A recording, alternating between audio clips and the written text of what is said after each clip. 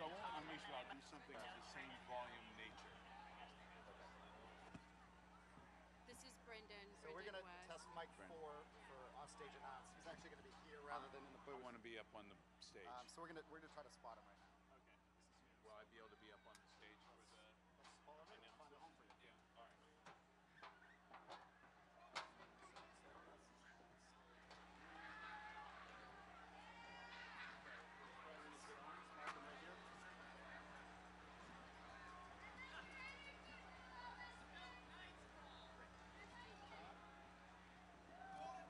you can stand right there.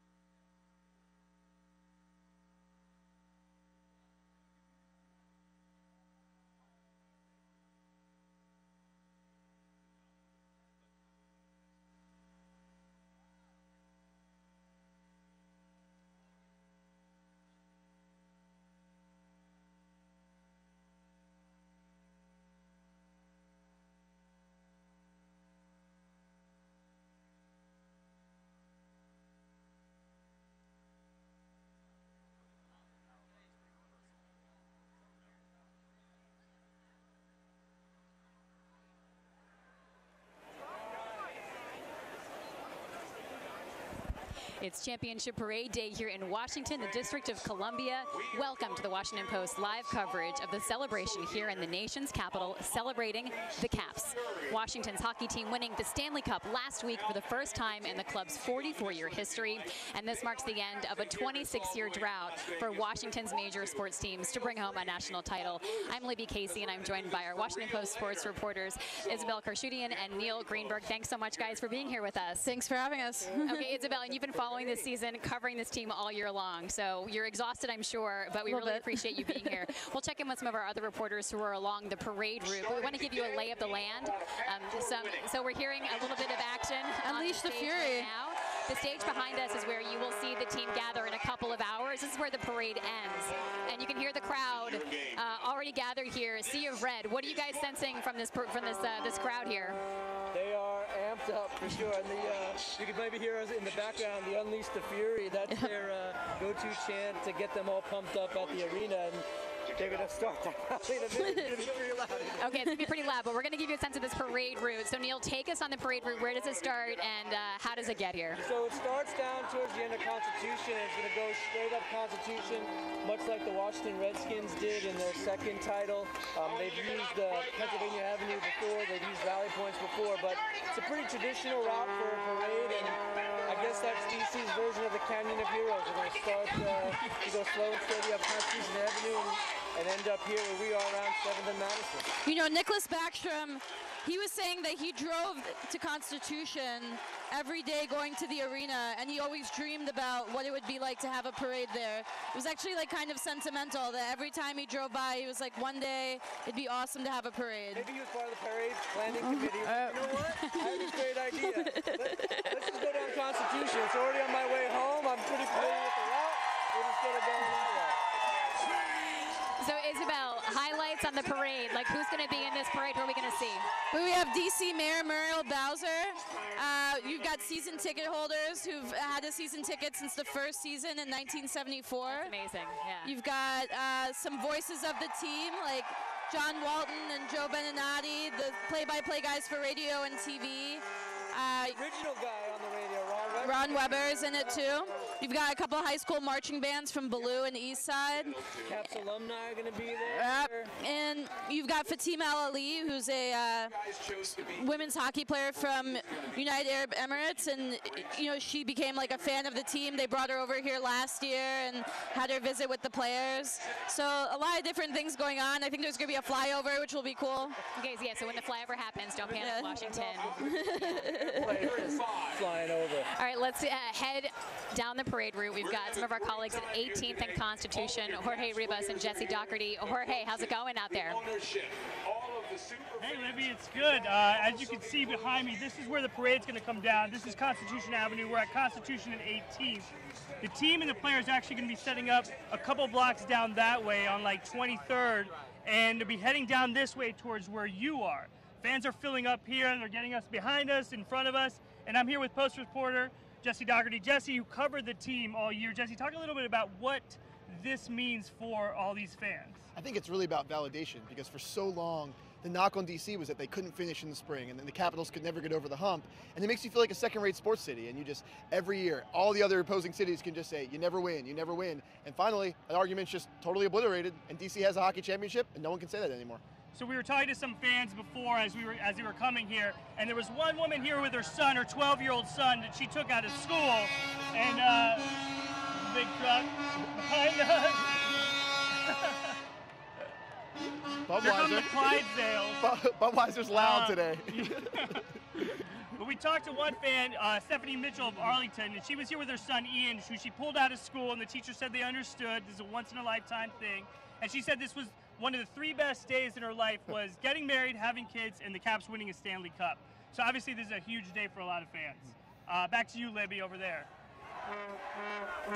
It is a huge day. Now, the schools are not out for a lot of people, and Virginia has voting today. So there are some disappointed people who wanted to be here but couldn't make it in person. But you can check out our coverage live. We'll be here all morning. We'll bring you the parade. We'll bring you the speeches and the partying that happens here on the stage. This is the party for Washington, but the party's been going on for quite a few days, as anybody who's been watching social media knows. Isabel, you were there when the team won last Thursday night in Las Vegas. Did the partying start like right away? Pretty much. I mean, like, some guys were crying on the ice. You know, it was pretty emotional. TJ Oshie's dad has Alzheimer's, and, you know, he was hugging him on the ice and saying, I know you're going to remember this, you're going to remember this. And, but then, yeah, I mean, they went back to the locker room. Reporter Adam Kilgore and I were kind of standing outside the room, and you can hear them, like, sloppily singing, We Are the Champions. People are walking out of the room, like, drenched in champagne. They went and had, like, a private dinner at the Mandarin Oriental, and then they went went to the club with Tiesto, who's like a friend of like Backstrom and Ovechkin, and hung out with Tiesto at the MGM. And I think the cup was raging with them until like 4:30 in the morning or something. Then I think Ovi slept with it on the plane back to DC. I saw Backstrom snuggling with it a little bit. He must have taken it when Backstrom. I don't know how he pulled that off. I think I have an idea. Maybe he passed out. I mean, for a minute or two. and the cup's been going with them everywhere, of course. I mean, this is like the feature that comes along for the ride. When they got back to Washington, they kept the celebrating going. But one thing that struck a lot of people watching that was that they were very inclusive of the fans, right? If you were a fan, you could get out and see them. Tell us about when they went to the Nats game on Saturday, Neil. Well, it all started with Ovechkin throwing out the first pitch and Needing a second try. But yeah, I mean, you look at the Stanley Cup has a history of being out in the public, right? It's one of the best trophies in sports, but this one feels a lot different. I mean, you talked about them being at the Nats game. There were many pictures of Ovechkin holding the Stanley Cup and just the crowd going absolutely crazy. And I think this is going to be just a common theme as we go. I mean, you're going to see the cup everywhere, and we've already seen it everywhere. It certainly made the rounds in DC, and I don't think that's going to stop anytime soon. Yeah, I was there at Nats Park, and I'm sitting in the press box, and all of a sudden you would just hear like random cheering, and there's nothing going on in the game that would like elicit that. And I'm like, what is going on? And I think Ovechkin just like intermittently would just like hoist the cup like at the edge of like his suite, and like people would start like losing their minds. But they were like TJ Oshie lift his shirt up over his head and like shirt.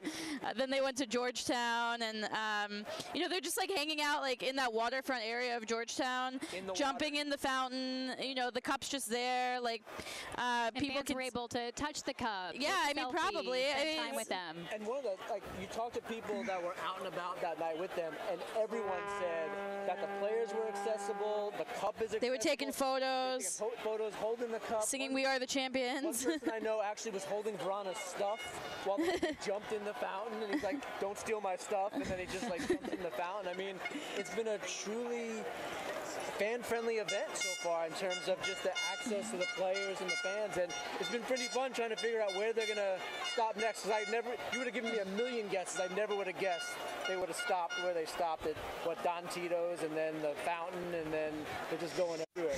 Yeah, I sort of following all of you sports reporters as you were following the team all weekend, looking for like the tips on like, oh my God, where did they go now? Some of them went to a tattoo parlor to commemorate the Stanley Cup victory. Ran into Jared and Ivanka at Cafe Milano, the most DC thing ever. It is very DC. Is this a DC team?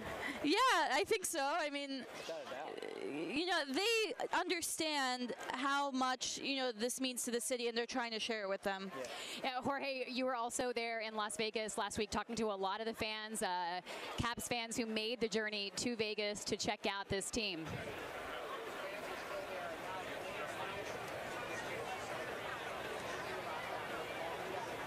Oh, hey, so Jorge, one of the things that I noticed when we were both in Vegas, and the level of fans there was crazy. I mean, when I was flying in, tons of fans on the plane. When we got to the stadium, I remember during the national anthem, the fans were actually shouting the word "Red" during the national anthem, which you don't hear in other stadiums. You hear it here.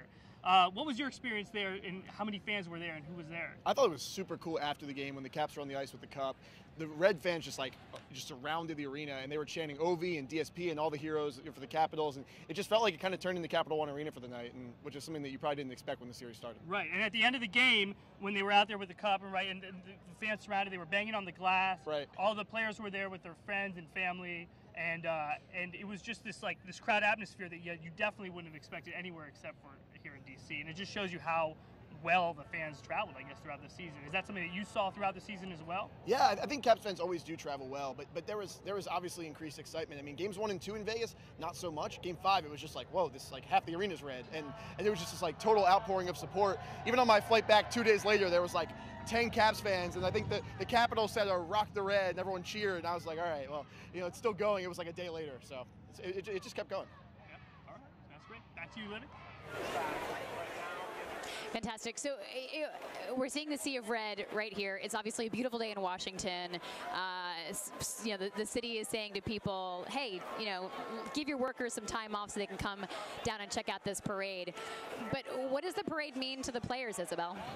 Yeah, I mean, like I said, Backstrom's been like envisioning this since he got here. I mean, their connection to the fan base, I think, is pretty special. That they understand the weight, right? I mean, Caps fans, some of them have been going like 44 years, literally. But like for players like Ovechkin and Backstrom, who are probably going to be Hall of Famers one day, I mean, that weight of 13 years, 10 years, 11 years, whatever it is, that feels like a really long time. That you start to wonder, you're in your like early 30s, like, are we ever going to do this? Like, is this ever going to happen? And I think they appreciate their own journey, that all that pain kind of made it more special. And they know that it's the same way maybe for the fan base, that when you have to wait that long, then you like really live it up when you get that goal. Let's talk about Alex Ovechkin. He's the captain of the team. He's actually the first Russian captain to ever win the Stanley Cup. That surprised me for some reason. I didn't know that There's only been 6 of them. Yeah, I mean, it's look, this really is like a capper on what's been a Hall of Fame career up until this point. I mean, he's one of the best goal scorers in the NHL history. He's certainly the best Washington Capital in franchise history. Oh yeah. And he's done everything that this franchise asked him to do ever since he was drafted #1 overall in 2004. I mean, he's been in the face of the franchise. He's been the best player for the franchise since he started playing. I mean, and this is just something that, you look at his trophy case, MVP awards, most outstanding player awards by his peers. He's been the point leader. He's been the goal scorer a bunch of times. I mean, and now to win the Stanley Cup and be named the most valuable player of the playoffs, I think for a lot of people that was the missing piece, despite all the individual accolades that he had. I mean, this, for whatever reason in some people's minds, kind of like legitimized him as a hockey player. And there's really now no knock on his resume. He's literally done everything that you can do at the team and individual level. He's just been an absolute superstar. And listen, like you mentioned the first Russian captain thing. That's going to be a big deal. I mean, Russians have kind of been unfairly sort of stigmatized throughout the NHL, kind of going back to, when the first kind of Russians defected and came over here, that they're lazy, they're selfish, they're not team players, all those sorts of things. And I think it's really important that you had a Russian captain, the leading scorer, Evgeny Kuznetsov, also a Russian player, one of the top defensemen, Dmitry Orlov, a Russian player. I think it's going to maybe have a huge impact as to how, some hockey pundits view Russians and kind of what's the conversation around them. Because for a long time, there was this kind of xenophobia in the NHL. Yeah, they were maligned. I mean, let's face it. I mean, they were called lazy players, right? Only played on offense, didn't play defense. But I tell you, you go back and watch the Stanley Cup run, I don't think I've ever seen Ovechkin as committed to defense. Yeah, very two-way. In this run. I mean, not only back-checking, but blocking shots, getting in his stick and passing lanes. I mean, this was probably, I know that like the offensive performance is going to be key for many people, but you look at how he played on the defensive end, it was by far his best effort in that sort of situation. And as I said, I mean, there's really no knock on him as a player at this point in my mind. You can talk about a lot of his ups and downs, but from top to bottom, his resume right now, he's one of the best players in the NHL. So the parade's set to kick off at 11 o'clock. We're here where the parade's going to end at 7th and Constitution. I'm with Neil Greenberg and Isabel Kershudian. You read their bylines in the Washington Post. You hear them on the radio, and it's so great to have you guys here in person. Isabel, you traveled to Russia, and you got to get some of the backstories of these players, including, of course, Alex Ovechkin. What was it like to visit where he's from and get a sense of his family and what this means to them? Yeah, it was funny. One day I was going to the Washington Post bureau that we have there, and I have to go through security, and they're looking at my passport, my license, all this kind of thing, and they're like, where do you live? And I was like, Washington. And usually in Russia, you mention that, and you get some kind of oh, what do you think of Trump comment, and I'm like, but it's this time it was sort of like, oh, that's where Alex Ovechkin plays. So it was pretty cool. I hung out with, his mother and his dad at their country home. It's called a dacha in Russian. And it's kind of in the outskirts of, Moscow. And they have 5 German Shepherd dogs. They've got a bunch of sheep, one of which he got as like a birthday present when he was 30.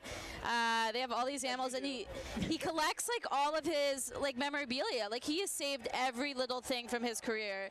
Like he saved his sticks from like every goal. He's like significant goal they scored, 500, 400, 44 when he became the greatest Russian goal scorer ever.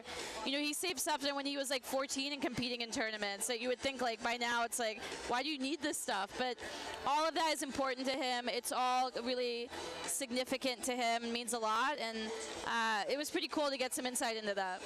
Yeah, let's check back in with Jorge Ribas, Jesse Doherty, who are a little bit down the parade route. Of course, the parade's not scheduled to start till 11, but people have been lining up here to catch what's going to happen at the end of the parade. Jorge, what's going on down where you are? Hey, Libby. Hey, yeah, so we're still here at Constitution 18th, and the crowds are still filling up. They're actually handing out, there was somebody walking around handing out towels to fans to wave in the air as the parade buses go by. One of the things that struck me as I was walking up here and seeing all the different fans showing up is that how this is just kind of this multi-generational sport. I mean, I talked to two women from Arlington who'd been going to the games since the 1970s, since the Caps started, going to the old Cap Center, which was out in Landover, Maryland, and watching games there. And then, they passed their fandom on to their kids, and their kids, grew up watching the games back here in D.C., watching players in the 90s. And then their kids now, their grandkids are huge Caps fans, have Ovechkin shirts. And having Ovechkin, their fans, and so you have this like Jesse, and I'm sure you've seen this covering the team, is just all these generations of fans who now their kids are wearing Caps gear to school and like with their friends and acting out. Maybe they're playing more hockey. Is that something that you've seen? Yeah, right. I mean, you mentioned sort of the older end of it, and I don't want to date anybody, but Yeah, the older end of it. yeah. But there's the millennial side of it, where anyone from 18 to 25 has never seen anything like this. I mean, you figure the last time the team went to the Stanley Cup was 1998. People in that generation were probably 3 or 4 years old, and then other than that, they don't know anything but failure. So processing this, I think I talked to a 25-year-old fan who was saying like, we don't know what to do right now. I mean, and then the response was just like, let's all just throw a huge party and just like and totally embrace it. So I think there are two ends of it. One side that's really relieved, and one side that's like sort of confused in a way, where they just like don't know what this feeling's even like. So is it like if you were talking to like Cubs or Red Sox fans after the Cubs and Red Sox both had that huge drought, and that was sort of became like part of their what they were known for as being these perennial losers, and then after they won that title, is like, where do we go from here? So Yeah. maybe you'll see that with the Cavs. Is like, well, how do we learn to be winners? I Right. guess as a city. It's like, who are we? It's like I think people really are starting to process this, and it's almost like it didn't hit until they won. Like I was even talking to some fans when the Caps were up 3-1, and it was like, I think we're gonna lose the series. And it's like and at that point it was like, we're gonna lose, and you figure like this team's up 3-1. They're 60 minutes away from the Stanley Cup, Yeah. and these fans still think they're gonna lose 3 straight games. That's unbelievable. And then it happened, and they were like, oh, now we can enjoy it. Now we can have fun. It's a constant jittery feeling, right? I mean, it's not just the Caps; it's the other pro sports teams here where we feel like we get close and they don't win. The fans feel like they don't win. So how do now, like you mentioned the believing, and you talked about Wes Johnson kind of doing the saying it's okay to believe, right, during the game. Yeah. I mean, you have to like tell fans to believe that Right.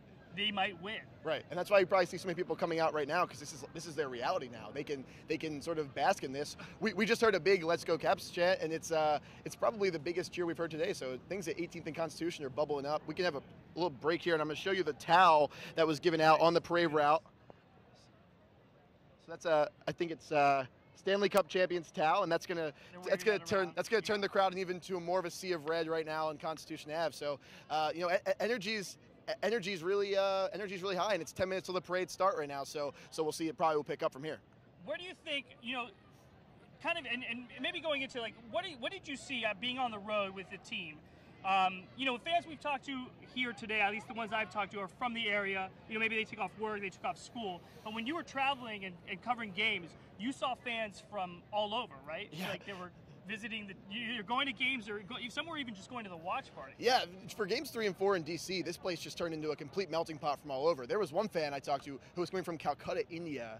He's taking 19 hours worth of flights, and actually to get tickets, he had to buy season tickets for all of next year. he won't even be able to go. He lives in India. So in order to get tickets for Game 3, he bought tickets for all of next season. I imagine he'll sell them or sell them on StubHub. I mean, maybe people today would like to take him off his hands. But there was also someone from Northern Ontario making a 14-hour drive in a van with his kids. It was just like, it was crazy. And some people didn't even have tickets. They just wanted to stand in Chinatown and just like be part of this. You know, you saw the Portrait Gallery steps turn into this like hub of activity, and it was just this like, it was just this really like, it was this big moment for everyone. And I think people were coming from all over just to sort of say they could be here. They didn't even need to be in the building. They just want to be part of that scene. Yeah. Right.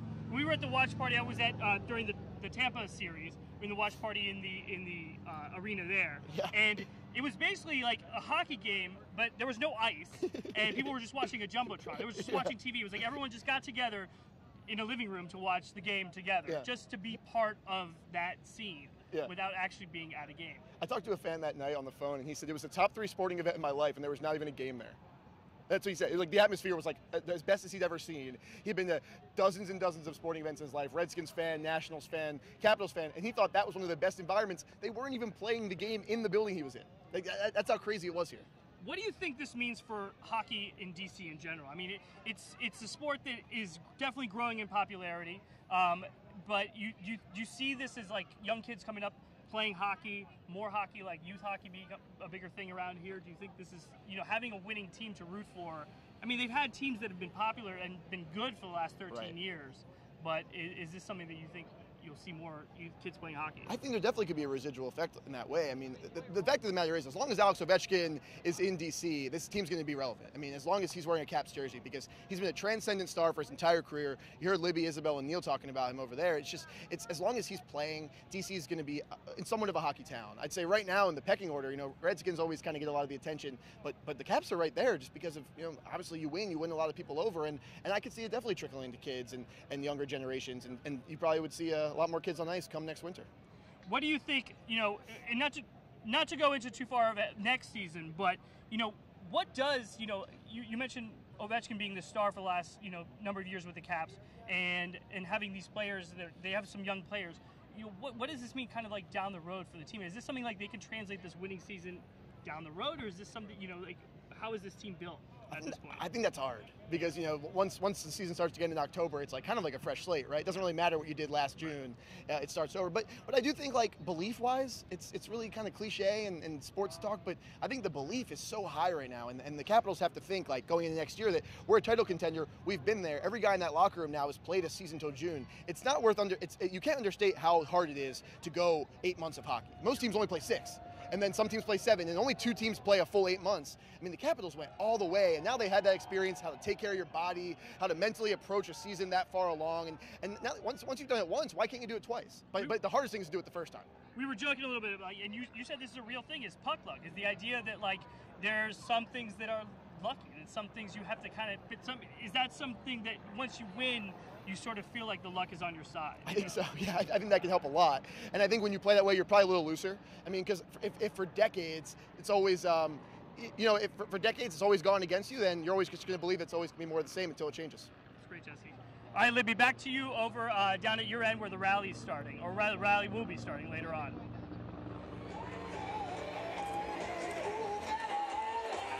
So we're over here by the stage where we're going to see this presentation unfold. Do we actually know what the team's going to do yet, Isabel? I'm assuming Ovechkin's going to go up there, give some sort of a speech. I think the last time he gave a speech, he was named, like, he got the keys to the city, and he told everybody there wasn't going to be any speed limits that day. So who knows what he's going to say. Let's hope he hasn't been hydrating too much to start the day, but it should be fun. I think he likes kind of living the party, and he posted an Instagram last night about how he wants everybody to party with him now, and so he could say something really funny for all I know. Yeah, give us a sense of the team owner, the general manager, the coach. How are these people experiencing this day to day? Well, I think that, you know, for Tim Beyonce, the owner, I mean, this is the culmination of literally years and years of trying to do whatever he can to bring a championship to DC. And you look at who he's brought in. I mean, Brian McClellan's been with the team for a long time, was an assistant to the previous general manager, George McPhee, who ironically was the GM of the Vegas Golden Knights, who they played in the Stanley Cup Finals. And then you also bring in a guy like Barry Trotz, who, has been around the NHL for a long time, but hasn't really had much success in the playoffs either. I mean, it was almost like you bring in a coach that had the same type of playoff failures as the team did for all those years and put them all in a little mixing bowl, and next thing you know, here we are in the parade. I mean, Barry Trotz was not guaranteed to make it through the season at all, Isabel. No, he sure wasn't. No, there was a game in, November, really a road trip in November, where they went to Nashville and then they went to Colorado. They lost both games badly, really badly. And, after that Colorado game in Denver, he rips into the team, kind of calls some guys out, says, we're better than what you're showing.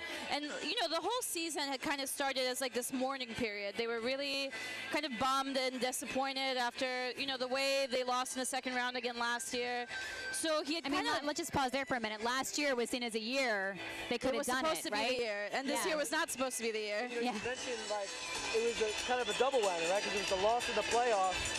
And then a tough off-season. Tough off-season roster turnover. I mean, they lost Justin Williams, who was considered a leader and considered kind of the linchpin of this playoff-type team, but just a Stanley Cup winner in his own right. And, as the summer went along, it seemed like there were more and more goals kind of shifting away to other teams and, having to rely on more younger and younger players. And it's just, that was really how the season started, right? I mean, it started with a lot of uncertainty. Yeah, a lot of rookies, they had to kind of get creative and get some fringe NHL players, guys who maybe shouldn't have been in the league anymore, or at least this was maybe their last chance. And so they lose that game in Colorado.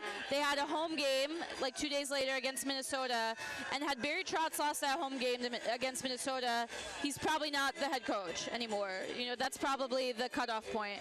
So they get through that game. And then, they lose the next game. Before Ottawa, he finally reunites Ovechkin and Backstrom, a longtime duo. They'd been playing on separate lines, for the first 20 or so games of the season. He puts them back together. It works. Caps win 12 of their next 14. And there were some bumps after that, but to me it felt like that's really when things sort of stabilized. You knew at that point, hey, they're going to be a playoff team at the very least. But there were still some question marks. In February and early March, Braden Holtby really struggled. That's a goalie that's won a lot of awards, very decorated, very solid for so long. Should have won the best goaltenders in the game. Yeah, and to see him have struggles, you're thinking oh my gosh, this is the one thing that couldn't go wrong for them. They needed this guy to be awesome this year. So, they had a California trip. They went to Philip Grubauer as the goaltender. They had lost their first 2 games in California against Anaheim and then Los Angeles. Going into that San Jose game, Philip Grubauer was starting. If they lose that game, Barry Trotz is probably out. They won that game 2-0. Grubauer had his first regulation shutout. And, I think from there, things started to kind of turn, and they started to really build. They got better defensively. They got a lot.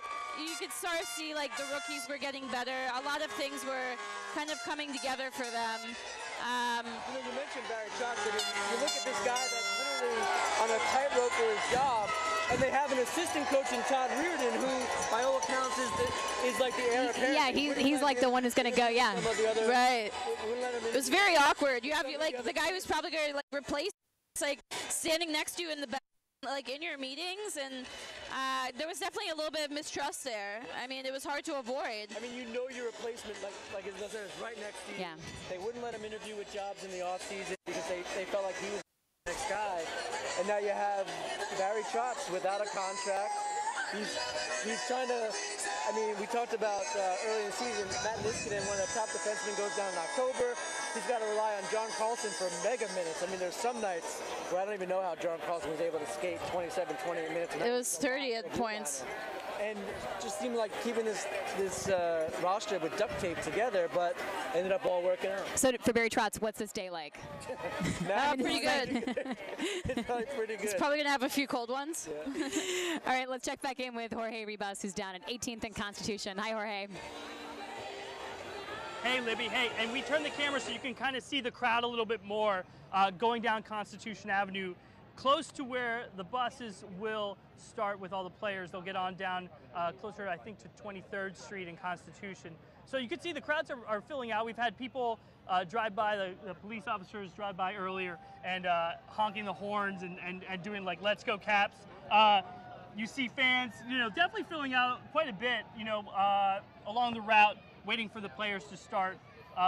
Jesse, one thing I wanted to talk to you about, you wrote a piece in the Washington Post a day or two ago about how the cup was passed from player to player, the significance of that. So when the cup is first presented to the team, it's not just like everybody just reaches and grabs the cup. There's kind of this sort of procession of how it goes. Can you talk a little bit about that? Yeah, absolutely. So there's a ceremonial cup pass once the Caps won, and it first went to Alex Ovechkin, the captain, which was a very fitting. He's been working for this for 13 years. He then passed to Nicholas Backstrom, who's been his running mate, and then from there really is a lot of significance in each pass from guy to guy. A lot of guys, I'll be honest, they're these big burly bearded dudes, and then you talk to them after about it, and they got really emotional after the game talking about their cup pass. Matt Niskanen was one guy who was like, I had to kind of say, I'm sorry, I kind of got to collect myself about it. He got the cup from Brooks Orpik, who was his longtime teammate in Pittsburgh. He gave it to TJ Oshie, who he had played against in high school and college. There's just a lot of things there. Another guy, Devontae Smith-Pelly, handed it to Brett Connolly, their workout training partners in the summer, and it was Brett Connolly who convinced Devontae to come to the Caps. So there's a lot of cool storylines in there where guys were able to share this great moment, because there is superstition in hockey that if you don't win the cup, you can't touch it. Right. So for most of these guys, unless they maybe did something where a youth event or maybe touched it as a kid, this is their first time touching the Stanley Cup, and they got to share this moment with some of their best friends and something that really was impactful for them. Yeah, I mean, when I was there on the ice, I didn't want to touch the cup in case I may compete for a Stanley Cup someday, so I didn't want to touch it. But so how do they work that out? Because I can't imagine them like talking about this order before, because if that seems superstition, super, yeah. So I think to some extent the veterans line up at the front, and so there's clumps. The young guys are at the back, and maybe the more middle guys are in the middle, and but you kind of look around and you hand to someone that you think is the next person. So if all the veterans are around in this clump, then Brooks Orpik will hand it to Matt Niskanen because they're in the vicinity and they can kind of. So I think it's not necessarily a direct order, but it was there's a pecking order, because the last guy was Shane Gersich, who's a rookie who was at University of North Dakota in the winter, just finishing up his college career. And the actual cool thing about him was he got to pass it back to Ovechkin, and he had a quote after that was I don't think it gets better than this. Yeah. And we were kind of laughing because he's played 4 NHL games, so if that's peaking for him, it's well, it's all downhill from here, Shane. But it was still a really cool moment for him to get to share with Ovechkin. And I don't think Ovechkin has actually let go of it since he passed it back to him. Yeah, I know. So everyone's supposed to get a day this summer, but he might just take the whole 3 months, because I think he slept with it. Yeah. He had it on the plane. Backstrom had a photo of him sleeping on the plane with it. I think he's every time he's slept since, it's been with the cup. His wife's probably getting pretty jealous of the Stanley Cup at this point. But yeah, Ovechkin's been very possessive, and like I said, it's been 13 years coming for him. Yeah. So I think he's earned a lot of cup time. Were there any players on the team that had previously won a cup before? Brooks Orpik with the Pittsburgh Penguins. He's the only player on the team. Yep. He had cup experience, and he kind of he kept getting that question throughout the run, what do you tell these guys? What do you tell these guys? Yeah. At the end of the day, it's you gotta just play. There was no secret to winning a Stanley Cup. The bounces have to go your way, your goaltender has to get hot, a lot of things, but there was no thing Brooks Orpik could impart on his younger teammates. But now he's a 3-time Cup winner, so that's pretty cool. And one of the things too is the cup itself weighs 35 pounds, and so I mean for these guys are professional athletes, they can lift. But I imagine, for some of them, picking that up at first, you might think, oh, this is heavier than that. Yeah, you were saying it was out of superstition. I think you were just afraid to try and lift it. I don't know if you could have gotten it above your head. Christian Djoos is a 22-year-old defenseman, and all the guys were joking, we were so surprised that Djoos got it over his head. And I talked to him after, and he was it's no problem. He was I was good. And then, afterward, he was it was a little heavy. So, I don't know if I could get it over my head. And what does where does the cup go from here? I mean, after that, you said there was somebody else that was following with the cup, right? NHL has someone in charge of the cup too. Yeah, each guy will get it this summer, and all the coaches, and Phil Pritchard will be the guy who will take it all around. He's been with the cup since. He's doing a lot of partying with the Caps right now, so he's having a fun week. All right, Libby, back to you over down Constitution Avenue.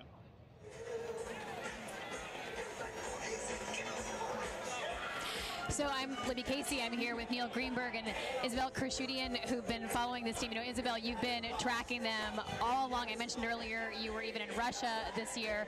I want to hear some more about the stars of this team, but I also want to hear about some of the surprises because, I mean, you know, we've been talking about how at the beginning of the season, this did not look like the all-star team, right?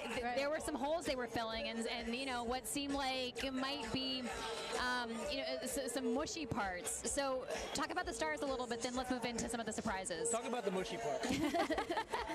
Yeah, I mean, I think even the stars were a little bit of a question mark, right? Like Alex Ovechkin didn't have a great year last year.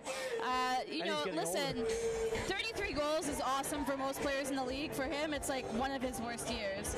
So, you know, I think that came in, you wondered, like, hey, is he in the decline or is he ready to, you know, have a rebound year? And he scores hat tricks in his first 2 games.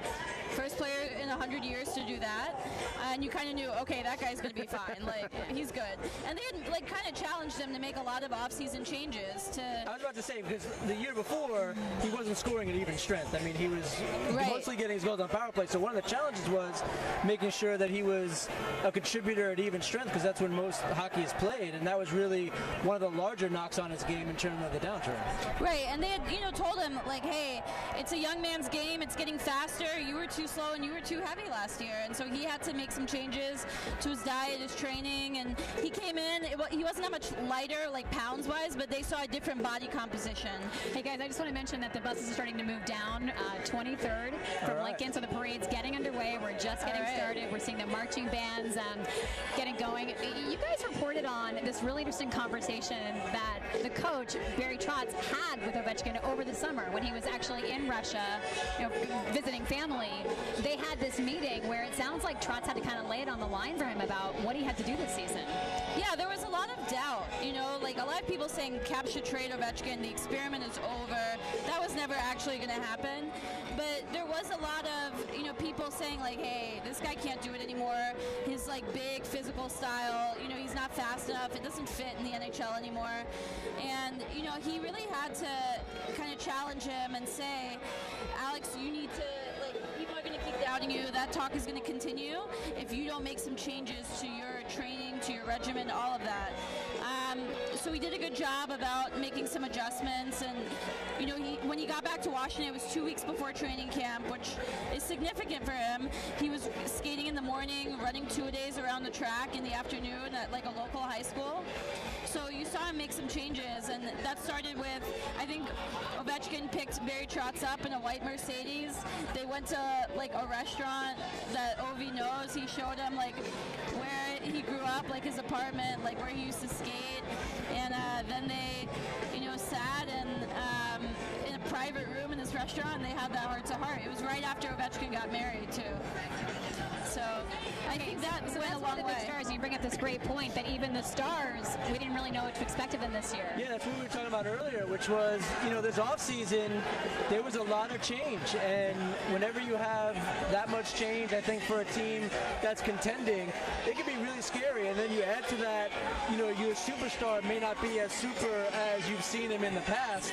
It just compounds the issue. But, you know, like you were mentioning before, this was probably the most complete team effort we've seen in Washington for the Capitals from top to bottom, certainly since in the Ovechkin era, and perhaps even ever. I mean, you look at, you know, you talk about Ovechkin, you talk about Kuznetsov, but to me, like, the real heroes have been guys like Brett Connolly, Michael Kepney, Devontae Smith-Pelly, Lars Eller especially, you know, stepping up huge with injuries. Basically. Yeah, I mean, people that even your everyday hockey fan wouldn't know, but I would say that some fans in Washington might not know its household names, but they were completely integral to this championship run, and there's no way that it could have been done without them, for sure.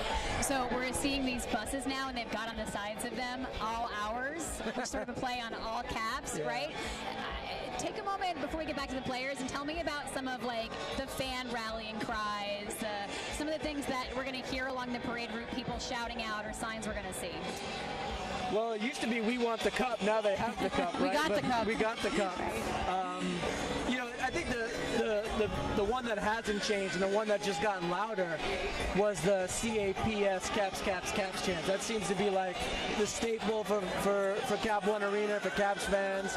And I think that it's not only gotten louder, but it's gotten more pervasive. I mean, you can hear it when you're going to work. People are talking about it, and especially with just the groundswell and just people gathering almost everywhere, talking to other Caps fans. It's pretty spontaneously breaks out. So we're seeing some images here of the cars. So the parade is really getting underway. We're seeing, all right, here we go, the championship parade. Hey, Jorge, let's hear some more from you.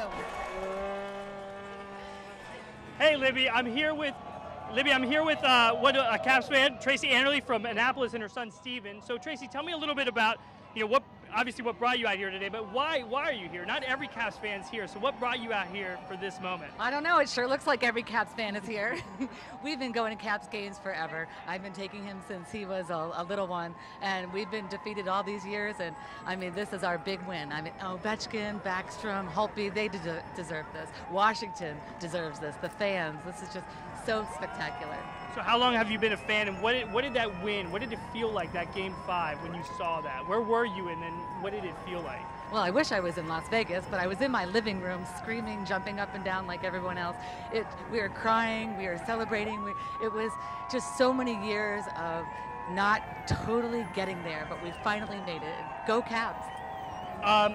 How long have you been a fan of the team? Like, is this something that you feel like you kind of, I know like having fandom, like you like earn it with your team. I mean, you're not on the ice with them, but you feel like you earn it with them. Like, how long have you been a fan of the team? Like, are there players that you wish were still playing with the team that were favorites of yours back in the day? Like, what some of that stuff?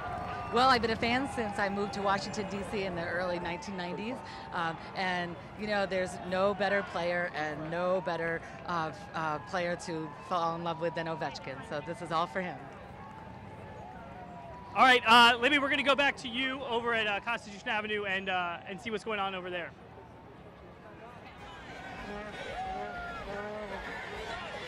All right, so what are we seeing here? We're at the end of the parade, so we've got a monitor that we're watching what's going on in the parade. What are you guys seeing?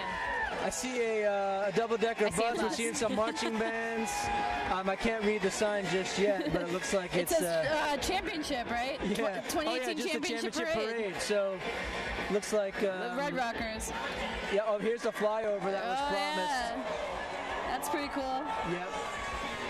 Now, this is how you know like it's a huge event when you get okay to fly over DC airspace with some military aircraft. That's when you know that things are going in the right direction. We've been hearing from fans about what this means to them, but so the crowd here just saw the flyover. Yeah. So if you're hearing a lot of cheering right now, it's because the crowd where we are is pretty pumped about that. We broke the news, by the way, and then they saw it. We reported it first. What does this mean for Washington as a sports team, maturing as a sports town? Because, I have to admit, when I first moved here and I would go to like Nats games, half the people in the stands were for the visiting team because they were from that place, Florida, wherever else, right? And now you go and it feels like there's a lot more local team support. So what does this journey mean for Caps fans and DC sports fans generally? It's been absolutely huge. I mean, a huge weight has been lifted off their shoulders, I think. And I think they've also been validated. I mean, hockey especially kind of gets the short shrift when it comes to their hierarchy in sports, and especially in the Washington, D.C. area when you have like bigger name teams, right? Like the Washington Redskins and obviously the Nationals and even the Wizards. But, you look at the watch parties for the last couple of games of the Stanley Cup run.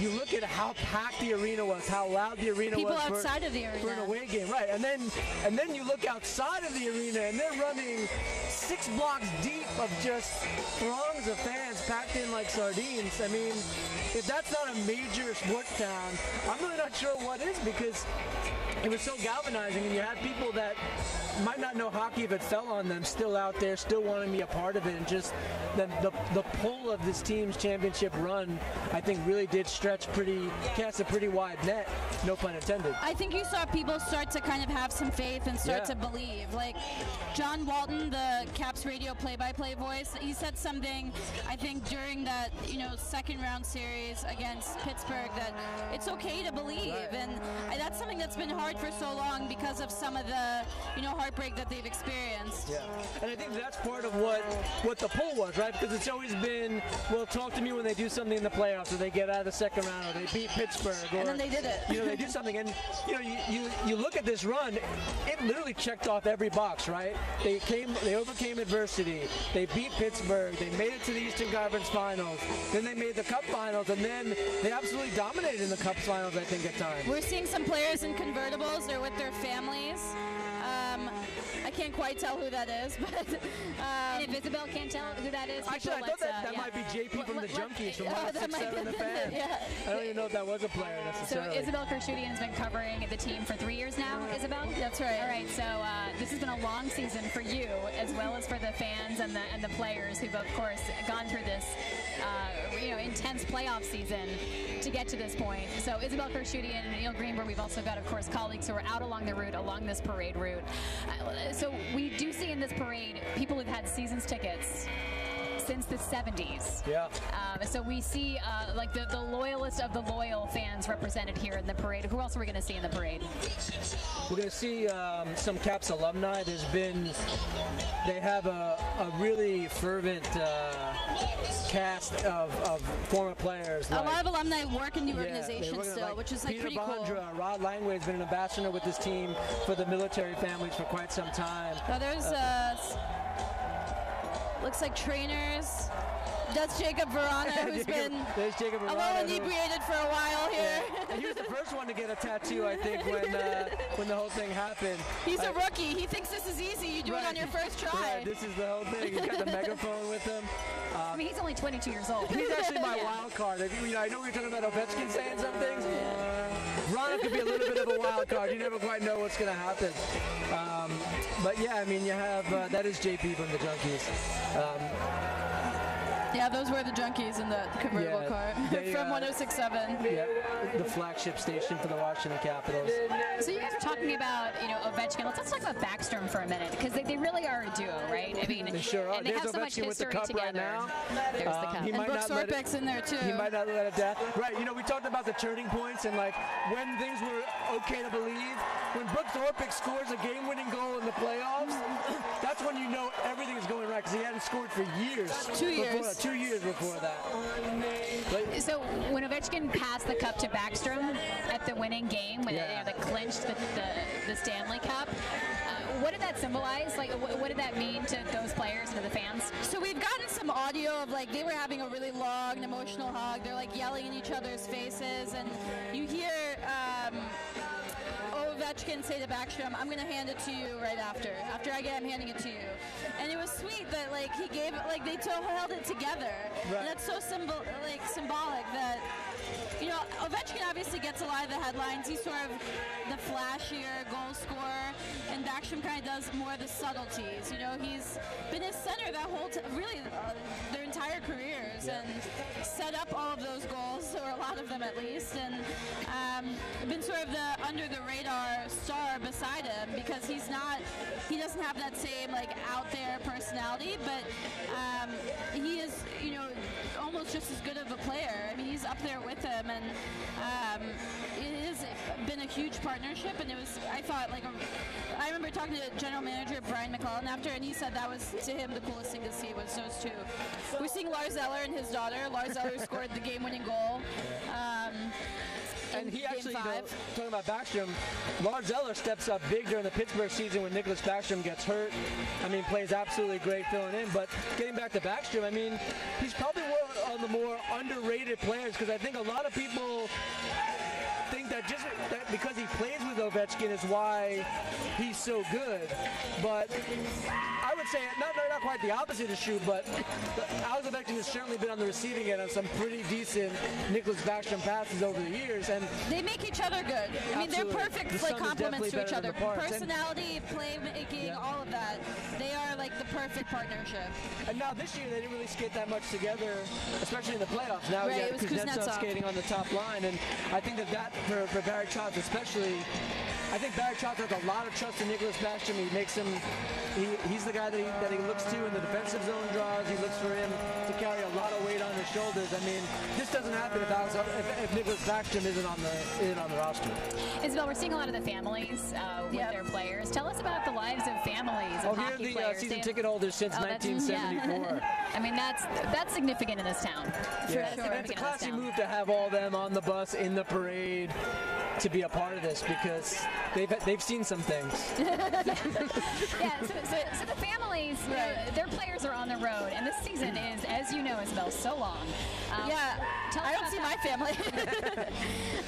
You wrote a great piece about Alex Ovechkin on the ice, getting the trophy, and then the first thing he's looking for is his pregnant wife and her in-laws, right? Not even his parents, because his father is still in Russia. But that, to me, I thought humanized him more than anything, because like we talked about earlier, he gets a bad rap, but I think deep down, he's a good guy.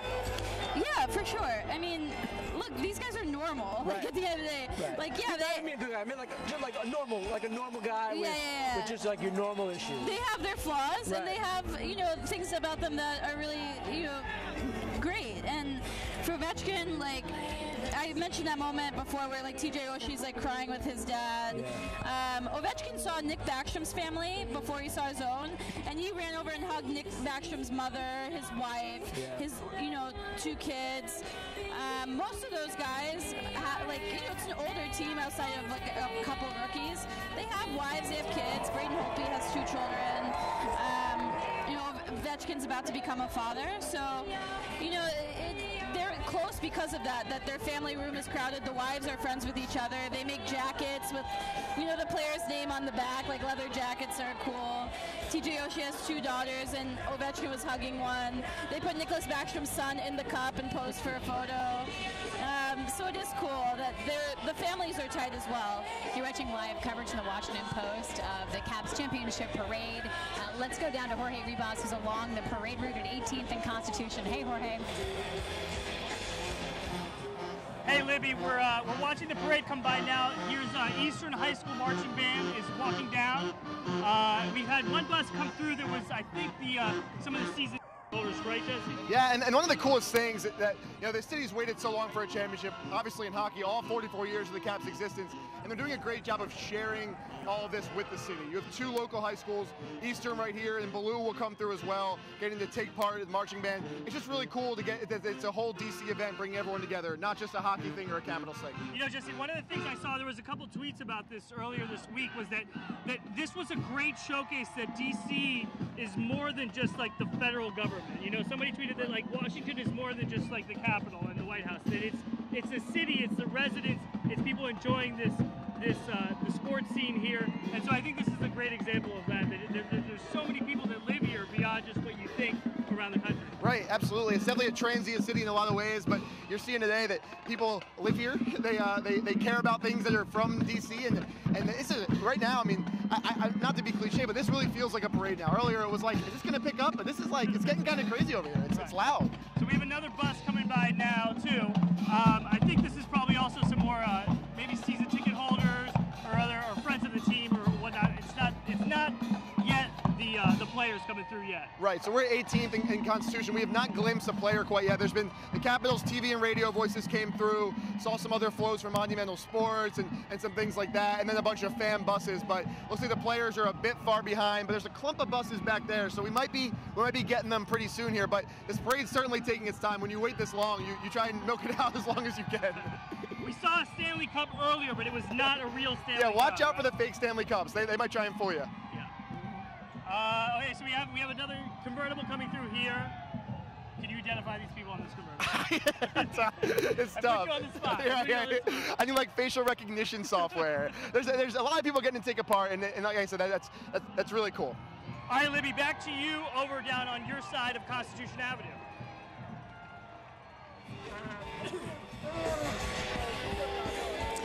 All right, right, so we're watching this parade as it makes its way down Constitution. I want to keep talking about the players, and one guy I want to talk about is somebody we all now know as DSP. And I mean, a lot of us didn't know who he was just, half a season ago.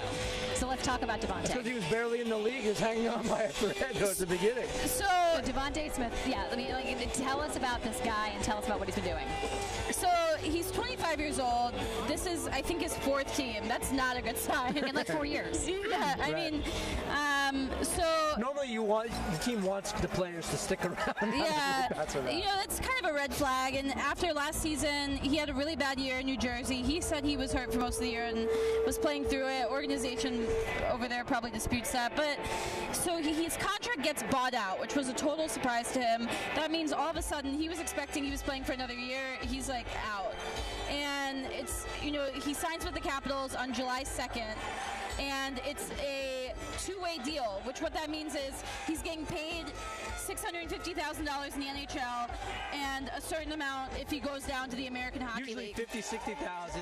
I mean, basically getting the minimum. Right, but that's that means that they didn't really completely believe he was going to make the NHL roster. They didn't know. It gives them flexibility to send him to the minors if it doesn't work out. I mean, they could send him to the minors either way, but this gives them some, money, actual cash flexibility.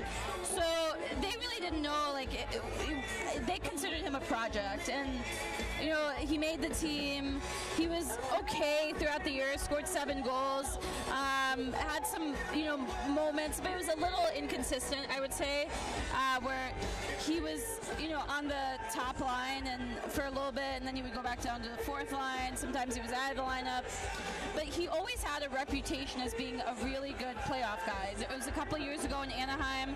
He scored 5 goals in 12 games. I mean, he really shone in the playoffs. Devontae Smith Kelly. 7 goals during the regular season. I want to toss back to Jorge because the players are getting close to where he is. So let's check in with what Jorge's seeing down the block.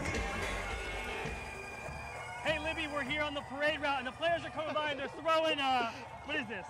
Little bouncy ball. We're under attack. We're under attack right now. And so we have one of the players' buses came through already. We have the second player's bus right here. And we have more coming down the road. There's 3 or 4 of them, right? Yeah. And they're just throwing out little foam balls on the crowd. And it's definitely ramped up in terms of excitement. We had a couple Caps win, the Caps cheers. People are honking their horns. It's getting kind of crazy here, right? Yeah, so the first crack at the parade went to backup goalie Philip Grubauer, backup goalie Phoenix Copley, Tom Wilson, and Christian Juice. They were on the first float of players that came by. It also looks like players can run down the double-decker and go out into the streets. Tom Wilson was making a quick move when we went from the top of the bus to the bottom, so he can maybe interact with some fans along the barricade. So it's a lot of fun here, and those are the guys that got the first crack at this parade. Jesse, who else is on the bus besides the players? It looks like family, friends, people like that. Yeah, I think there's just a mix of fans and family. I'm not sure how many people each player could bring along, but I can't imagine the Capitals are too stingy with this. I mean, like I said, these things don't come around too often, so I'm sure they're trying to include as many people as they can. Yeah, it looks like, as much as this is a well-organized event, there's definitely a air of kind of free-flowing, kind of letting everyone have a good time. Absolutely.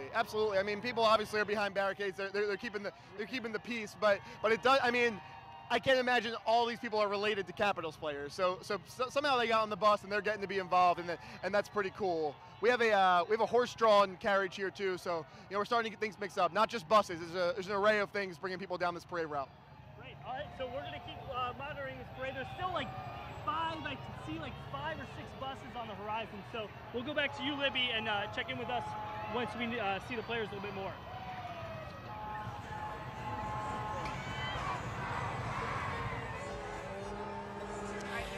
So let's talk about some team traditions. All right, so let's talk about beards. Let's talk about music. Let's talk about rituals. What have these guys been doing to sort of keep some superstitions alive or try to keep things going? One that got some publicity during the playoffs was Ovechkin's love for chicken parm. He orders from this kind of local Italian spot, Mama Lucia's, before every single home game. This elaborate Alfredo chicken parm thing. I don't even think he eats it all of the time, but it's more of just he orders it every single time, so he's going to keep doing it. they started something during the playoffs called the Hot Lap, where before road games, they were so good on the road the whole postseason. They would start the morning skate of game days with a player like skating a solo lap around, and like guys would like kind of be cheering them. We're seeing Ovi hoist the cup. He keeps doing that. His weight training is like taken care of. Like that's it right there. But you know, they were doing a hot lap, and it was Jay Beagle first. Then they lost, you know, one road game. Then it went to Alex Ovechkin. He had to start doing the hot lap. And then, you know, they lost. I think it was Game 5 in Tampa. So then, before Game 7 in Tampa, you know, to go to the Stanley Cup Finals, Ovechkin tabs Barry Trotz do the hot lap. We're all laughing hysterically because it was so unexpected, and you know, that's really, I thought that was a cool tradition. They kept it going, you know, in Vegas too. Lars Eller started to do the hot lap. But Vegas tried the hot lap too, and then that was awkward. They tried it, then they lost, and like we're done. I felt like that was a troll move by Vegas, Of course it was. obviously. Of course it was. But yeah, there was a lot of different.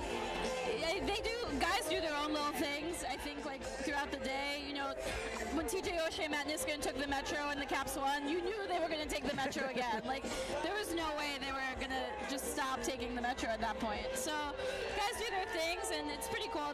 They're pretty superstitious. We were talking about Dante Smith-Pelly, young guy, African-American, actually African-Canadian. He's a Canadian hockey player. Seeing someone like that be successful on the ice in this city, a predominantly African-American city, felt like a really big deal. I think it was a huge deal. And he took some hardship on the road. I think it was a huge deal, and the team backed him. I mean, obviously the team backed him, but there was, you know, look, the team had belief in him. He's had some negative attention, I would say, on the road at times. Well, there were even like some racist taunts at one point. Yeah, but to see him be successful, like you said, in this town, I think it's a huge deal, and I think it's going to go a long way to pushing the sport forward, especially locally. And obviously, he's a young player. We're all wondering what his future with the team will be, and we're wondering what the futures of a lot of players will be, because we're wondering who's going to get signed. A lot of contracts are sort of winding up or dwindling. Yeah. So is there a lot of talk in your circles about how this team will look next year? Yeah, absolutely. I mean, I think the first question is Coach Barry Trotz coming back? You know. Yeah, let's go check in with Jorge, who's down the road. Jorge, what are you seeing?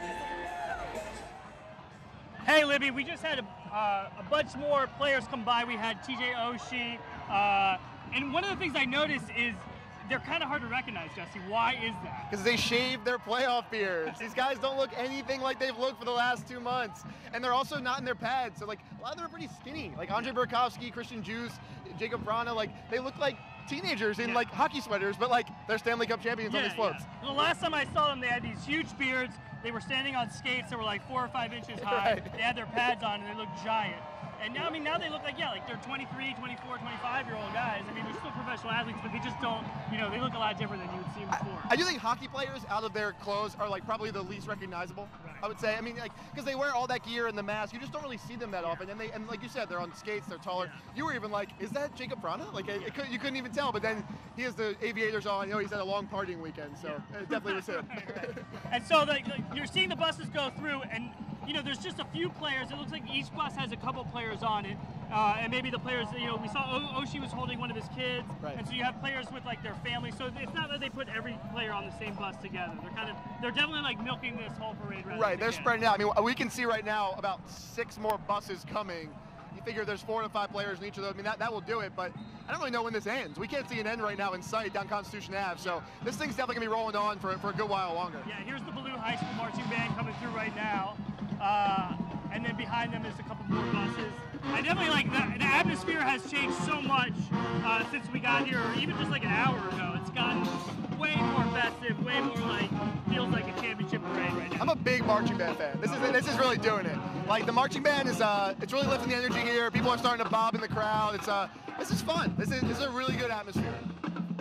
So, is there any like rhyme or reason you think to how they put people on buses? Like you saw Vrana, you saw Oshie on the same bus, or is it just like whoever got on the bus at the same time? time? It has to be like middle school and high school like field trips. Like I want to be on your bus, right? Like guys probably want to just like hang out together and like they're drawing. It's not like they're drawing straws for the bus. I mean, I imagine Ovechkin's probably going to bring up the rear and be like some kind of grand finale. Yeah. One thing, we have not seen the Stanley Cup yet. No, We've haven't. seen some imposters. We've seen a couple fake Stanley Cups. Yeah. So watch out for taking pictures. If you're farther along on the trail, watch out for the fake Stanley Cups because there's definitely a lot of those, and there's only one real one. So it should be coming up eventually. All right. So we got another bus coming through here. I'm looking at the players. There's a couple players on here I'm not seeing, but maybe you can see better. Yeah, we have Lars Eller who scored the game-winning goal, biggest goal in franchise history. We have Braden Holtby, starting goaltender. Holtby still got his beard. He's still got his beard. Holtby does still have his beard. Madison Bowie. We have Nathan Walker. It's just there's a lot of players in this one. This is a pretty stacked bus right here. And with Eller and Holtby, I mean, those are two of the heroes of the playoff run. So I'd say that's a pretty good one. Now, and we got another bus coming through now. I wonder if each bus has its own like chaperone, like you were mentioning field trip before. Like each bus has its own person. It's just making sure everybody's behaving on the bus, not running off and doing anything crazy on the bus. It's been a crazy weekend for this team so far. About to say they could use some bus chaperones. I mean, these guys have been pretty off the wall since they won. Oh, there's Barry Trotz. On this bus coming through. No, it is not Barry Trotz we've seen. Well, that's a fake Barry Trotz. Fake Barry Trotz. Just like the fake Stanley Cup. We got fooled there. And there's a lot of people wearing Ovechkin jerseys, but those aren't Ovechkins. Exactly. That's a fun parade game. Can you identify Ovechkin? Well, there's the 108s in the crowd. Right. So it's like the first. It's like where's Waldo? Right. Seeing Ovechkin, and clearly there's some Barry Trotz lookalikes as well that got me there. But the players have slowed down here. There's now just, it seems like there's some fans, so we'll get back when there's some more players. Yeah. Let me back to you over with Neil and Isabel.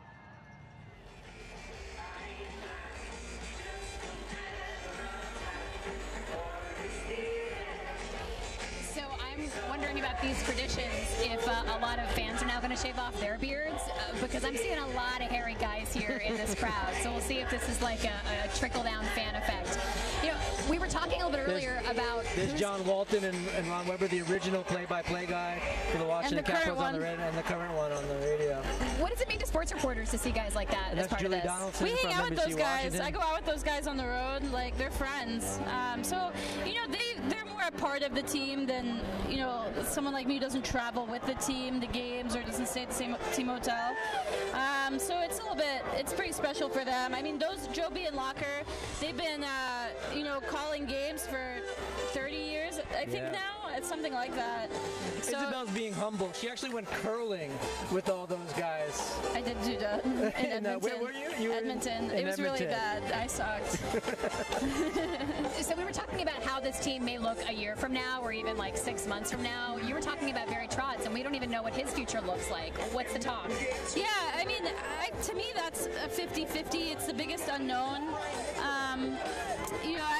I'm not sure what's happening there, but Brian McClellan has said, like, if he wants to come back, he'll be back. And Barry Trotz has said, hey, I've been having too much fun. I'm not in any state to talk, basically. That he's been maybe boozing it up as much as his players, and it's not really the time for contract negotiations. But beyond that, I mean, they've got John Carlson, who's an unrestricted free agent on July 1. That's a guy I think they have to lock up, and I think they're going to do their best. The cap is expected to go up to $80 million, but it's still going to be a tight squeeze. You've got restricted free agents like Tom Wilson, who's going to get a pay raise. Devontae Smith-Pelly, 7 playoff goals is a lot for him after he had 7 regular season goals. So for him, he might have priced himself out of town for all we know. I mean, that might be hard to keep him, considering some of the other decisions they have to make. Jay Beagle. Jay Beagle is probably the 3rd longest tenured player on the team. He's been here 10 years, made his NHL debut a decade ago. That's a guy they might have to say goodbye to because they just don't have the cap space and can sort of replace him with younger and cheaper guys. So it's going to be an interesting summer, but I think they're going to do their best to keep the band together and go for a repeat. Yeah, go ahead, Neil. John Carlson, especially, you look at the free agents that are available. If John Tavares stays in New York with the Islanders, John Carlson instantly probably becomes the most sought-after free agent on the market. He's getting $8 million plus. Yeah, I mean, there's already been some contracts for either as good or not as good defensemen that are already getting $6 million, $8 million deals over 8 8 years, that has definitely become probably the new bottom line for John Carlson. So he definitely didn't get any cheaper after this cup run. You know, I want to say we're watching a lot of fans here who've been out here since 7 in the morning, even earlier. Yeah, they had some camped out at 3 in the morning in front of the stage. Yeah, it is warm. It feels like a beautiful breezy day, but once you're smushed among the crowds, it is pretty hot. So if you head down to watch the parade, bring water, bring some sunscreen, because it's catching up with people a little bit, I think. Libby made me put on sunscreen. Yeah. I made Isabel put on some sunscreen. I've been hydrating with water, not the Caps hydrating. That's way. right. Let's be clear. Lots of water. Lots of water. You know, the fans are a mix of people who've been around and cheering this team on for years, and season tickets holders for years, casual fans, and then newcomers. Yeah. So what do the Caps team have to do to keep that momentum building, to have a packed stadium next year? Well, I mean, I think that they're already on their way. I mean, I think this win, one thing that we know, a championship carries a lot of weight for a long time. You can get by for a little bit after you win a championship. And I mean, they've been filling the arena when there hasn't been, but even when they've been on the road, right, in these playoff games. Washington has always been a good regular season team. I mean, they've certainly had their fair share of wins. I think Ovechkin's been a pretty big draw on the road as well, right? I mean, when you've got Alex Ovechkin on your team, you never know what he's going to do on any given night. I mean, he's a must-see player. Yeah, games are fun at Capital One Arena. I've heard from a lot of people, like, you know, it's so much cooler to, like, see a game live, that it's, you know, the experience is so much different, the atmosphere is cool. Now, like, that ticket's only going to go up. People are going to really, really want to see their, like, cup champions. The banner's going to go up on opening day, and people are going to be hopeful for a repeat. Look, if this team is competitive next year, if they're a playoff team, people are going to be talking repeat all year long, because that is what the conversation around the reigning champ always is. And you can't count the team out, right? We talked about how many challenges they had early in the season, and then they overcame every single one. I mean, they just did everything that they needed to do at the right time in the right way. So it's going to be very difficult to count them out no matter what happens next year. What do you attribute that ability to pull this team together? What do you attribute that to? Is that about coaching? Is that just about sheer teamwork? Because you talked about some of the leaders on the team, but this is, I don't want to say it was so unexpected. I don't want to underplay how this team was doing, but this did not seem like the magic year. So what made the difference? I think it starts with Brooks Orpik, who's the oldest guy on the team. He had won a cup before in Pittsburgh. He's kind of considered, you know, Ovechkin is the captain, but Orpik is considered kind of this, I mean, he's 37 years old. Right, he's considered like kind of this father figure, and he's the professional one. He's the one who, you know, treats his body really well and does all those things right, and they look to him. Let's check in with Jorge Ribas. He's down on the parade route. Hey, Jorge. What's the guys? All right. Hey, Libby, we're still here on the parade route. We saw we saw Coach Barry Trotz come by, a couple of Zamboni machines, which you definitely don't see on Constitution Avenue often, and we have the mascot coming by. What's the mascot's name? Slapshot. Slapshot. All right, the mascot's riding around on an ATV, and we got a bunch of people wearing American flag suits. We're kind of getting towards, I think, close to the end of the parade. I don't know. This is the last bus that I see. We still haven't seen the cup, though. Have you seen the cup? I haven't seen the cup. No. So we have to think that there's something coming up behind it, right? I mean, we saw the coach go by, and but yeah, no cup. That's bizarre. I can't imagine their parade without. No, they got to do it. Hey, Jesse, one thing I wanted to talk to you about was that all the rookies that are on this team this year, and how what this must be like. I mean, for the veterans, it's definitely one thing, you know, but for the rookies who are just in this league, what it must be like for them. Yeah, it's like all the veterans talk about all the pain you go through year after year, and Ovechkin's endured more than a decade of it. And then you're a guy like Jacob Vrana or Madison Bowie or Christian Juice, and you're on a float right now. You only played one NHL season.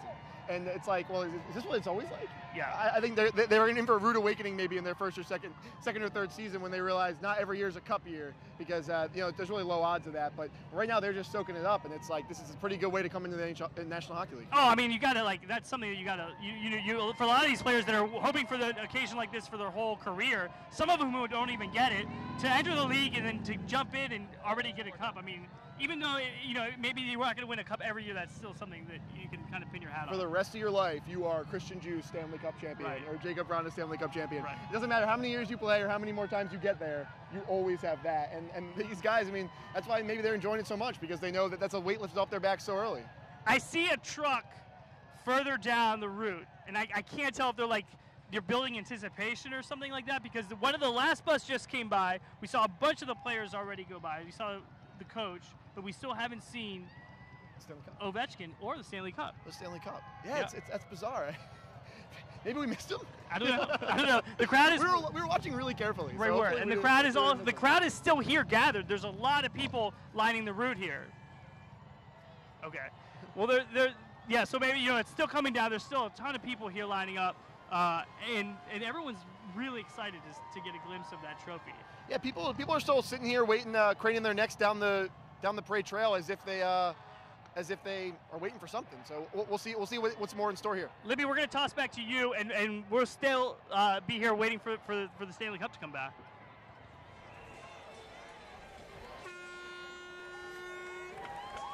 Sports reporter Isabel Kershudian has been covering the Caps all season, her third season covering this team. We've also got Neil Greenberg, and you guys read their bylines.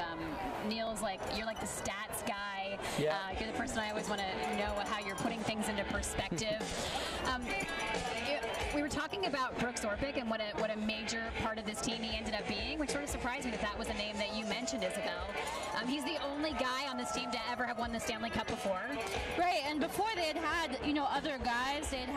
They'd brought in leaders with Cup experience like, Troy Brouwer years ago.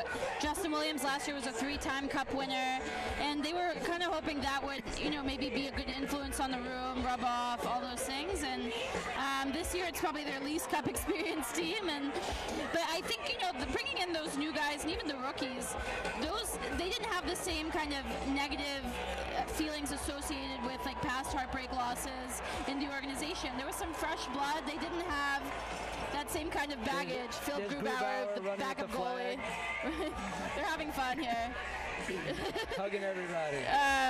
So those guys were new and they didn't have the same baggage. That's what a lot of players had kind of told me, especially during the playoff run, that, hey, the young guys don't feel like they have anything to lose. They have no idea what playoff disappointment is, and those guys played big roles for them in the playoffs. You see rookie Jacob Verana score the first goal of the game in Game 5.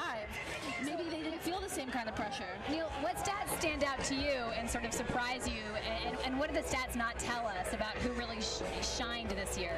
Well, I think when you look at the team overall, they really struggled to get a lot of quality shots, and they also let up the same. And that, for me and for a lot of people the whole year, was kind of the knock on this team, was that they were maybe playing a little bit above what their talent level was. But then that switched in the playoffs. We talked about Alex Ovechkin especially. I mean, he was making sure he was getting into the slot in the crease. A lot of players were generating a lot of those high-quality shots. And I think one of the most under-talked about facets of this team was the team defense, not only from the blue liners, but from the forwards as well. I mean, they did a great job of shutting down the secondary scoring of their opponents.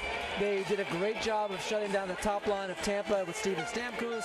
They did the same thing with Vegas' top line of William Karlsson. I mean, and then there really was no counterpunch from these opponents during the playoffs, but Washington was just able to come with wave after wave of players and almost seemed like it was a new hero every night.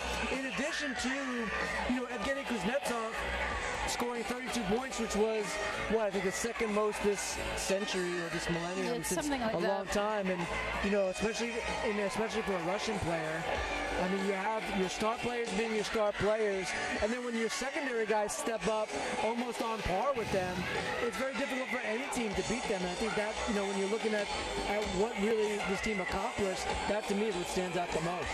Yeah, and, that took time to develop. I mean, it was not it really wasn't a finished product until right before the playoffs, and even then they lost their first 2 games and were really, really close to falling into a 3-0 hole, which teams almost never come back from. So, players have talked about this meeting in March with Barry Trotz. It was, the last quarter of the season left. He kind of said, hey, the reason you guys always lose is because you're soft against, smaller players like Connor Sheary and Brian Rust in Pittsburgh. He really challenged them, kind of took a hit, for some prideful hockey players, and they re-emphasized their basic defensive foundations. And you'd be surprised how many guys were just confused, who had no idea what they were doing all year long. And I don't know how that happens, but they felt like they needed to re-emphasize things, to go over the absolute basics of what they're supposed to be doing in the D zone, man-to-man, all of that. And from there, it felt like everyone just kind of went back on the same page, and that was maybe a small turning point as well. I mean, this Capitals team was very physical in the playoffs, and you look at some of the opposition. I don't want to say that they were afraid of Washington necessarily, but they were definitely softened up by all the big hits and all the checks, and they were blocking a lot of shots. I think that's really where Brooks Orpik shined. I mean, he's known for being one of these gritty type of blue liners. That's the gecko, right? The Geico? The Geico gecko. Or did Screech get hit with some gamma radiation? Okay. But getting back to Brooks Orpik, I mean, here's a defenseman that gets a lot of flack for his stats, right? I mean, both traditional and the advanced kind that I look at. But you look at his contribution during the playoffs, and he was hitting guys, he was blocking a ton of shots, and he was doing a lot of the things that made his Pittsburgh team successful, and a lot of things that this Washington team wasn't doing. But he certainly led the way in that aspect. Yeah, and Tom Wilson was also kind of a physical presence. And, everybody talks about the league is going to speed and, everything's getting faster. It's not as physical. Well, the Caps, listen, they're a bigger team than most of the teams they're playing, and they know they have to use their physicality. Maybe it doesn't matter that much for one game, but over the course of a 7-game series, those hits start to add up. You start to wear down a team, and you saw that they were able to do that to guys like Tampa, Pittsburgh, that by the end, they looked like they were out of gas. So you're seeing images of the stage where the team will eventually get to as they make their way through the parade route. Jorge Ribas, our colleague, is down on the parade route, so let's check in with him and see what's going on. Hi, Jorge. Hey, Libby. We're still here on Constitution Avenue, and we can see a truck coming up further down the street, and we've definitely spotted the cup already. And people are excited. There was a little bit of downtime in between the last bus and the cup, and you can see the crowd just kind of anticipating, wanting to get a glimpse of that trophy, which has been honestly, that trophy's been all over DC since it arrived here, since the Caps won. Yeah, and here's its grand finale, right? Yeah. Imagine all these guys will probably bring it to their hometown this summer. It will trek around the globe. So as far as DC right now, this is probably the punctuation mark on what's been kind of a crazy weekend here for the Cup. Let's talk a little bit about the what's his name, Stephen Pritchard, who follows the Cup. His job Phil is Pritchard, yep. Phil Pritchard, who follows the Cup around. He's an NHL employee. His job is to kind of be Cup's babysitter, I guess. Yeah, he's a handler. He's works for the Hall of Fame. He's everywhere. I mean, you've probably seen him in photos and whatnot. He's kind of the guy next to the cup. And he'll travel with this summer. He'll make sure it gets to all the players where they want it to be. I mean, you imagine Ovechkin will take it to Russia. A lot of the players will go through Canada, TJ Oshie, and so there's a lot of different places it's going to go. And Phil Pritchard goes along for the ride. And one thing too is that, which is amazing about this trophy, is that every player and I think staff on the team that wins gets their name on the cup. Yep, yeah. There is some discretion on if a guy played enough of a role, but most of the guys will. 20 plus players will have their name engraved on the Stanley Cup, and that's forever. So that's amazing. And I also learned that actually when the bands fill up, because I mean this trophy's been around for decades.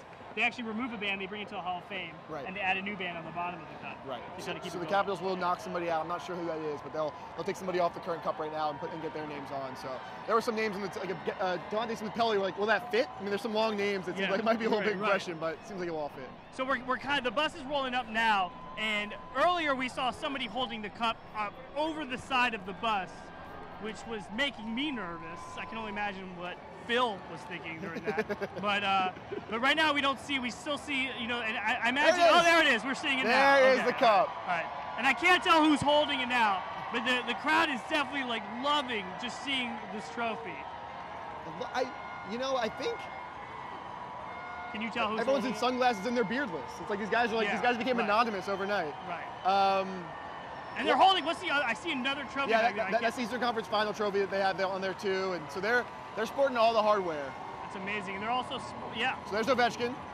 Ovechkin's hanging over, and he's kind of leading the crowd in some chants, and now you'll see the crowd is starting to follow this bus, because this this is the culmination of the parade. It's the grand finale. The cup's on there. Ovechkin's the guy everyone wants to see. He's now waving and getting cheers. So looks like the parade is going to start now. It's going to start to filter down toward the stage or wherever these people. Maybe people are going home. I don't know. And he's loving this. This is like, it's kind of a cliche to say that like but he absolutely, like, from the moment he picked up that cup, he's just been enjoying every moment of it. He really has. So now that was Nicholas Backstrom and Brooks Orpik are also on there. And then there's owner Ted Leonsis as well. So that's your captain in Ovechkin, your two assistants in Backstrom and Orpik. So those are the three guys that touched the cup on Thursday night, and now they're riding the special sort of float of honor, I would say. That's the last bus here. That's really taking it home. There's someone across the street that's got a huge Ovechkin for President banner. There's people, all over with Ovi shirts are number one, obviously, and you see people,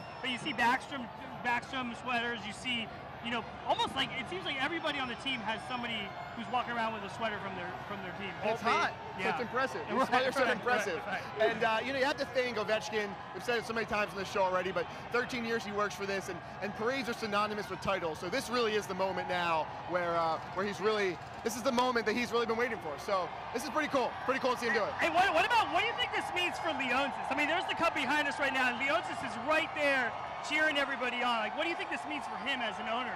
Right, and he said, about a decade back that it would come way sooner that the Caps will win a cup. So for him to be able to deliver on his promise to bring a championship to the city, he's also the Wizards owner. They haven't delivered either in years, so this has to mean a ton to him. Yeah. There he is. He was pretty emotional that night. When we were on the ice talking to him, he was definitely emotional about this win. I mean, this is a very personal thing for him to bring a championship back to Washington after so many years. Yeah, it's I think it's, and to be able to ride the float with Backstrom and Ovechkin, two guys that they brought on really early in the process that have been running mates for more than 10 years now. I mean, that's a pretty cool moment. I mean, those are three pillars of the franchise with the owner and the two cornerstone players. So that's pretty special. We talked about this earlier, and this team has been dominant for so long, but this wasn't even one of their best seasons. Yeah. Obviously it doesn't matter now. They won the cup, and they got hot in the playoffs, which is when it matters. But there were other seasons where they won the President's Trophy. They had the best regular season record. They looked dominant, and then they lost in the first or second round. So yeah, before I get to that, they just dropped a fake cup off the edge to a police officer, and I don't know if he could catch the real cup. That was a little dicey, but they tossed a foam one that probably weighs like a feather off the edge. But for a second, it was like, are they throwing the cup over the edge? Because the party would be getting too crazy at that point. Right. But you're right. I mean, in hockey, it's sort of all about puck luck and things going your way. And this year, this Capitals team from the onset wasn't really expected to be here right now, coming down Constitution Avenue with a parade. But it's almost like the year that you don't expect is the one that it happens. All those years of being the best team and on top, and you fall short, and then the one year you're not expected to do it, of course that's the year that you really pull through. Leonsis is waving to the crowd. Ovi, people are chanting Ovi. Yeah, it's pretty cool. There's no Leonsis chants yet. That'd be a hard one to chant. Ovi's the two syllables. You can do it pretty easily. But yeah, no, this is definitely a scene down here, and then the parade's starting to follow them down toward the stage. We'll throw back to you, Libby, and see what's going on down in your end.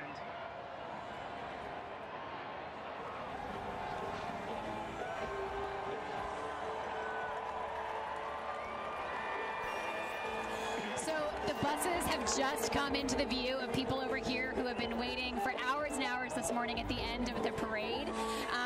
We did hear some cries go up as they could see the buses come. So we expect the players, everybody else affiliated with the team to come up on the stage in just a little while. What does it mean for these fans who've been with this team throughout this season to get to see this moment unfold, Neil? It's probably a sigh of relief, right? I mean, they've been through a lot of ups and downs. It's so funny because you guys talk about it like it's a relief rather than like, I think it is a lot of people probably never thought they'd see this day. Right. I mean, honestly, like some people probably thought they'd die and the Caps wouldn't have a cup yet. I mean, they got close in '98 when they made it to the Stanley Cup Finals, but then they got swept. And then, you know, there were some lean years. You have Alex Ovechkin get drafted in 2004. I mean, it's pretty clear he's going to be a watershed moment in the franchise, being how good he was. But then you just had first-round losses, second-round losses, can't beat Pittsburgh. You know, they go in 2009, 2010, set all sorts of goal-scoring records, and run into one of the hottest goaltenders we've ever seen in the history of the playoffs against Montreal, losing the first round there. I mean, and it's just a lot of bad breaks. Yeah, a lot of bad breaks, and it wasn't. And just like Isabel said, I mean, some people literally thought that it was the town was cursed, right? You hear about the DC curse, people talk about it, but this was the year where all the breaks went their way. I would say that this team was very, very good. They got lucky at the right times. They did. And as I said earlier, I mean, from top to bottom, it was an absolute complete team effort. Yeah, for sure. I mean, when like bounces start going their way, which hasn't happened in literally 44 years, you start thinking like, oh, this could be the year. Right. You know, like I think back to that Game 3 against Columbus, which felt like a huge turning point where they're in double overtime. I think at the end of first overtime, Cam Atkinson hit a post. You know, then double overtime, Lars Eller. The puck goes off Zach Werenski from Columbus, his thigh, and then bounces off Lars Eller's skate, and they win that game. When arguably, I thought Columbus might have played better than them that game.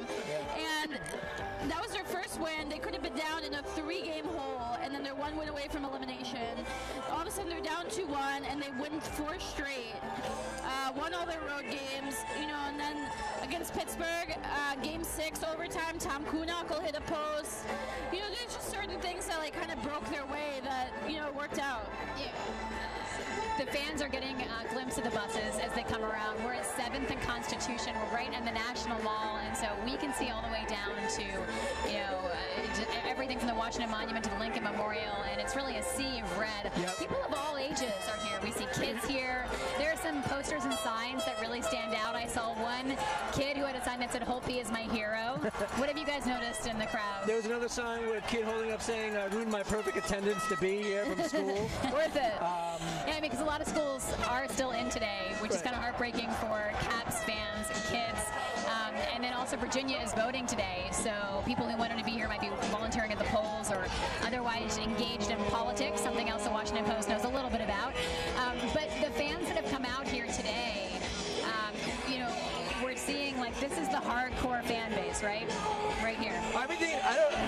This is the fan base. I'm not sure that you can even label it the hardcore fan base. I mean, this is now Washington, D.C.'s team. I mean, you can look at it. You look at some of the other teams. They might be the most popular team in town. Yeah, without a doubt. And you know, as the years go by, and the other sports teams that play baseball, basketball, football aren't able to bring home a championship, it almost becomes a race, right? It becomes whoever can do it first is kind of gonna get that groundswell. Yeah, you're putting the flag at the top of the mountain for sure. And you have to think like maybe this propels other teams. Maybe there's like a weight lifted off of all of Washington. For years we've talked about how you can sense anxiety in the buildings, you know, that you can kind of get this like tension when, you know, the Nationals are in Game 5. Yeah, a lot of pressure.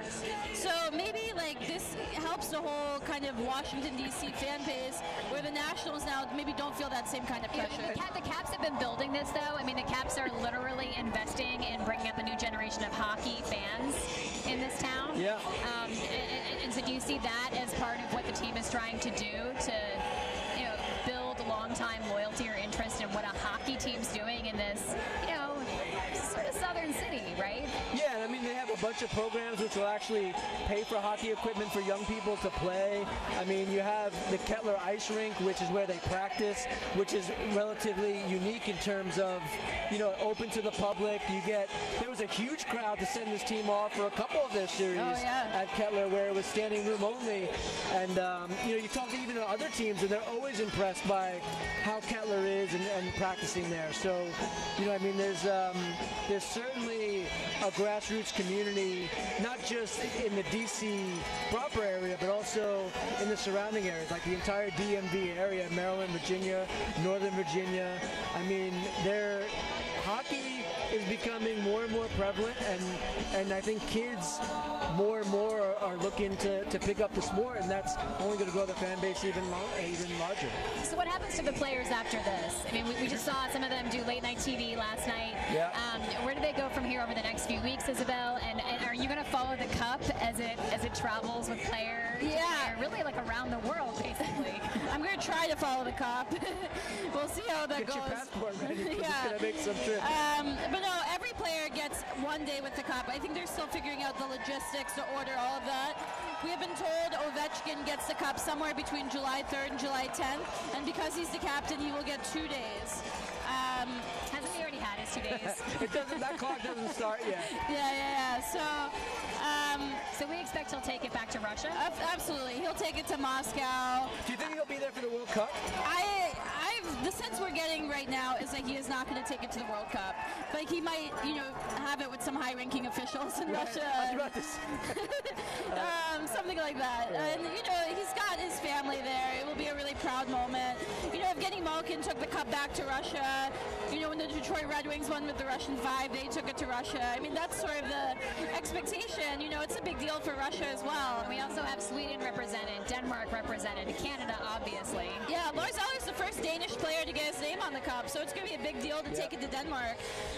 We got a lot of back issue orders for our newspaper from Denmark, you were saying, right? That's hilarious, actually. Yeah. Fantastic. I've heard they can't take it to Australia because that's a 5-day trip. So right now, unless the NHL makes an exception for the first Australian NHL player ever, I don't think Nathan Walker's getting a day with the cup, which is too bad. But, Braden Holtby's probably taking it to his farm back in Lloydminster, Saskatchewan. Chandler Stevenson has kind of a heartwarming place he wants to take it. There was that bus crash of junior hockey players in Humboldt, and I think he wants to take it there, and that would be really special, I think. Okay, let's talk about the management of this team, because we haven't really talked much about the GM. Okay, so what has it taken to get the team in place in terms of owner, GM, and obviously the coaching staff? What does this mean for the GM of this team? Well, I think that he's done a masterful job in terms of getting his team ready to even be in this situation.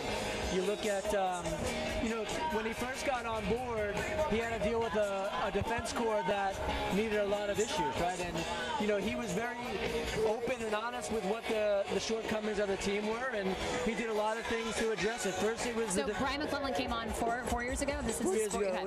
He took over for George McPhee, and they have been together since their days at Bowling Green, right? I mean, they were... Yeah, they were hired together. They were hired together. They played hockey together at Bowling Green. They were roommates at Bowling Green, I believe. Wow.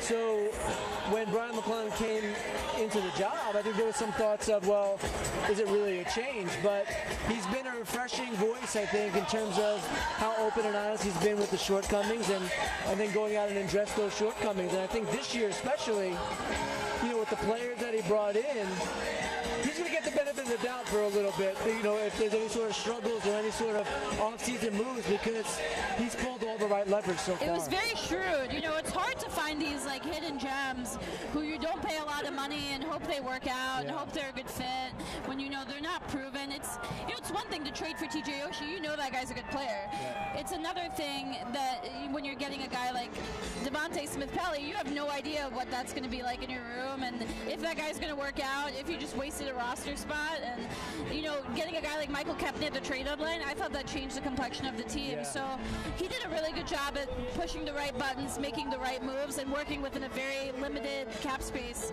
situation. So we're right here at the end of the parade route, where a rally will start in just a little bit, but our colleague Jorge Ribas and with Jesse Doherty has been down in the middle of the parade all morning. Let's check back with him one more time. Hey, Jorge. Hey, Libby, how are you?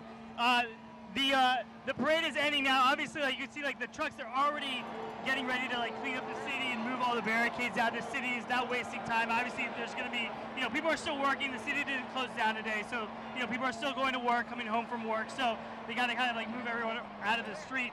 But Jesse, how do you think that parade went? If you had to grade the parade, how would you grade that parade? Well, of all the Washington D.C. sports parades I've seen, I think this has to be at the top. So, one for one in my lifetime, and DC puts on a pretty good parade. And, if you were down here, you'd think this thing was totally wrapping up. People are leaving, but it sounds like it's on the other side of the Constitution Ave. It's really just heating up with the Caps getting to the stage. Yeah, when we saw a photo of the mall, and it was just like a sea of red the whole way there. So it's got to be crazy over there. You can hear it all the way down here. So yeah, it looks like everybody just moved out of that area. They're wrapping up, they're cleaning up here, but it was really cool to see all the people, see the players coming by with their families, see the trophy. I think everyone got, way more than they thought they were from a parade like this. Yeah, one of the really cool things was to be able to see that crowd grow throughout the day. We were here at 6:30, and that big red crowd doesn't just come out of nowhere at 11 o'clock. That thing grew and grew and grew, and we saw people on the barriers at 7:30 coming through and getting sleepy-eyed off the metro, and we saw, it ends up in a huge crowd. I saw one guy got here at like 5:45 in the morning, and I saw one guy with a chair just by himself sitting in a chair waiting to go. So yeah, people have been here for Cab driver this morning said he'd already done 2 rides from Silver Spring to bring people, and I got in the cab at 6:40. So, this was an early morning, and people got rewarded with a pretty good show. Right. All right, Libby, we'll bring it back to you, where the rally looks like the rally's underway, and see how it's going over there. Thanks so much, Jorge.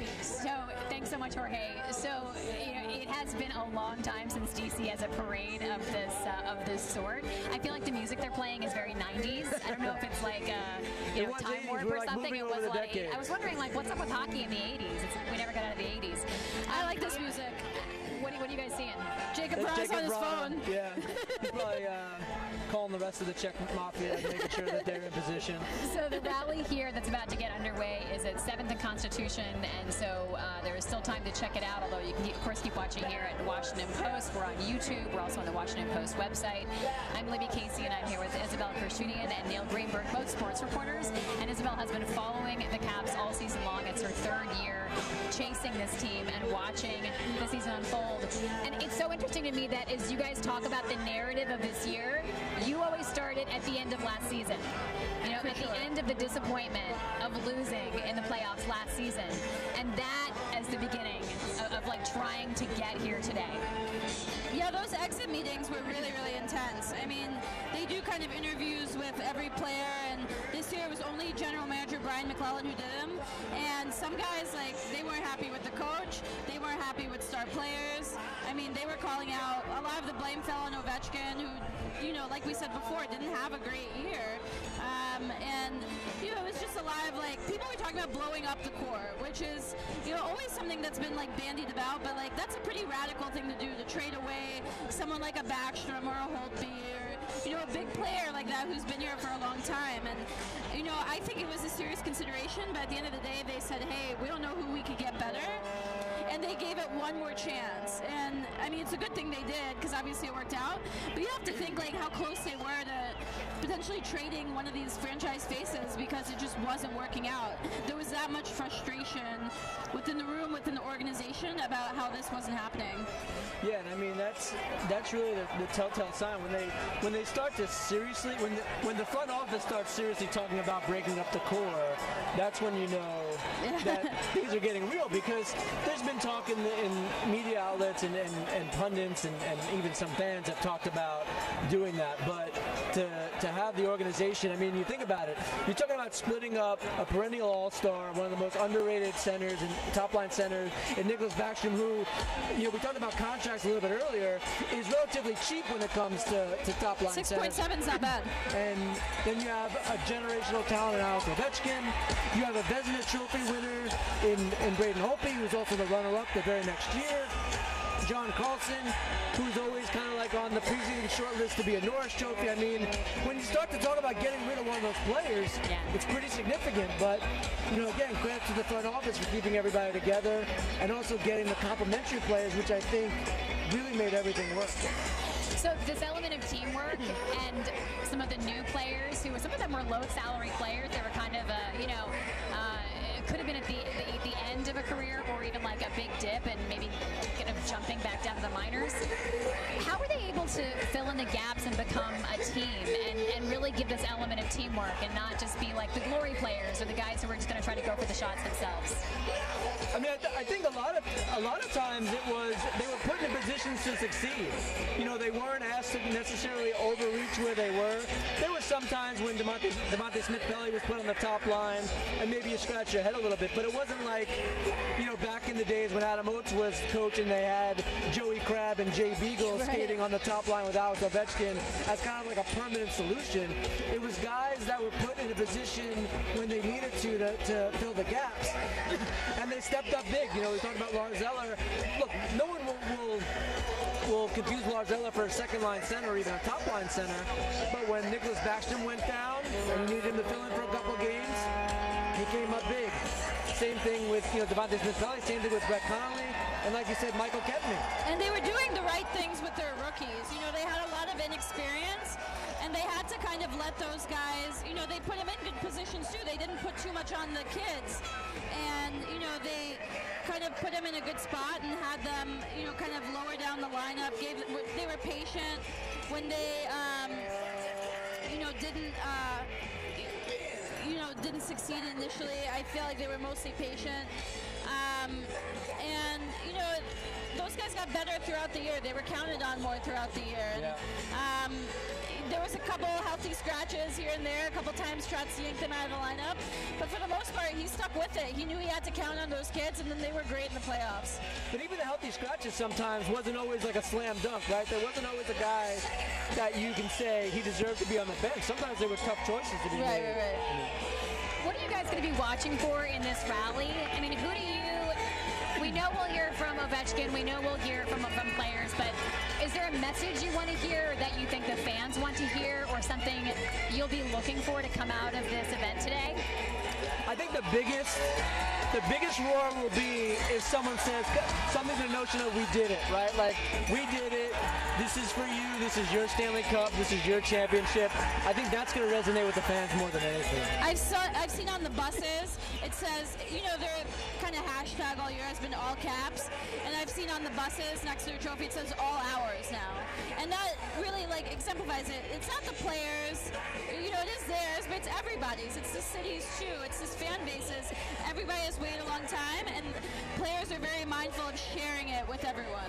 And I'm also okay if Ovechkin suspends speeding tickets again too. That's perfectly fine. Are we going to hear from Barry Trotz? Are we going to hear from McClellan? Are we going to hear from management in a way that will be of interest to the fans? I would say Ted Leonsis for sure. Yeah. Alex Ovechkin for sure. Maybe Barry Trotz. Maybe Barry Trotz. I'm not even sure him or Brian McClellan will Brian talk. McClellan will never take the microphone. Why not? He's not that guy. He's a very understated guy. Very kind of, he doesn't say a lot, but he's very honest and kind of genuine with his words. But he's not one who's going to take the mic. It'll be Leonsis, Ovechkin, maybe Backstrom, maybe Oshie or Holtby, and maybe Barry Trotz. But yeah. All right, what are we hearing the crowd cheer for right now? What's going on? It looks like they're heading towards Off the Bus coming onto the stage. It's really crazy here. It's so loud I can barely hear you guys. I think that's TJ Oshie. You're doing a remarkable job staying focused, Isabel. Yeah. It's pretty loud. It's pretty loud. So, a lot of this moment has been such a social media moment. Players posting selfies, posting videos of each other, their wives posting videos of them. Are we seeing them sort of have that moment still of kind of documenting this as they go along? Yeah, I mean, I think you're almost afraid to not follow these guys because you don't know what you're going to miss, right? Oh my you don't God, know it's been so funny. You don't know if they're going to show up at some karaoke bar or if they're going to show up at your doorstep with the cup. I mean, Ovechkin's pregnant wife is the real hero. Right, she's the document. Yeah, she's been she's super pregnant, and she's been her husband's just been dancing around, singing "We Are the Champions" nonstop, and she's just Instagramming the whole thing, being look what I have to deal with, pretty much. She's not saying that, but that's what it feels like. I am being super patient while my husband is very drunk and just continually singing a song I'm very tired of. Here they come. They're making their way to I think they're getting closer. Orlov has to be told where to go. That's okay. Same with Kempney. You got Kempney, the defensive pairs, going in there. I mean, look at the crowd just lined up. I thought there was a lot of people here. This crowd in the mall is probably can't wait. They're very anxious. But now that we're seeing them all lined up, I mean, it's just, there's a lot of people out there. A lot of people looking to wait to catch a glimpse of the Washington Capitals. When the Caps were playing in Vegas and they were able to win the Stanley Cup, a lot of Washingtonians came out to just cheer on the team down here in Chinatown, around the arena. The celebration celebration really poured out into the streets. How did that rank in terms of DC sports celebrations and the history of it? It's close there to the top. I mean, anytime I think it's a little bit different in some ways, but I think it's at the pinnacle in others. I mean, you know, when you look at the other championships, right? Social media wasn't a thing. Like there wasn't any way to really get other people to go unless you called them on the landline. Yeah. But now you have, you know, all these people taking pictures, sharing it, texting. You can spread the word fast. Here's where I'm at. Here's what it looks like. You know, get down here, and I think that just caught fire. There's Evgeny Kuznetsov making his way. Yeah, players said they were, you know, seeing all those photos of, you know, the fans outside, and they were like just as excited for that as anything else. You know, seeing those crazy crowds when they were in Vegas. Like, this is what the crowd was like for an away game, and that got them fired up, that they loved seeing that, and it gave them, I think, a lot of, you know, confidence or meaning and all of that. Isabel, what did it mean to win on the road versus winning at home? You just gotta win at the end of the day. I mean, I don't think, someone had told me, like, it's been since 92 the DC team won at home. It was something like that. That's how old I was born in 92, so 26 years. Yeah, me too. Yeah, samesies. But, you know, look, if they had come back for a game 6, everybody was going to be nervous. Like, they were going to be freaking out. I think, like, people just wanted to see them win as soon as possible. They'll forgive a win on the road for no win at all, for sure. And that game was pretty exciting, too. It was a couple lead changes. It was a good game. So I feel like people who are loyal to local tennis, local soccer, might take offense at the idea of DC not having had a championship, a national championship for the major sports team. So why do we talk about it in terms of the first time in 26 years, Neil? I'm kicking that one to Neil. Well, look, no disrespect to the teams like the DC United and the Washington Capitals, but you know, you got to look at also fan bases, right? I mean, you look at just what Isabel was talking about earlier in terms of the groundswell of people for an away game in the arena, but more importantly, I think outside the arena, right? I mean, you know, yeah, getting into the arena is great, but being outside and being a part of that whole thing is huge. And you know, for better or for worse, it's the 4 major sports that are going to be recognized more often than not. And that's not to slight what anybody else has done in terms of championship, but you know, you got to look at where the fan bases are. And right now, you know, that's the 4 are still the 4 for a reason. But I do think that hockey in particular was largely regulated as a regional fan sport, right? A sport where that was very niche-y, that was very difficult to get into, that almost had like a barrier in front of it in terms of learning about the game or being a part of the game. And I think that's long gone. You look at just this crowd here, and hockey is for everyone. I know that's the tagline the National Hockey League uses, but I really do think it's true. Just look at what we're seeing right now. It's arrived, and the fact that they were the first one to bring a championship home in such a long time is paying a huge amount of dividends. As soon as the rally starts, we'll bring that to you uninterrupted. You can watch what the players have to say. You'll check out all the action. We're going to keep recapping the season a little bit as we wait for the players to... and can I just say something? Absolutely, Isabel, yeah. This song, by the way, it plays every single time Lars Eller scores a goal at home because his nickname is the Tiger. So breaking news on the WAPO Live show, I figured out where the Tiger nickname comes from. I was actually wondering where the nickname came from. Scoop. This is a real scoop, guys. So was the nickname first or was the song first? No, it was the nickname first. I came up with the song idea, actually, and like the Capital One Arena song idea. At the risk of putting you under pressure, where does the nickname come from? Do we know? It comes from Tony Robbins did an event with the team and told Lars Eller, hey, do your like spirit animal or something like that, and he started roaring. And so ever since then, everybody's been calling him the Tiger. That's great. And so I found this out like late in the playoff run. So you go. That's the first time I've ever said this story out loud. This is literally breaking news because That's it right here. This is a scoop. But right yeah, here when he in Milk scores, they play this song at Capital One Arena. I have the Tiger. Great. You're watching live coverage of the Washington Post. We're on the Washington Post website. We're also on YouTube. And I think that's Alan May. Yeah, that's Alan May with a kid in a Burakovsky jersey. He's kissing babies, shaking hands. He may run for mayor. He's been really excited. He played for the Washington Capitals. And now he's a TV personality. Now he does sports commentary for one of the local sports stations. I tell you, I got to know Alan He's excited. Like a lot of the Capital alum, Alan May, Oli Coldy, Brent Johnson, Craig Locker, obviously Peter Bondra. I mean, they are excited, just as excited as the players are and the fans to see their alma mater of sorts win this cup, and it's been a thrill for them too.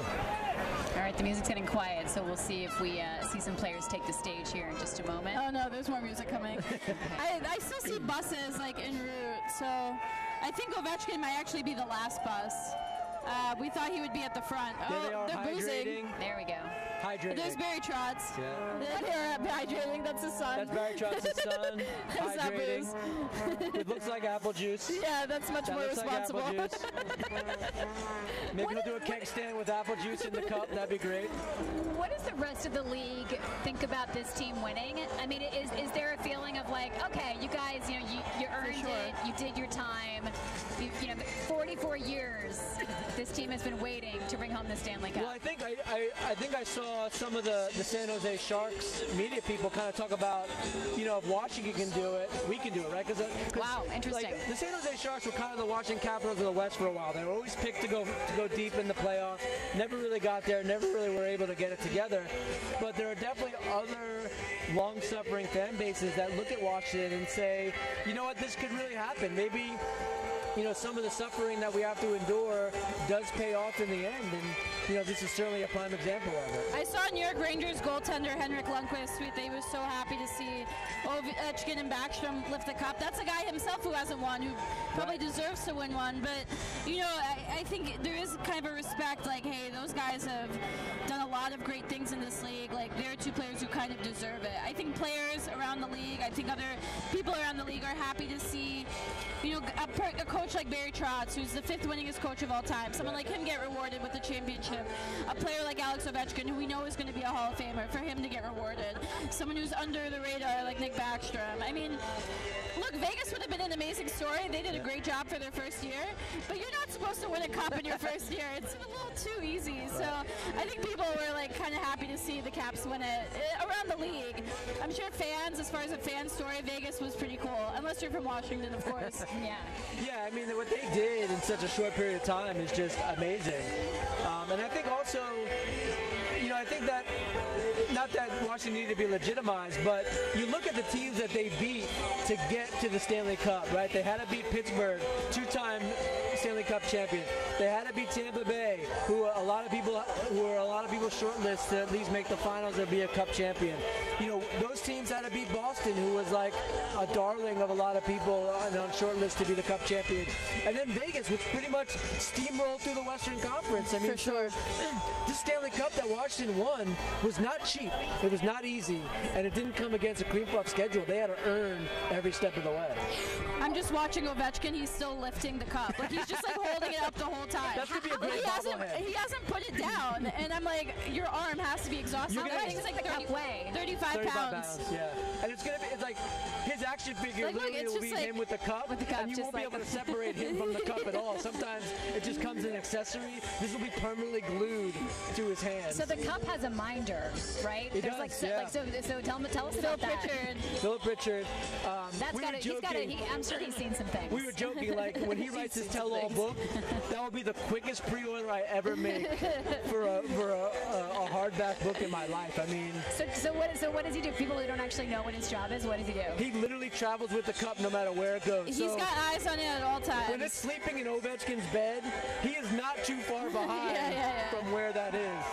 And, he goes on all the trips with it. He's the guy that has the white gloves. He makes sure it's secure. They disinfect it every day. Because, it goes through some weird things. That's not stuff we could talk about. But the cup has some stories of its own. Kuznetsov's carrying Bud Light out. This is going to get interesting. He's got a case of Bud ready for it. Yeah. He may drink that whole thing by the time the... And you can hear fans. It sounds like booing, but they're actually saying Kuz, very low. So, as the team takes the stage, fans will get a chance to hear from them. But I almost wonder if sort of tour of DC that the team did this weekend spoke just as loud. I think so. Because it was a moment where fans could really go right up to them. They could touch the cup. They could get a selfie. If you were following on social media, you could jump in your car, jump on the metro, and like go to where they were to go check them out. I had friends texting me literal videos in Vegas of them like running around with the cup. I had pictures of friends holding the cup. They were at the Nats game. I know a lot of people got to see. You were at the Nats game. I was at the Nats game. People were going crazy every time they showed Ovechkin. And you know what I like about Ovechkin? He plays to the crowd too, right? It's one thing like when he's a showman. They're just kind of hanging out in their suite, and they show them on the jumbotron, and people go crazy. Alex Ovechkin almost invites that type of. I mean, they were chugging beers up there like on purpose, like because they knew people were going crazy. I mean, they're doing keg stands with the Stanley Cup. Yeah. And then Ovi's like, people are chanting Ovi, and he's like, like, I mean, like he welcoming all of that. You know what? He's the hero DC deserves, I think, at some points, because he's been a great ambassador for the team. He's been a great ambassador for the sport, and now you can see like what a likable character he is. I mean, literally is a character. But, this is really humanized hockey players. I think it's like just like us kind of thing. It's like, hey, they like to go crazy too. They jump in fountains just like the rest of us. I have never done a keg stand. We're jumping in a fountain right after this.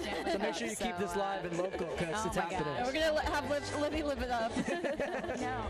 So for Washington to mature as a sports city, I mean, where do Redskins fans go? I mean, do you think they come over to the Caps? Do they just sort of hang tight with football and hope for the best? Do you think that this brings in people who are sports fans that might not really have a personal connection to hockey because they didn't play it growing up?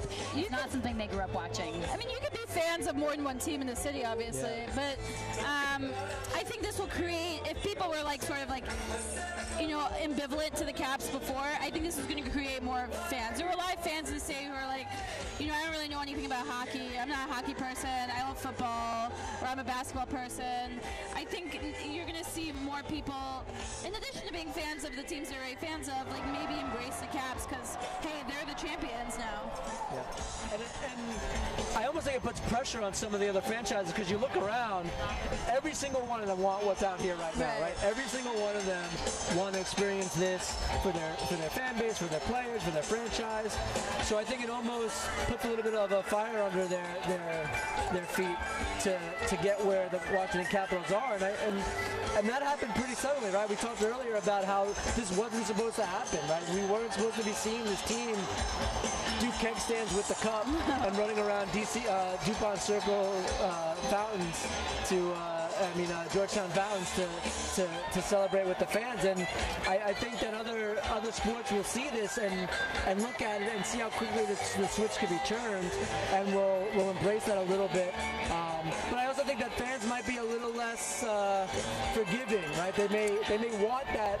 They may want their favorite team, if it's not the Washington Capitals, to get that championship much sooner rather than later, because for a lot of them, it's been quite a bit of time. What was a key moment in this season or in the playoffs for you guys in terms of a win? Was it when DC finally beat Pittsburgh? Like, was that sort of getting the ghost out of the system?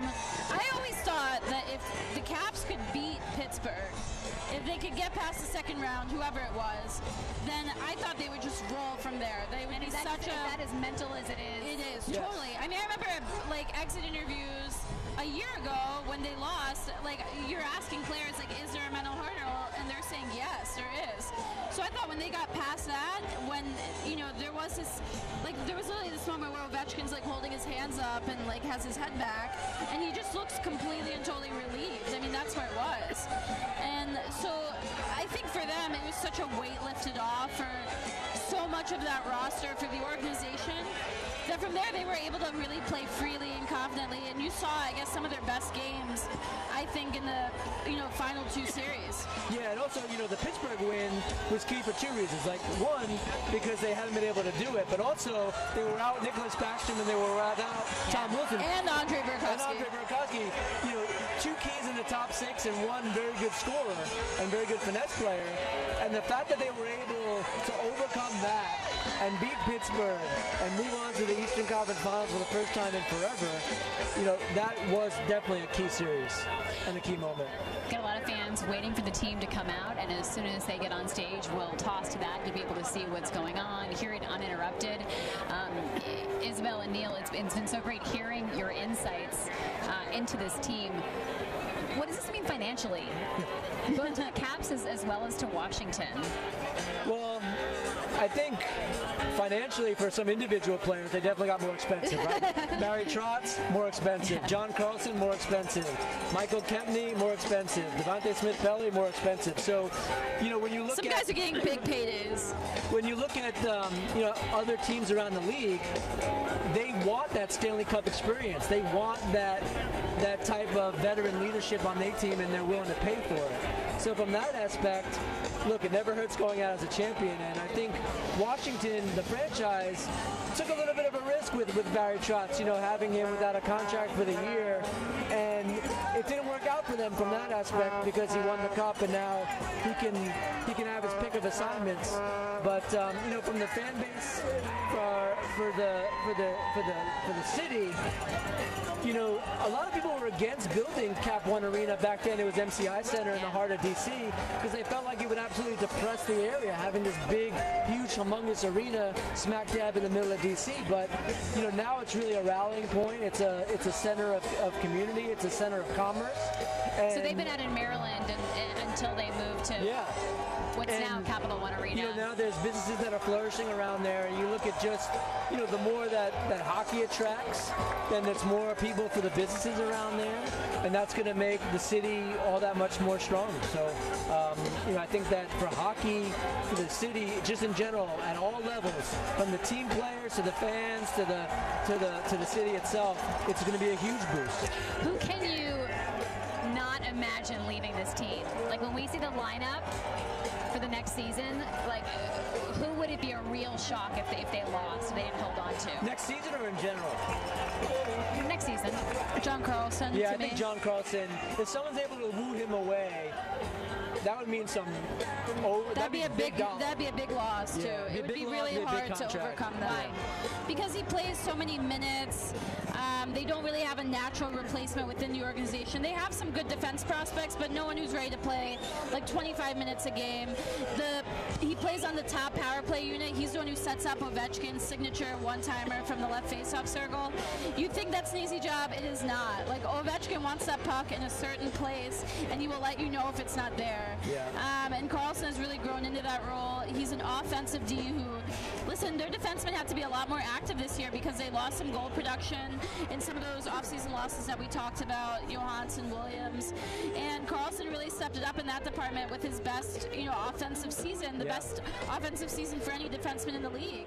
So all those things, I think it would be really, really, really, really hard to replace him. He showed he's a #1 D, and those are the guys that are the hardest to come by. Sorry for teams. And right-handed defensemen that can also quarterback a power play are like unicorns in this league. They're in very high demand. There's no one available on the free agent market that can replace him. And as I said earlier, if John Tavares decides to stay with the New York Islanders, then John Carlson immediately becomes the top free agent in the marketplace. So there'll be a lot of teams that'll be looking to talk to him when his contract's up. What kind of a future does Ovechkin have? He could run for mayor right now. I mean, if he announced his presidential... the banner, right? If he announced his presidential candidacy right now, I think he'd win in a landslide. For DC. For DC, right. But he would not get the Pittsburgh vote. Yeah, I mean, this was the only thing he hadn't accomplished. And while it's a big thing, to do it in the fashion that he did it, to be playing at a high level, to get through Pittsburgh, to make it through the Stanley Cup final, to win in 5 games, which I don't think anyone really thought that would happen against a very good Vegas team, and then to be the Conn Smythe winner. I mean, he literally has done everything that you could possibly ask for at the NHL level on an individual basis and at a team level, and is also being the first Russian captain to boot. I mean, he's locked in, right? He's one of the best players, in my opinion, ever in the National Hockey League. And he's got 3 years left on his contract. Who knows what happens after that, but I think he'll be 35 when his contract ends. So, look, he scored 49 9 goals this season. There's no reason to believe he will all of a sudden like be terrible next year. I mean, he's shown that he can defy age. I would bet on 40 next year. I mean, and that's still a ridiculous amount. That's a lot for this league. I mean, I do numbers for a living. I've given up trying to project like when Ovechkin's decline is going to come, because you don't see goal scorers like this after the age of 30. Typically, they peak somewhere at the age of 25 and 28. And you look at when Dale Hunter was here as the coach, Alex Ovechkin was used in a completely different fashion. His goal scoring went down to like the 38 level. And I thought maybe that's where he's going to settle in now, right?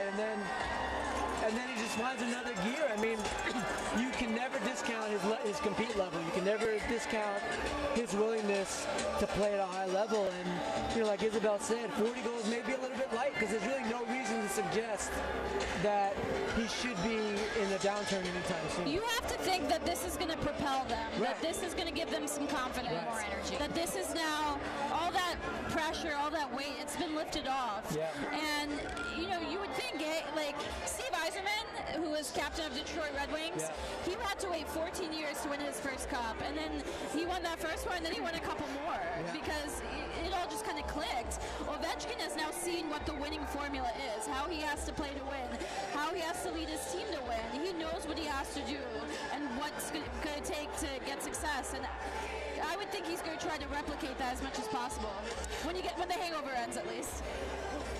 As a captain, as a leader of this team in a lot of ways, both in terms of just, you know, longevity of being on the team, as well as the powerful position he's played in terms of, you know, just dominating. How has he rubbed off on the other guys? I mean, how has he been able to rally them? Either in like personal encouragement, personal motivation, or just helping them figure out their teamwork formula? Well, he was a controversial pick for the team captain back when it happened, because people looked at him as like just a goal scorer. But, I mean, he's a voice in the room for sure, wouldn't you say? Yeah, I think so. He's really like the emotional kind of guy in the room. You see like his reactions when he scores, how exuberant he is, you know, kind of the expressions. He's happy like when anybody scores. He's more happy when someone else scores than he does. And I remember a moment against Tampa Bay. He's on the bench. He's got an arm around Jacob Verana, the rookie. He's like saying something to him, encouraging him. I don't know if we've seen that as much as we did this year. How he kind of like wanted to like help a young guy, you know, do those kind of things. That's the things you expect out of a captain, and that's what he really kind of embraced during this run. And I would also say this is probably the most emotive we've seen him be during a playoff run. I mean, he's cheering. Like, you knew exactly where you stood with him in terms of like what he was thinking, and like, when he was stressed, like, he was like stressed, this, when he was like relieved and excited. I mean, he really was as animated as I've ever seen him, and that's saying a lot for Ovechkin, who's animated all the time. Yeah, he's fun. But he was at a different level. He was fun. It was fun to watch. NBC, they had one camera dedicated to just him at all times, because his expressions were so funny on the bench that like they needed to see what he would react to at any given moment, because they were so like kind of endearing and compelling. He's a broadcaster. Ovechkin is him playing. This time it was just him on Just the him, bench. like, emoting. How was he reacting? It was fun. This moment for him obviously is so significant for him to be able to bring this home to Washington. Does he think of Washington and Virginia as his home, Isabel? I mean, obviously he still goes back to Russia in the summers. Is this city also his home? Yeah, absolutely. I mean, I think he really enjoys, you see him kind of on his off days. I mean, his wife's Instagram's a lot of fun. She like really lets us see where it goes. But he likes to go to Tyson's Corner. He's eating at the sushi conveyor belt in the mall. I mean, he grills out in his back patio. He likes to go to Georgetown and walk around. He'll go on a hike with his dog. You know, I think he's really learned to love the city and have his favorite spots. And, you know, he goes to his Russian restaurant in D.C. and, you know, I think he does consider this his second home. He's never played anywhere else. I don't think he ever will play anywhere else. That was a question I had. Yeah, could you ever see that? Yeah, could you ever see that? What's that? Could you ever see him going anyplace else? No. I mean, if he had not won the cup here, maybe it's like a Ray Bourque situation where he goes somewhere for like a year, but and wins a cup somewhere else. But now I can't see him ever playing anywhere else. I mean, the owner loves him. I mean, he considers, you know, I remember when they won and they were on the ice, like he was hugging the owner's kids. Like they've known swimming with them in the pool when he was like 19. I'm Libby Casey. You're watching the Washington Post live coverage of Caps Championship Day here in Washington, D.C. Isabel Kershutian, Neil Greenberg, sports reporters for the Washington Post. Isabel's been following the team all season long. It's her third year following the Caps. And Neil is a stats guy who writes about all kinds of the nitty-gritty to the big picture. Beautiful stuff too. So it's great to have them here. As soon as the Caps team takes the stage, we'll go live to that and bring that to you uninterrupted. We've seen a lot of fans here. We've heard from them during our broadcast today. So many kids have come out too, even though school is for a lot of people still in session. School is for suckers today. No. Do you see a new generation of Caps fans coming up? Yeah, for sure. If you're a kid, like, you're looking at, Ovechkin, you think he's super cool. You see, like, it's easy to love a winner. And, that's how fans are born, right? Like, the Redskins are up and down. The Wizards, they haven't been able to get over their second round hump. The Nationals, they have some, like, kind of enigmatic, exciting faces like a Bryce Harper, but they haven't gotten over their hump. I think for young fans, you can go to a Caps practice, it's open to the public, and you can get so close to them, and then you're seeing them win, and I would think that this propels them for a new generation, really. Yeah, and I think that it's become more accessible than ever. I mean, I know that Monumental does a lot of things with making sure that kids have equipment, because that's usually the biggest barrier to getting involved in the sport. But they provide the equipment. I've seen them skating at Kettler. One of my favorite moments during Caps games is when they have the mites on ice, and then one of the little guys scores a goal, or one of the little girls scores a goal, and then they imitate the celebrations of like Oshie or Ovechkin, or they do the eagle for Kuznetsov. I mean, that's how you really know like it's taken root, because they want to be those players, right? They want to emulate them. They see them on TV. They watch them celebrate. They watch their successes, and then they want to be. Those are their heroes. And I think we're seeing more and more kids look to the Washington Capitals players as heroes, as they might some of the other major sports around town. When do we find out how this team shapes up next season? How long will it be till we start getting a sense of contracts and how things are going to look, whether Barry Trotz is going to stick around? So the first day of free agency is July 1, so we're not that far away. Yeah. And that is, Barry Trotz's contract also runs through July 1. So we're going to, if they need to keep Carlson, if they're going to keep Trotz, we're going to find out before that July 1 date. Because if those guys get to July 1, that means they're goners, more than likely. So I think we'll find out everything before that date. Restricted free agents are a little bit different. The team has their rights, so you can wait a little bit longer with those deals. I think the Caps could be making some moves at the NHL draft, which is on the 22nd in Dallas. You have Philip Grubauer. That's a guy who might get traded just because of the cap situation, and he's a restricted free agent. He showed a lot as a goalie this year, but they're committed to Braden Holtby. Grubauer would be ready for kind of more responsibility. I think he's a natural person to trade. You have, Tom Wilson, that contract. He's got arbitration rights. Who knows how long it takes? But, it's going to be in the next coming weeks. I think last year they got everything done by August. So, Neil, would you be shocked if this team could pull this off again next year? Or do you feel like they have the momentum on their side? Because so much has to be determined by who comes back, right? And how the lineup looks. Yeah, I don't know if I'd be shocked. It's not going to be easy, because anytime you have a cup winner, other teams look to emulate you or look for ways to beat you because they think they're going to face you again. Right. It's a copycat league is what people call it. So it'll be tough. But, again, I don't necessarily think this team got overly lucky to the point where I would look at it and say it was lightning in a bottle. Gotcha. They played really good, too. And they have players that know their role and are successful in their role. So I think that, it wouldn't be surprising. It's not going to be easy. If you've got the bus with Brooks Orpik, Nick Backstrom, the Cup, Ted Leonsis, Alex Ovechkin, it's pulling up to his stage now, so I think those guys are pretty close. Yeah, and you can sense the crowd, I think, knows that the crowd's freaking out. We're a couple minutes away. So if you're looking to copy this team, if you're looking to be a copycat performer, What do you take away from their win? That physicality is still okay, that it's a mix of, the 1-1-3 neutral zone structure was like a real nightmare for teams. I wonder if more people will go to that. It wasn't the most talented team in the playoffs. It wasn't close. It was just like playing as a group and really defensive-minded, tight-checking hockey.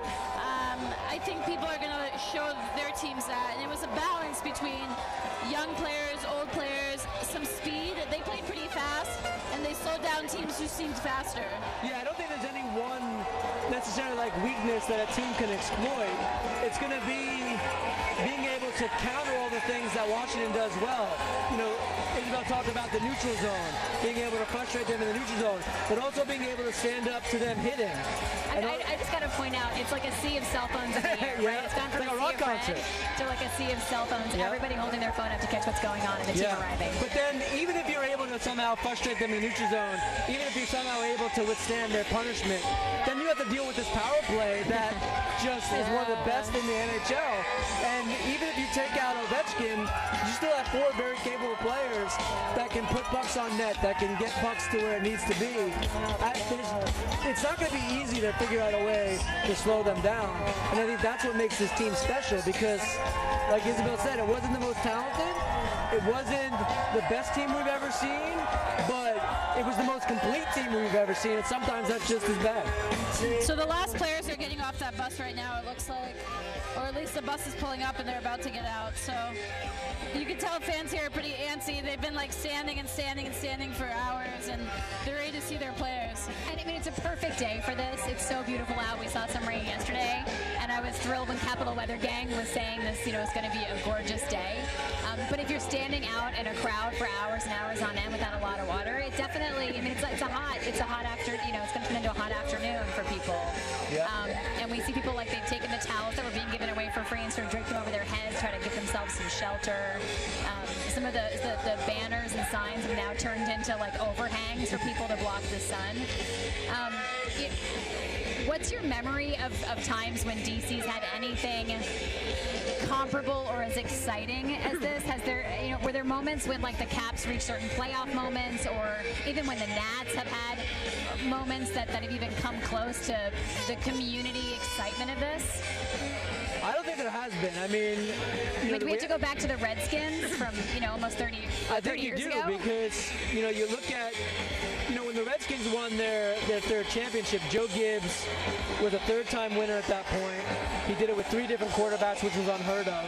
So that really had a special connotation to it. But the Redskins team was also really good, right? It wasn't a surprise. They didn't surprise people necessarily of being in the championship game. I think this Caps team was a little bit of a surprise for a lot of the reasons we talked about, having to overcome adversity, having a lot of question marks. So it's hard to find a moment that's the same. But for me, I think teams have come very close, but none have been able to break through or even give that amount of hope like Washington did when they beat Pittsburgh to make it to the Eastern Conference Finals, especially with the way that they had to do without Nicholas Backstrom, without Tom Wilson, without Burakovsky. You're seeing Ovi and his pregnant wife is behind him. Nastia and Ovechkin. Newsflash, Ovechkin still has the cup, has not left his side. I think if you actually separate the two, we'll probably hear a huge alarm or some type of siren, those be like a nuclear fission type of situation. How soon does the cup start making its tour with the players? When does that switch happen? Is it after today? The logistics of that I've heard are very difficult. But it's a good problem to have for them, obviously. But I've heard it's kind of complicated to figure it out. Even Ovechkin, he's somewhere in the July 3rd to July 10 window, and they don't know exactly when it's going to be. But you assume when it's in Russia, it will then go to Kuznetsov and Orlov, and he'll kind of do a European tour. He'll go to Sweden and Denmark. And then I'm sure when it's in North America, there's a couple players from Minnesota, Oshie, Niskanen, they'll probably do theirs all kind of within a couple days of each other. And Canada, same deal. So, there's a couple guys who are based in Toronto, stuff like that they have to still figure it all out. All right, talk more about the team's owner and, what he's gone through to get this franchise to this point. Well, when he got the franchise, there They weren't great.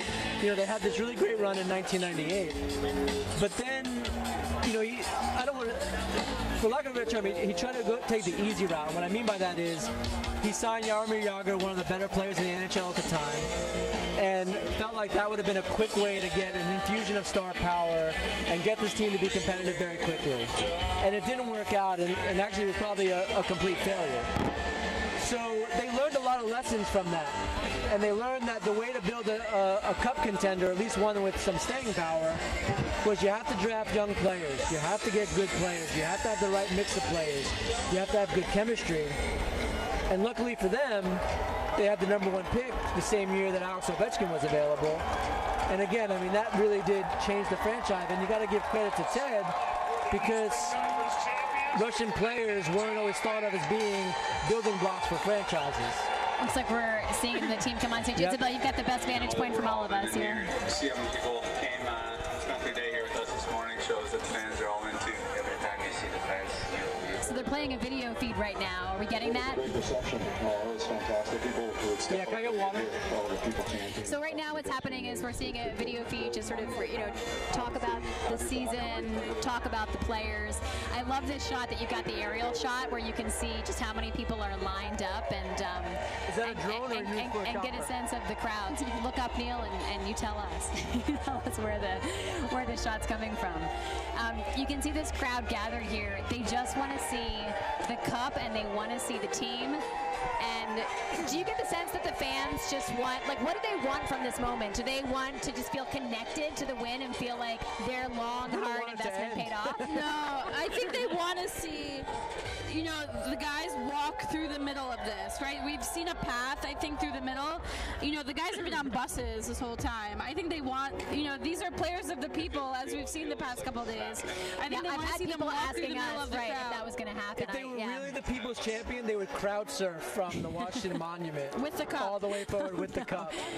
That does not seem like a good idea, Neil Greenberg. You know, I was talking to a woman earlier who came with a bunch of teenage girls who were seasons ticket holders, and you know, really defying the stereotype of like who is a fan of hockey and of this team.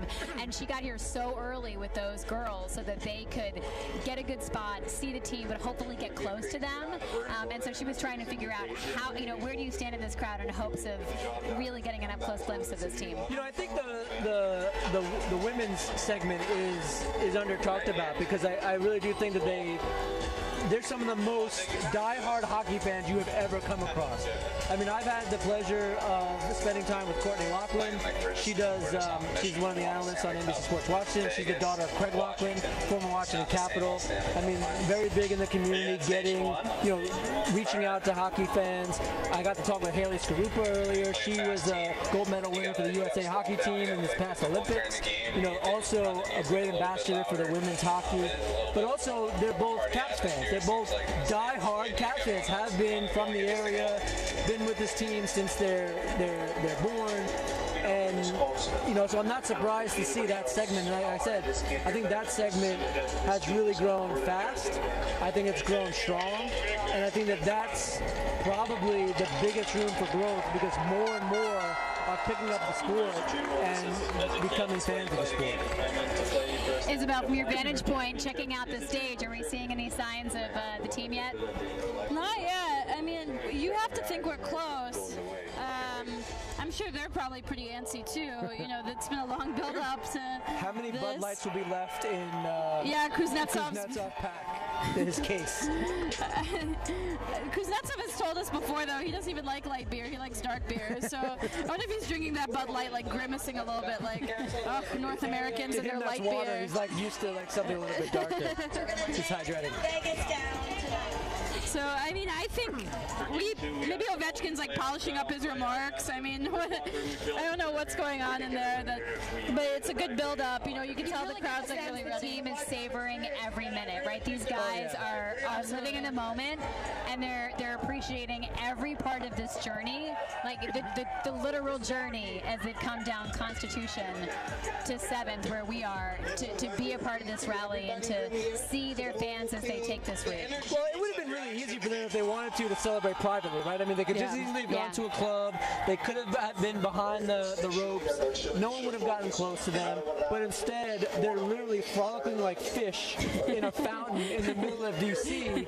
while asking strangers to hold like their phone and their wallet. I mean, could you think of being a professional athlete and saying to like a fan next to you, hold my phone, hold my wallet, I'm about to jump in this fountain and just be like a kid. You know what I mean? It's so great. I mean, there was TJ Oshie was doing like 2 Coors Lights in his mouth at the same time, like chugging. His shirt tucked up over his face, right? I mean, they're just... I mean, these are players of the people. Yeah. Being in the center of D.C., you know, you talked about, Neil, hey, when they moved here from Maryland, God, 20 years ago now? Yeah. It really changed the composition of the downtown of Washington. Yeah. Did it also change the fan base? I mean, did it bring more DCers and not just, you know, Virginians and Marylanders out to this team? Yeah, I think so. I mean, I grew up in an inner city in New York, and I was a hockey fan from early on. But it's not easy, right? Because it's typically basketball, baseball, you know, maybe even some football. But when I was growing up, hockey wasn't a big sport. But now, you can see as we're talking about the sport, the fans are cheering. You know, it's just grown, it's huge now, right? I mean, you can't get on the metro without seeing someone in Caps gear. You can't walk down the street without overhearing people talking about last night's Caps game during the playoff run. You know, people are making sure, asking how to get back copies of our print edition paper, right? People say that the newspaper's dead, but it's become one of the most highly sought after souvenirs we've had in this cup run. I mean, it just gets bigger and bigger as the team gets better and better. So right now behind us, they're playing a video that's going over some of the highlights of the season. So you hear the crowd cheering. They're cheering because they're sort of reliving some of these highlight moments. Isabel, just in a few sentences, take us through some of the big highlights of this past year. Yeah, of the postseason or of the year? Why don't you take us to the year first, then we'll hit the postseason. Yeah, so it was really like the year of Ovechkin. You saw him play score his 600th goal, plays 1,000th game, big milestones for him. Opened up with 2 hat tricks for the first time the 2 hat tricks, first time in 100 years. You're like, first time in 100 years. Yeah, no big deal. What's that? You said that so casually, like, first time in 100 years. Yeah, well, the first one was a surprise. The second one, you start thinking to yourself, all right, there's something special happening here because he was on a mission. You could just, like, it was really kind of special to follow him all year, just kind of how determined he was.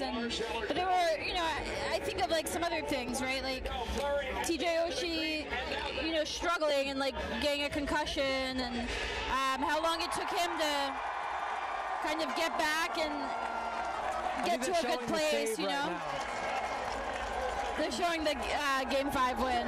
I think about Braden Holtby, like, being frustrated and how long it took him to kind of get back to being in a good place. The struggle was part of the story. To me, it makes the story better. If it had been, like, smooth sailing the whole time, that's not as fun. That's not as interesting. But yeah, I mean, through the playoffs, you know, Lars Eller's play stands out to me throughout the whole time. You know, the overtime goal by Kuznetsov in Pittsburgh, I don't know if I'll ever forget that. Like, the reaction of the bench, the reaction of Kuznetsov flapping his wings like a bird.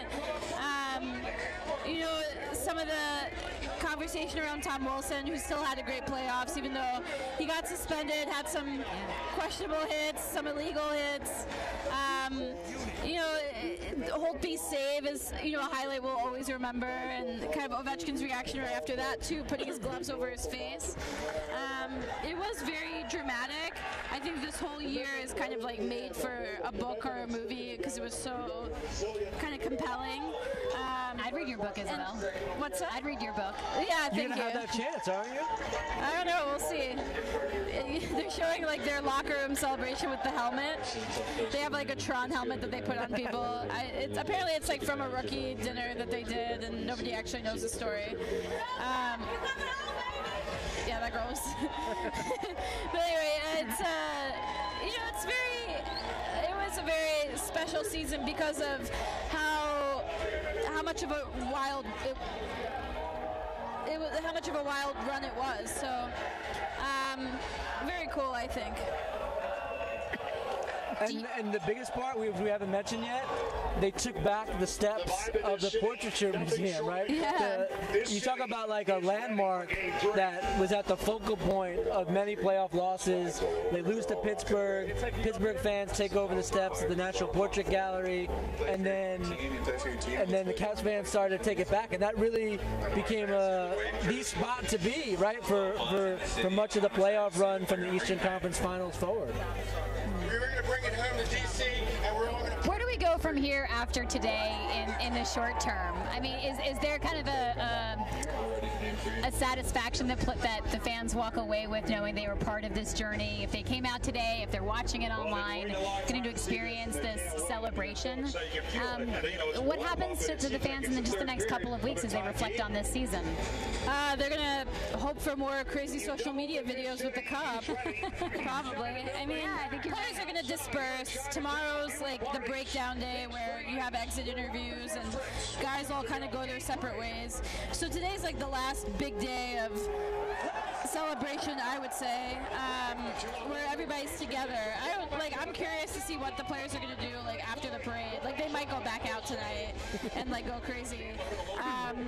But you know, I think what we've heard from fans for a long time is like, well, let me know when, you know, they do something in the playoffs. Let me know when May gets here. Let me know when they get past the second round.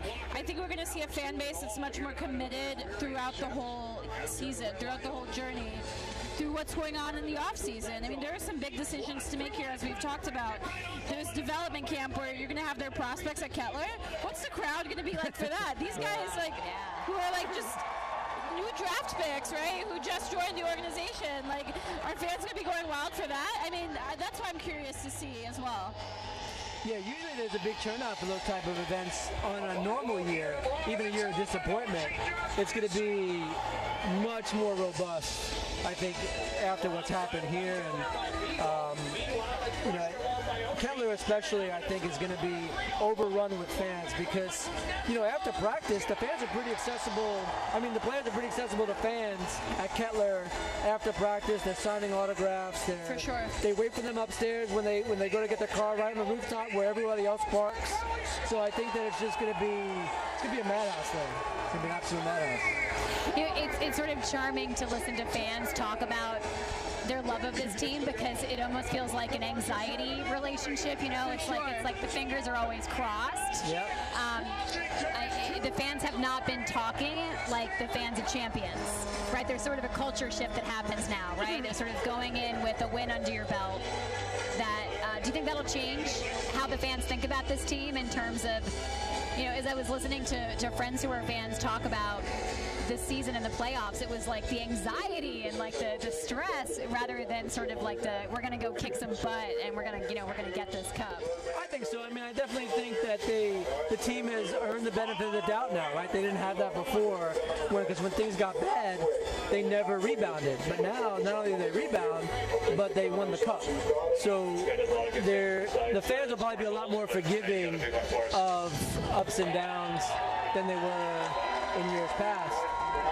I definitely think the fan base is going to be stronger after this because they celebrate the championship, and it wasn't easy. And no, I think that's going to just. I really do think that those type of victories are probably sweeter.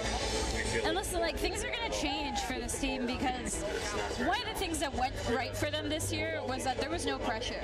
That there were no expectations. You know, we didn't really expect a whole lot out of the Capitals. Other than making the playoffs. That was probably, like, if they did that, like, that's about what we thought they were going to do. Now, fans are going to be expecting something. The barometer has changed. You know, it's not just getting out of the second round, it's a championship. There is going to be pressure. There is going to be spotlight on the Capitals next year. In the past, they have not handled that well. That was something that, you know, they benefited from this year, that there wasn't any of that.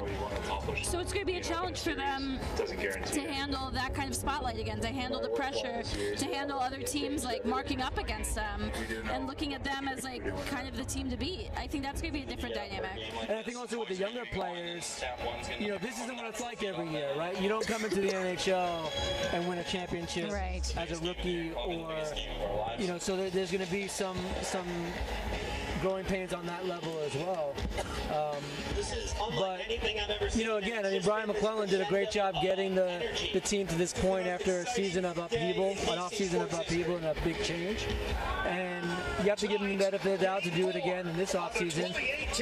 We'll know a lot more once the John Carlson situation, I think, is kind of shaped up. Even more so than Barry Trotz, because they've kind of had their coaching waiting for a while. I think the team will be comfortable with that transition, right or wrong, they'll be comfortable with it. But the John Carlson, if there's a John Carlson-sized hole in the roster, that's going to be difficult to overcome because he plays big minutes. He does a lot for this team that not necessarily can be done by other players, but may not be done as well by other players. And then remember, once you move one player up, everybody else has to move into a new role as well. So it's not just plugging one player in or moving or promoting one player. A lot of different players have to start to get some new roles. So I think once we know what the John Carlson situation is, it'll be much easier to assess where this team can or can't go and what we should expect. I'm Libby Casey with the Washington Post, and I'm with Neil Greenberg and Isabel Krashudian, sports reporters. Isabel's been following the team all year long on the road, finally home in Washington.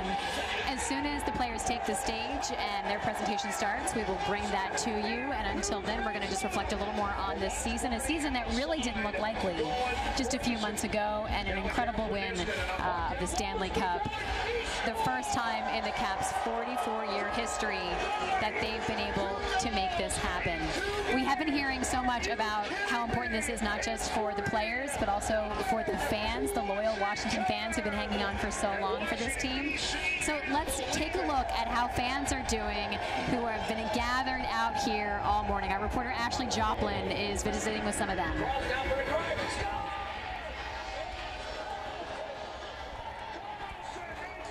Hi guys, so I am here with Alex and Michelle Pappas, and what's interesting about them is that Alex actually got his mother involved in loving the Caps, and so now it's a totally family ordeal. So Alex, tell me, what was it like being able to experience this parade, this win? How's this weekend been for you?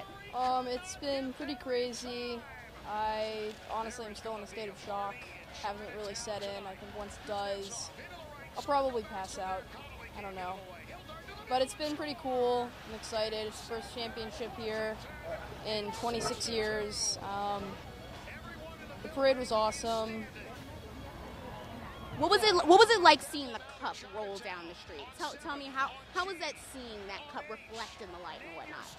Honestly, I forgot that it was the real cup. I didn't realize we actually had won the cup yet. So it was pretty amazing. It was odd to see. I'm not used to that. I'm used to a lot of disappointment, but this is a really good change, and I hope it continues. I hope it spreads to the rest of Washington, which is wonderful. It's a great victory for everyone, really. So you guys were telling me that some of the families at work, some of the families in other places. Did you take off from school today to be here? I'm out of school. You're out of school. So, yes, I'm out of school. Figured I should come. Why not? It's a great experience. First time ever.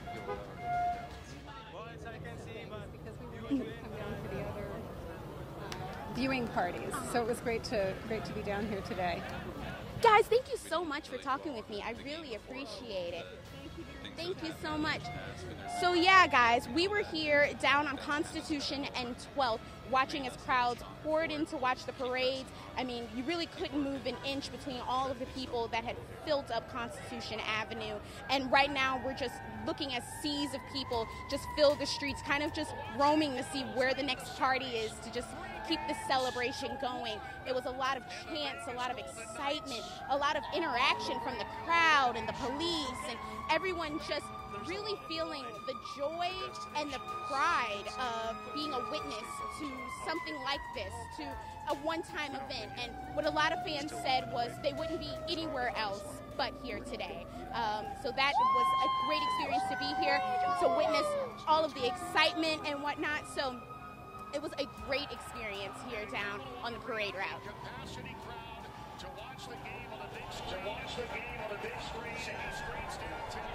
Thank you so much.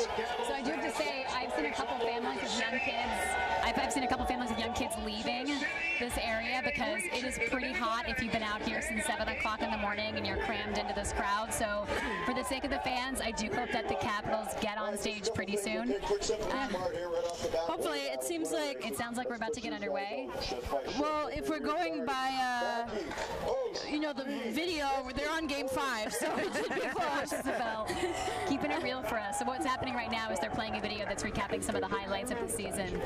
Isabel, you've talked about how there was this really crucial moment when Coach Dave Trotz had like the, make it or break it moment, not just for his career, but for the team.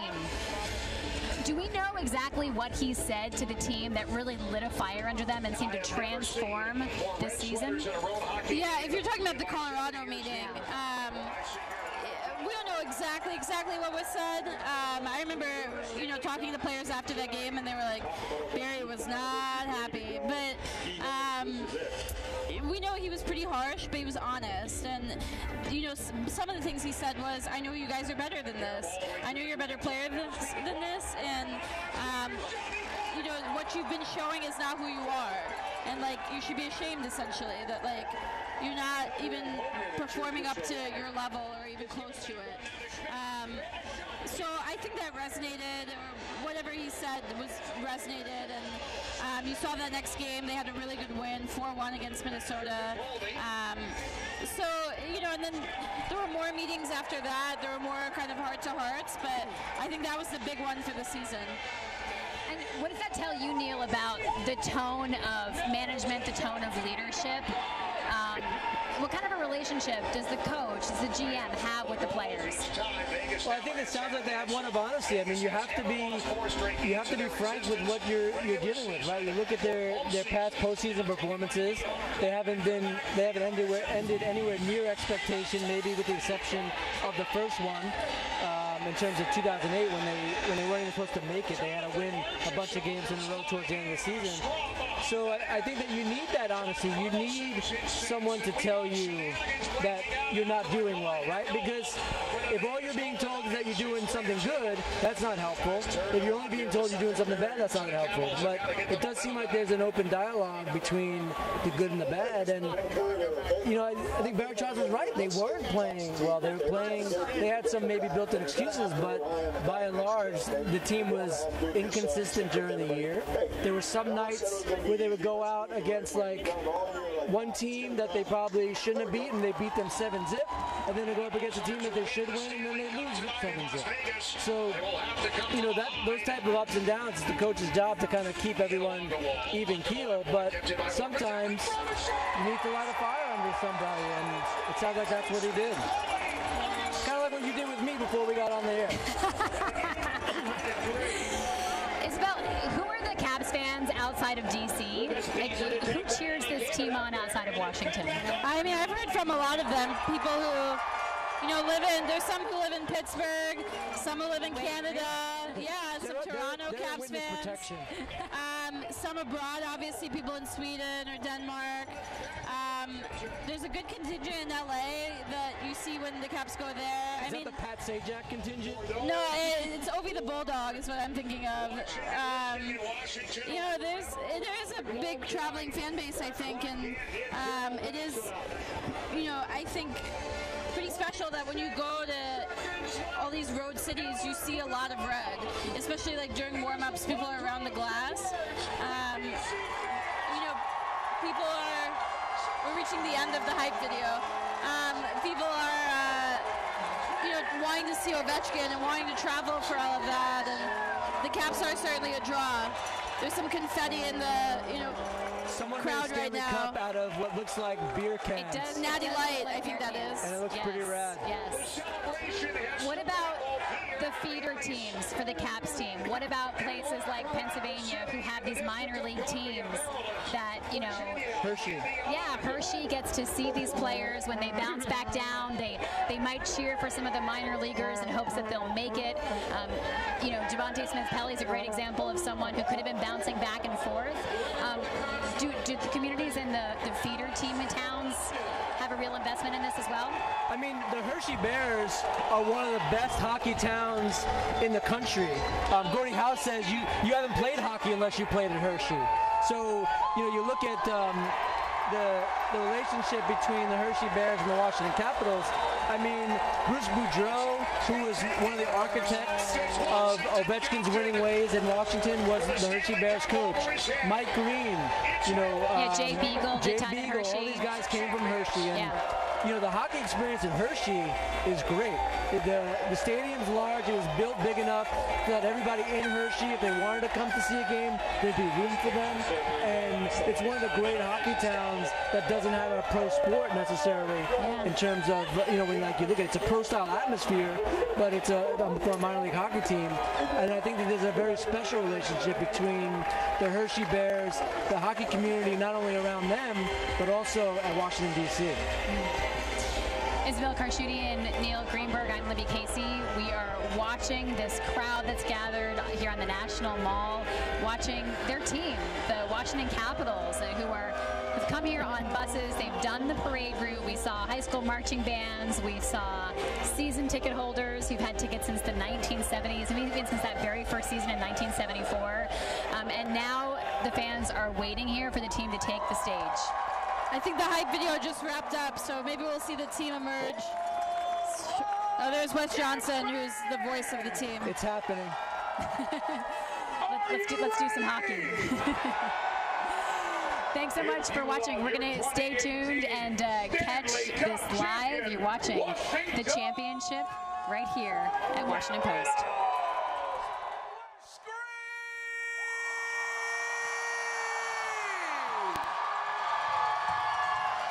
Ladies and gentlemen, let me introduce to you the radio voice of your Washington Capitals. Give it up for John Walton.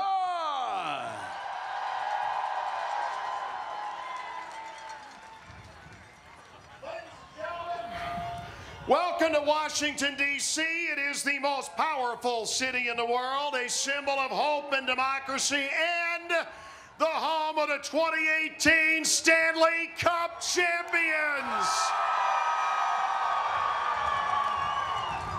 We're a part of history here today for the first time together to celebrate our town being at the top of the hockey world. The disappointments of the past swept away by an extraordinary group of players who would not be denied a date with Lord Stanley. This championship run put together by this coaching staff and implemented and carried out by the players that you'll see momentarily was made possible by the belief that this season could be different than those that came before it. Belief, that's a powerful word. It's trust in one another or a group. It's confidence that you can succeed. Teammates and fans alike must have belief to achieve that ultimate goal. And this spring in our town, that goal was achieved. This team rallied it from behind in every single series against Columbus, against Tampa Bay, against Vegas, and yes, against Pittsburgh. Proving that they could overcome adversity better than any Capitals team that came before them. A captain that would not be denied his chance at glory. A goaltender that stared down the competition and made the biggest moments matter, especially a certain save in Game 2 that'll go down as the biggest in Capitals history. The players brought the championship to this city, but you, the fans, gave them the support they needed. You rallied in the streets when you couldn't get into the watch parties. You filled bars and restaurants to watch with your friends, family, and co-workers. You went to work the next day after screaming the whole night before. And through all the previous heartbreak of yesteryear, you said it was okay to believe. And because of you, the Stanley Cup is in our town in one of the greatest moments in Washington sports history.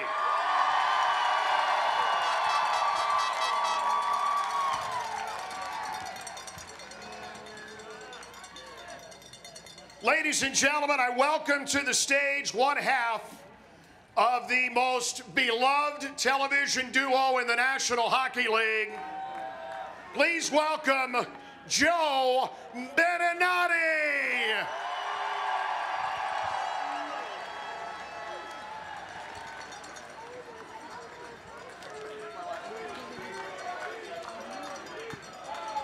Look at you guys rocking your red.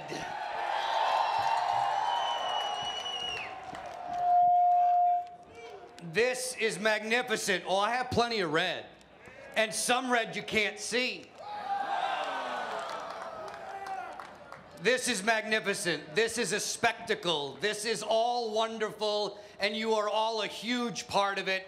At long last, folks, the Stanley Cup belongs to Washington. Today, we all share in this incredible atmosphere. You're joining together this second week of June, but to me, it feels like a day of Thanksgiving. So we should give thanks to the Washington Capitals. We should show our gratitude to the entire organization for helping us live out these, our championship dreams. Recognition at every level, folks, every level. From Capitals ownership and management, the entire coaching staff, the scouting staff, for all the athletic training, medical and equipment personnel. Thanks to everyone behind the scenes in communications and sales and marketing, all of them the driving force behind the title-winning Capitals of 2018. I know you will be just the same, but I am forever grateful to the men who performed so spectacularly on the ice. A group of players who overcame each and every obstacle in their way. And folks, I'm hoping you're gonna let them hear you. They heard your favorite cheer all throughout. A 2-0 deficit to the Columbus Blue Jackets. Say it with me, no problem. Let's go, Caps!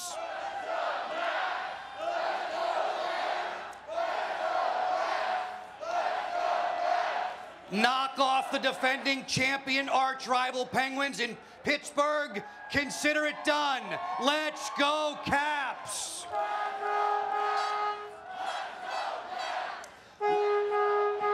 Win game 6 and 7 by shutout of a Tampa Bay. Piece of cake. Let's go, Caps! And then for all the glory befitting a Stanley Cup champ. Storm the fortress in Vegas, come home a big winner. Hallelujah, let's go, Caps.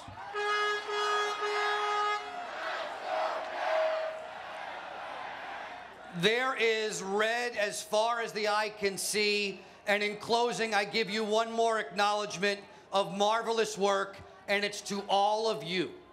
Capitals fans, all of you here today, all of you watching on NBC Sports Washington, listening on the radio, all of you around the world, you greatly helped inspire this championship run. When the city streets, folks, were filled with red, those were sights and sounds I can tell you that I have never seen before, but I sure do hope that we will see again. Thank you so much for enjoying this celebration. Thank you very much for all of your kind attention. As we welcome to the podium now, entering the stage, please welcome Washington, D.C. Mayor Muriel Bowser.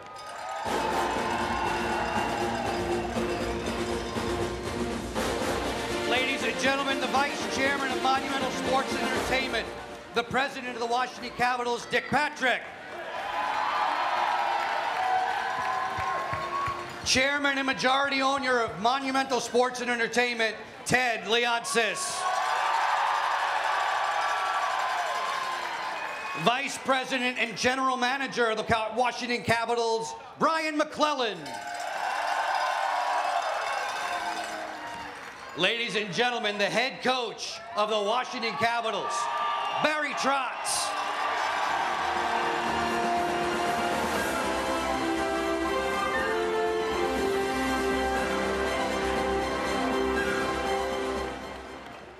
Ladies and gentlemen, are you ready to see your heroes?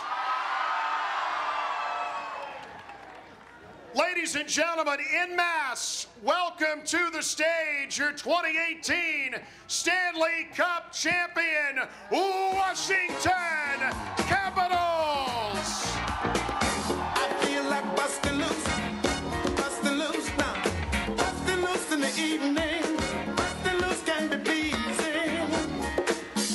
Talk about busting loose, y'all, busting loose in the meantime, busting loose make you feel fine. Talk about busting loose, y'all, busting loose to my love Jones, busting loose to each his own. Talking about busting loose, y'all. Busting loose to my love Jones. Busting loose to each his own. Give me the bridge, y'all.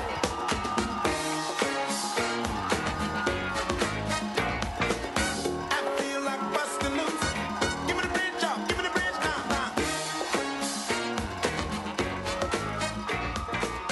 I feel like busting loose. Busting loose. I said, Shala, come on, y'all said. I said, Shala, get it, y'all said. I said, Shala, come on, y'all said. I said, Shala, hit it, y'all said. Give me the bridge now.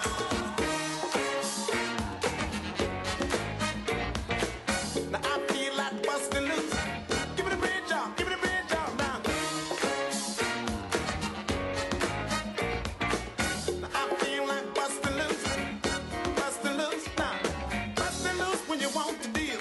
Busting loose doing what you feel. Talking about busting loose, girl. Busting loose when you want to deal. Busting loose doing what you feel. Talking about busting loose now. Busting loose when you want to sing. Busting loose, baby, do your thing. Talking about busting loose, girl. Busting loose when you want to sing. Busting loose, baby, do your thing. Give me the bridge, y'all.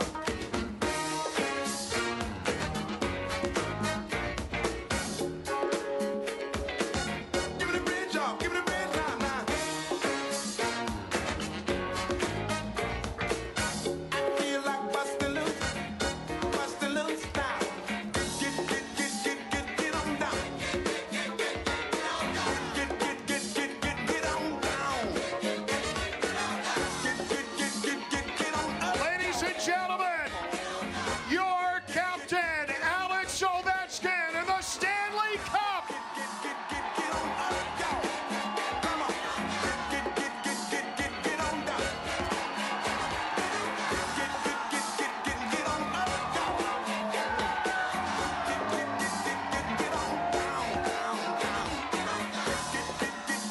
Get on up, y'all. Get on down.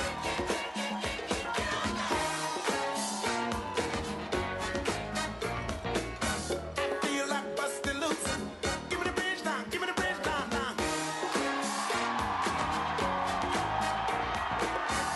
Feel like busting loose.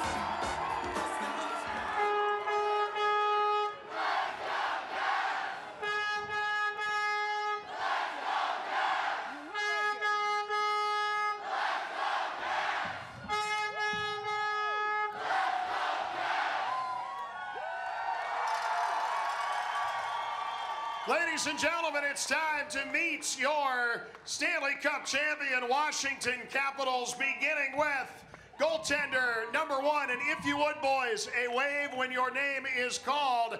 From North Pole, Alaska, a first-time Stanley Cup winner, Phoenix Copley. Fellas, you've been busy. You can have a seat. You guys are tired. You can have a seat.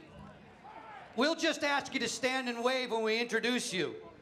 This guy plays his best against the other team's best. He was the Caps' second highest scoring defender in the playoffs. Number 2, Matt Niskanen.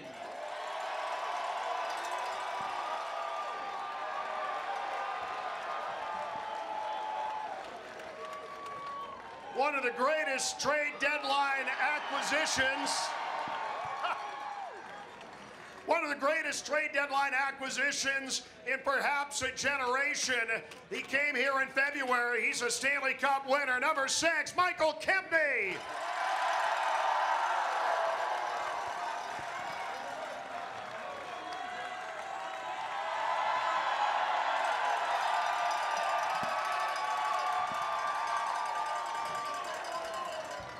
I'm getting the sense these guys like the applause. I think this is a good thing. This is a good thing. This hard-hitting Russian defender, he pounded home goals against Columbus and Tampa Bay in the postseason. Number 9, Dmitry Orlov.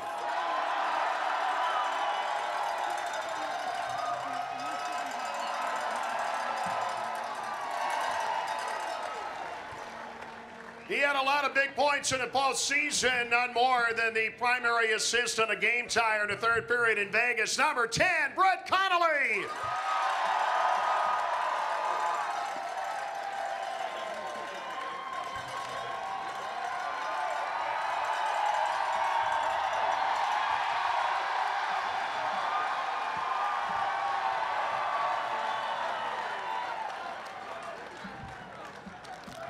Do we get to chug later? Our time is coming, Joe, believe me. Well, I think I remember one time. My man, Jake the Snake, he showed me his broadcasting skills on Instagram Saturday after he went top shelf on a breakaway in the cup-winning game. Number 13, Jacob Vrana.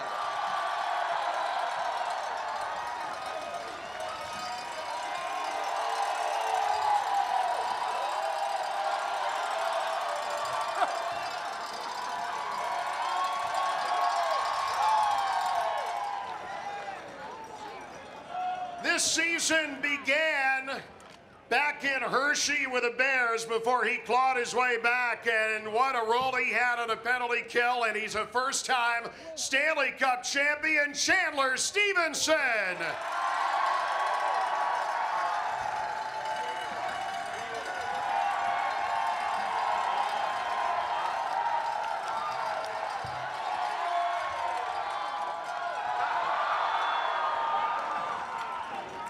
He plays to the people. How do you like the handlebar mustache, too? The handlebar mustache is pretty hot. Yeah, that's nice. That's good. Ladies and gentlemen, number 3 now in points all-time for the Caps. Number 1 all-time in assists. He played brilliantly and through pain in the playoffs. Number 19, Nicklas Backstrom.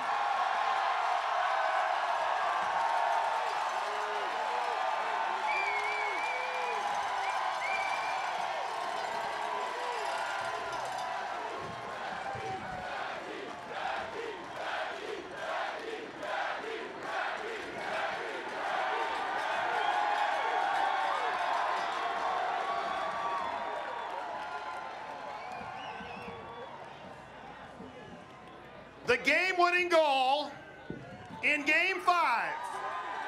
You might say he has the eye of the tiger. Number 20, Lars Eller.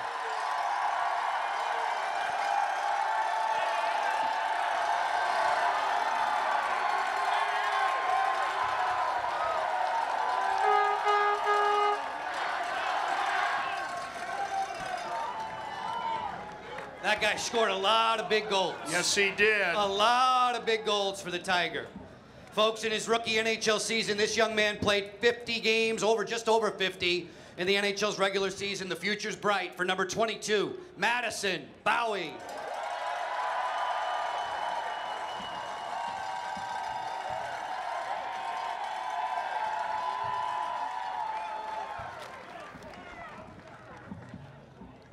He scored 7 goals in the postseason, none bigger than in the third period in Las Vegas, setting the stage for Lars Eller. You know him, you love him, number 25, Devontae Smith-Pelly.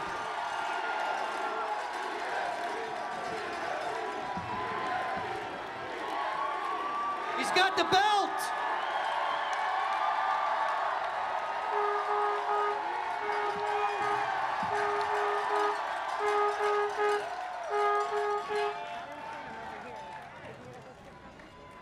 He has the belt. He does. Man brings the belt with him. John, 2 in a row for me here, all right? A very helpful addition to the defense corps, acquired at the trade deadline. He appeared in 2 playoff games. He had an assist against Columbus. Number 28, Jacob Yarabek.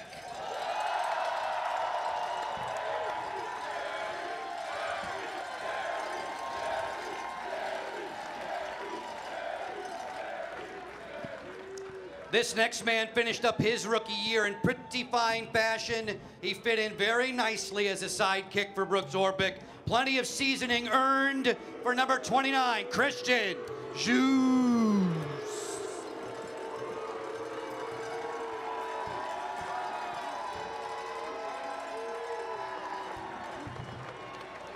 The juice is loose, as it were. This man won a lot of games down the stretch on the way to a Metropolitan Division championship. Number 31, Philip Grubauer.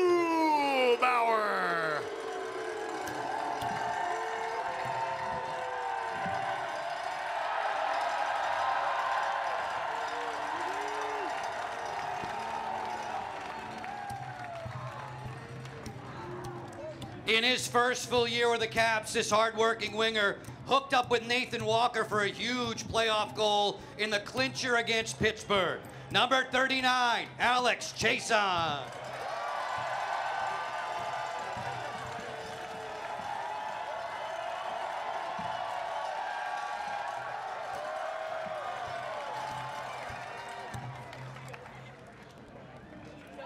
Safe to say he had the best season of his life, the most points in a regular season, the most points in a postseason, a Stanley Cup champion, number 43, Tom Wilson.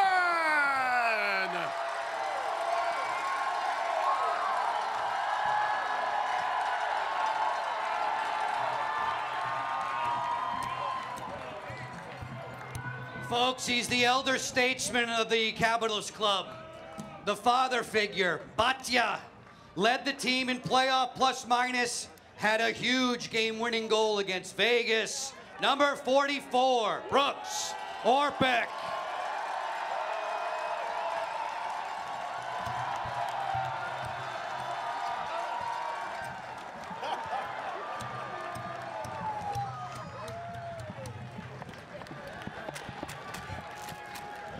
Just days before the regular season came to a close, he walked off the campus of the University of North Dakota, and he came to our nation's capital.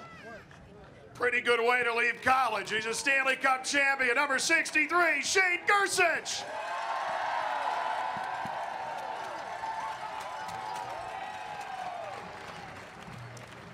This guy battled through injuries a lot this season.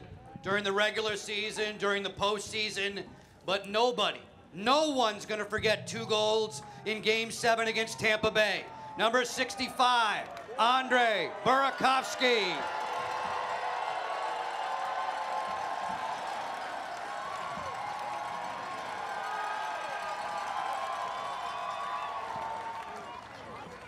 The most wins by a goaltender in a single postseason in Washington Capitals history. And the good Lord willing, there'll be a statue outside of the arena with the save demonstrated for all time. Number 70, Braden Holtby.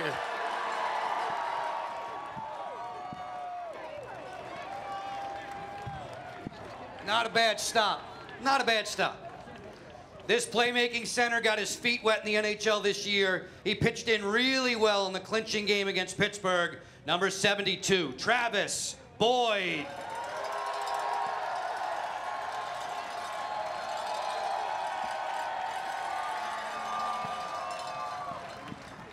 You can never have too many Golden Gophers on your team. I understand that. Yeah, that's always good to have those guys. Career year in every sense. He is now the all-time leading goal scorer and point getter among Washington defensemen in the Stanley Cup playoffs. Number 74, John Carlson.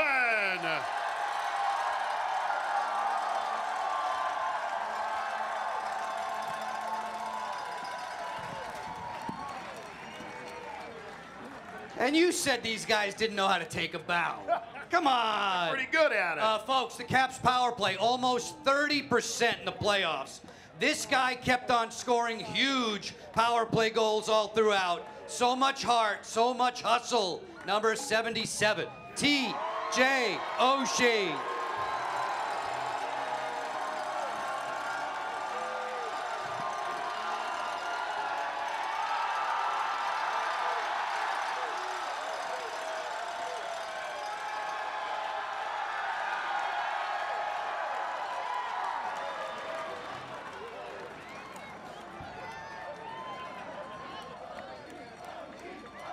The Stanley Cup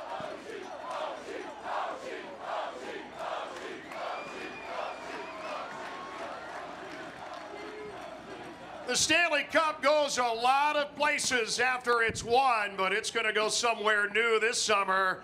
How about Australia? How about number 79, Nathan Walker?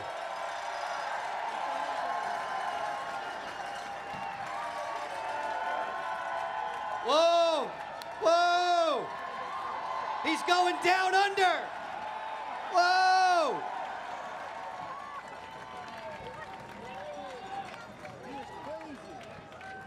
That was almost down under. Folks, it's the only man in hockey history to play for a champion in the ECHL, the AHL, and now the NHL. The model of consistently hard work. Number 83, Jay Beagle.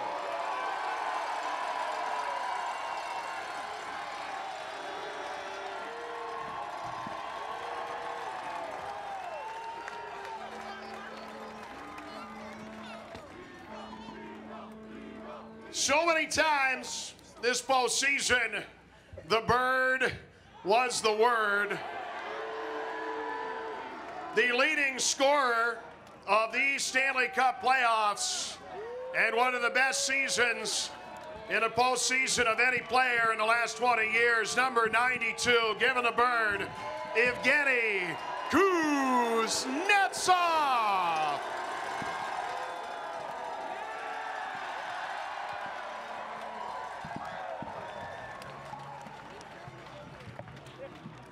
Well, I guess that leaves only one. Over 600 goals. Over 1,000 games.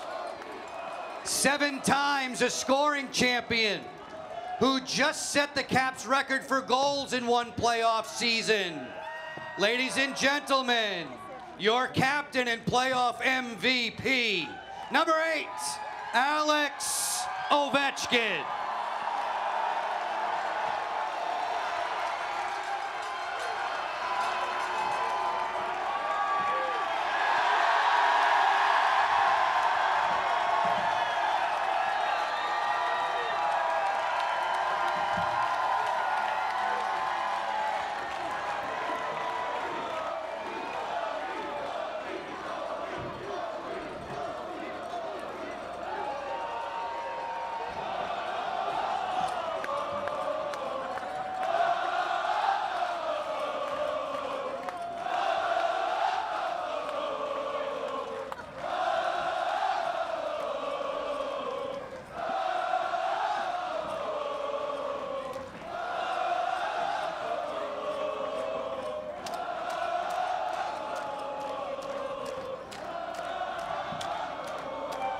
As you can tell, that was totally unchoreographed. Well done.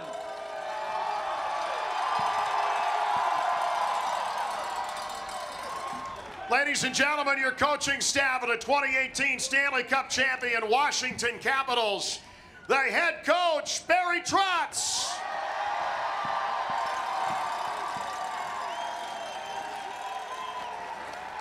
Associate head coach, Todd Reardon.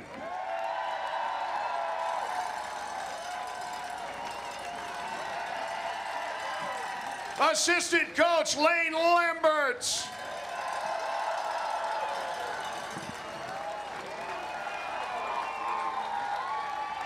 Assistant coach, Blaine Forsyth.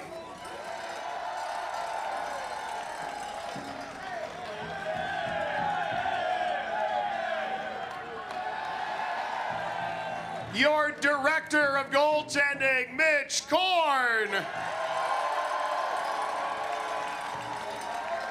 And goaltending coach, Scott Murray.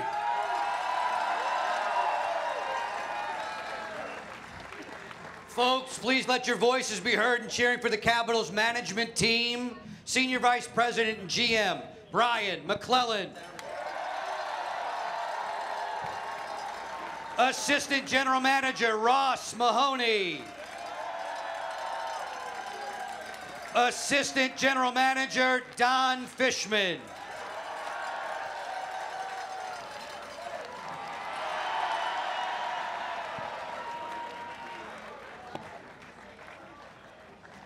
The Capitals medical staff, head athletic trainer Jason Service.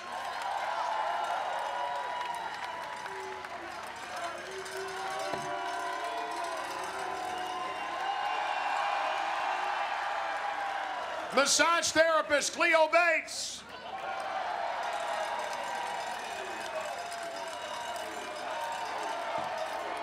And assistant trainer Mike Bowie.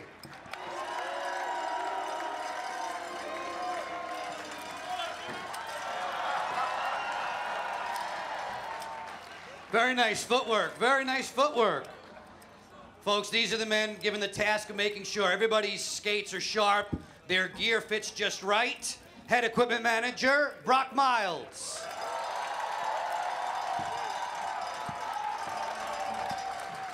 Assistant equipment manager, Craig Woody Leidig.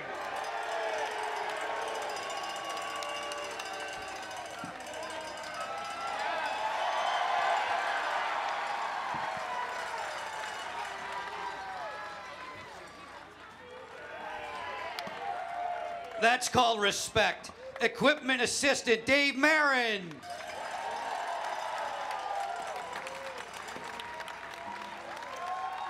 And equipment assistant, Ray Strasha.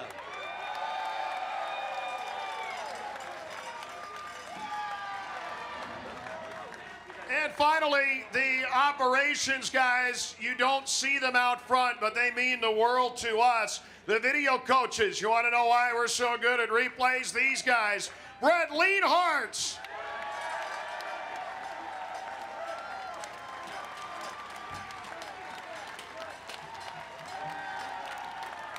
And Tim Ohashi.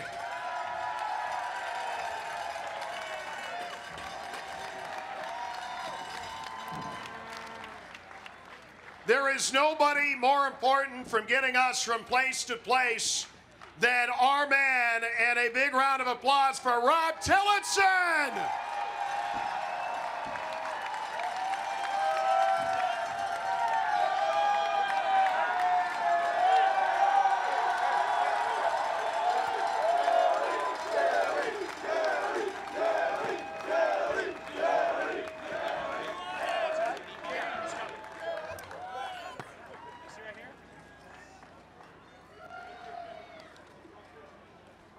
Strength and conditioning coach, Mark Nemish.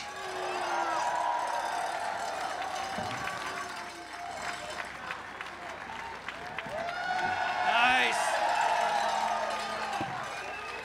Camp Nemo's out of session now, right? And finally, senior rider, my partner on two-man advantage, Mr. Mike Vogel.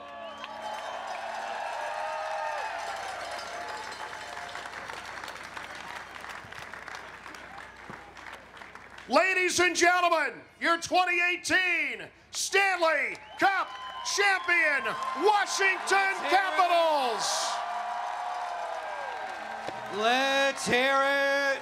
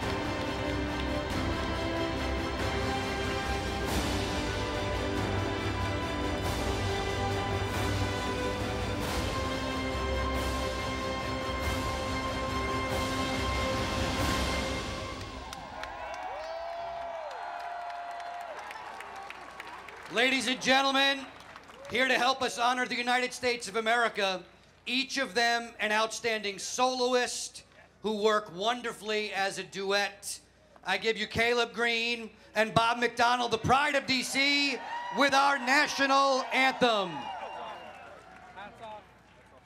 Oh, say, can you see by the dawn's early light what so proudly we hailed at the twilight's last gleaming, whose broad stripes and bright stars through the perilous fight o'er the ramparts we watched were so gallantly streaming, and the rockets' red glare, the bombs bursting in air, gave proof through the night that our flag was still there. Oh, say, does that star-spangled banner yet wave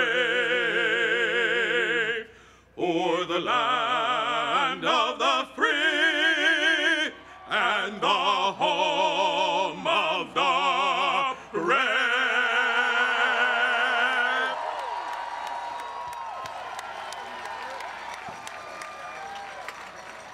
A brilliant job as usual. Capitals fans, your incredible response to this championship hockey team, it's brought a great deal of wonderful attention to the city of Washington, D.C.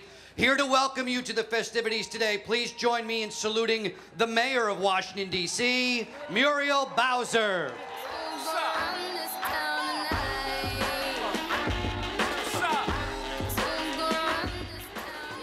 Well, hello, Washington Capitals fans. I'm Muriel Bowser. I'm the mayor of the world champion Washington Capitals. On behalf of 700,000 Washingtonians, our Congresswoman Eleanor Holmes Norton, the members of the D.C. Council, I want to thank the Washington Capitals for bringing the Stanley Cup home to our city.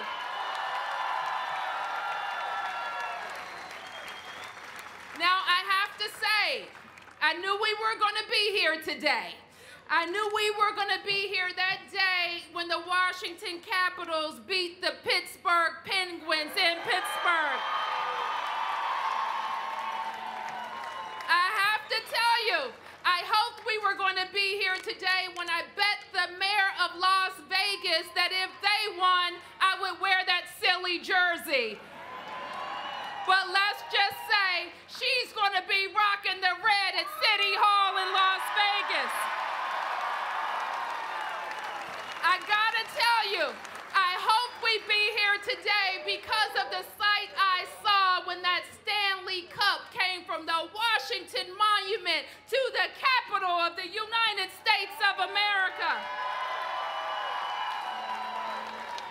And we're here today because we have the best hockey team in the world. We're here today because we have the world's best fans. And we are here today because we are simply the best city in the world, too. I want to thank all of the people that not only have helped us have a wonderful parade, but remember when you filled the streets of Washington, D.C., when our team was 2,400 miles away, they kept us safe, they kept us happy. Let's give a big hand to D.C. Police. Let's give a big hand to D.C. Fire and EMS. Let's give a big hand to D.C. Public Works. And let's give a big hand to Ted Leonsis and Monumental Sports that brought the cup home. You know, I gotta tell you, I've been telling the world that we are the sports capital. And now the Washington Capitals have made us a championship city. Let's go, Caps! Let's go, Caps! Let's go, Caps!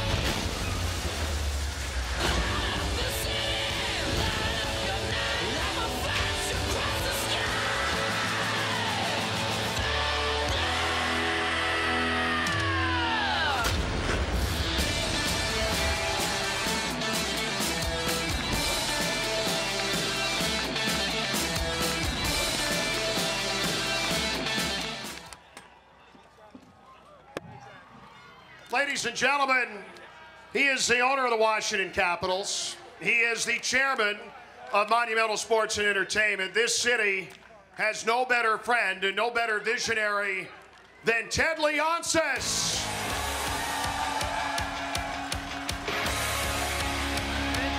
Thank you.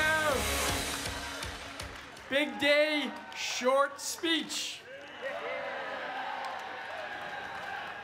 We put the unity in the community. We all agree on one thing.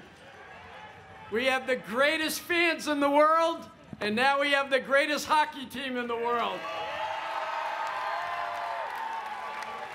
I am so proud of the love and respect that our community has shown each other and our franchise. All I've ever wanted to do is hold the mirror up to the people that we serve. And all I've seen reflected back is love. And that's what this is about. I love you so much. I know how much you love this city and these players. And now we have something that bonds us and unites us. A Stanley Cup championship.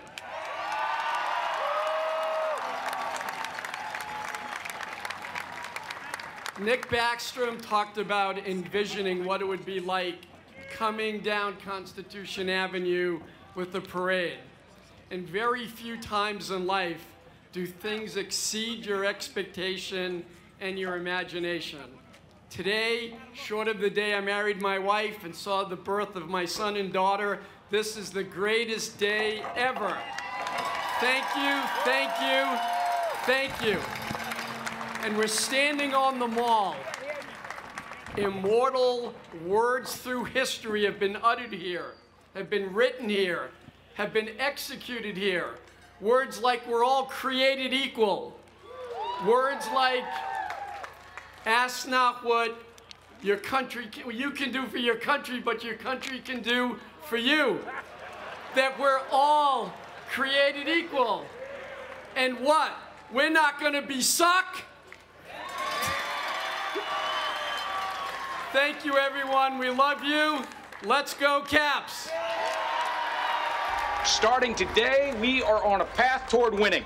To be successful, you must throw away all fear. Speed and agility are critical, but desire and determination are even more important. This is your game now, gentlemen.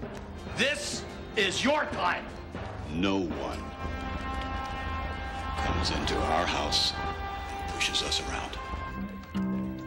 Unleash the fury. I want you to get up now. Let's put the women and children to bed and go looking for dinner. Let's be heroes. I want all of you to get up out of your chairs. Get out! Get on your feet! Unleash the fury. I want you to get up right now. The fans are standing up to them. The security guards are standing up to them. The peanut vendors are standing up to them. And by God, if I could get down there, I'd be standing up to them. All right. Let's go.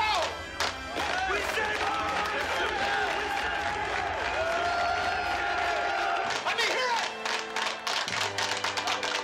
Go, go, go, go. Let's go.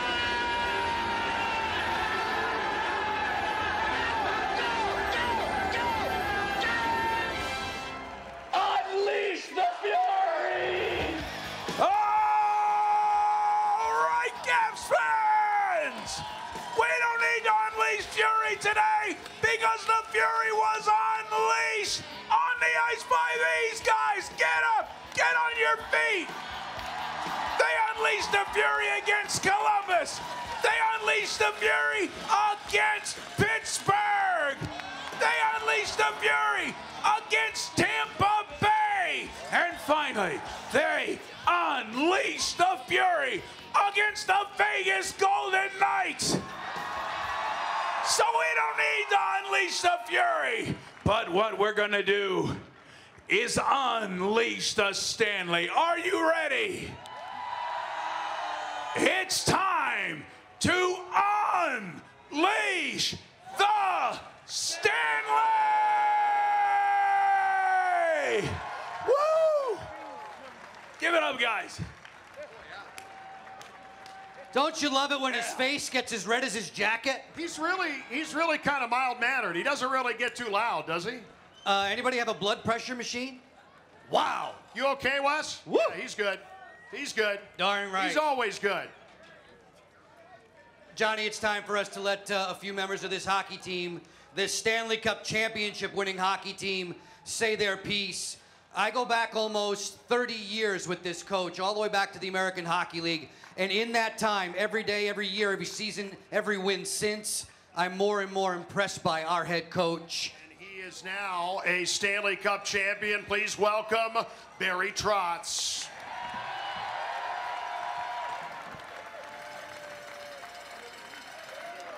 DC!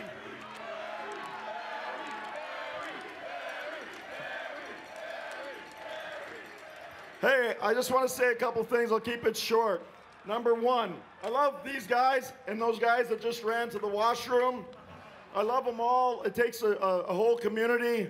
The great thing that I want to share with you is what we are. We're very diverse. We've got Americans, we've got Canadians, we've got Swedes, we've got Danes, we got Russians, we got Czechs, we got Australians, we got rookies, we got veterans, we got great people. And it sounds just like DC and the community of DC.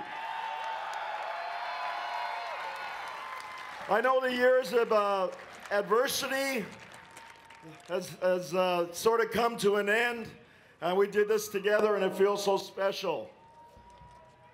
Really simply, I'm going to keep this short. Love this. Love the community. We're going to do it again, but I'm going to leave you with 4 words. I'm going to leave you with 4 words as I look at these beautiful monuments. You think of all the history behind me, in front of me, around the corner in this city. We made some history, but the 4 words that I want to leave you with, and I have to sort of paraphrase it from one of the greatest people, greatest Americans of all time. We had a dream, and we did it.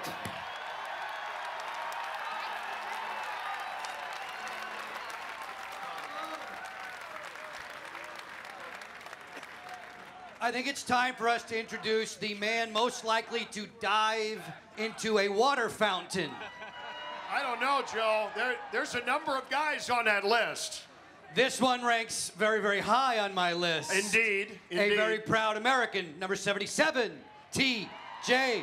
Oshie.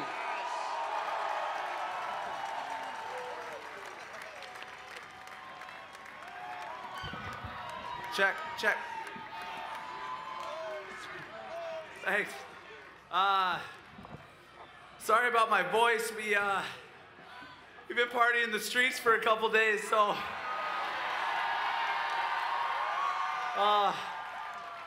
Tell you what, going through these streets, seeing how many people are out here, how many people came out to support us, how many people have supported us since the beginning when apparently we weren't supposed to be very good this year. You know, we love you, and there's been a lot of chants. There's been Let's Go Caps. There's been We Want the Cup.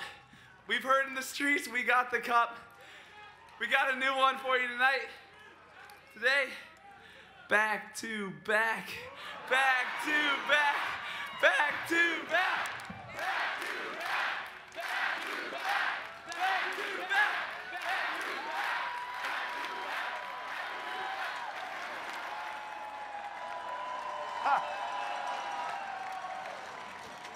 Can't forget the water bottle. Can't forget the water bottle. Joe, there are few guys that we get to talk to on a daily basis that are more entertaining than the guy that's about to come up and speak next. And I can't share with you, although he might, I can't share with you the nickname that he has for me. I won't even go down that road. But I will say to you, we started this year, we started this playoff postseason by saying he's on the cusp of superstardom. He's there now, baby. I bet he is. Number 92, Yevgeny Kuznetsov.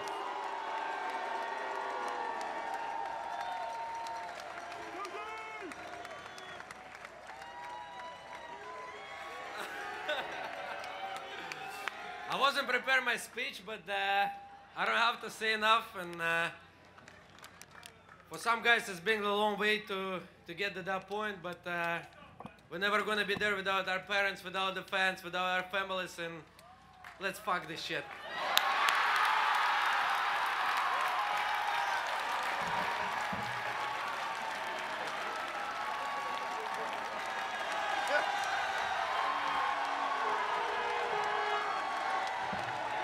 I honestly don't know how you follow that. No, was he speaking Russian? He spoke Russian. I think it was Russian. That was Russian. I think it was Russian. That was Russian. Back on Saturday night, with all the revelry, with all the parties, with all the places that these guys brought the Stanley Cup, Craig Laughlin and I managed to be in the same spot, in the same room with the Stanley Cup and this team, in one of the few private moments I've seen them have with it. And this next gentleman, along with John Carlson, they encouraged Locker and I, who come from a different school of thought on this, they encouraged us to hold the cup and to kiss the cup and to feel like part of a championship team with them. I will never, ever forget that about this particular winger. He is a guy who had an unbelievable season, and now he is a Stanley Cup champion. Women love him. Men want to be him. He's Tom Wilson.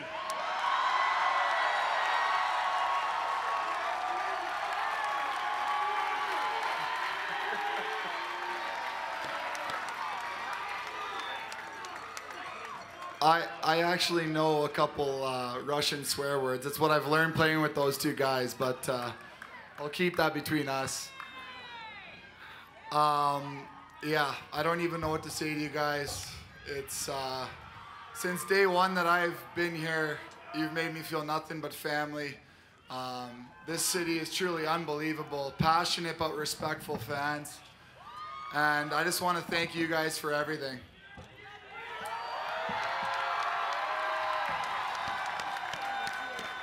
To these guys, what a group of guys. I'm sure you've seen a little bit, you know, what we're about the last couple days, having fun with you guys, having fun with each other, and including everyone. And it takes every single piece, you know, every single piece that you've seen, and the guys that you haven't seen, you know, it's everyone in this city. And I love these guys. We're all family now forever, along with you guys. And everybody says what happens in Vegas stays in Vegas. But we brought the cup home!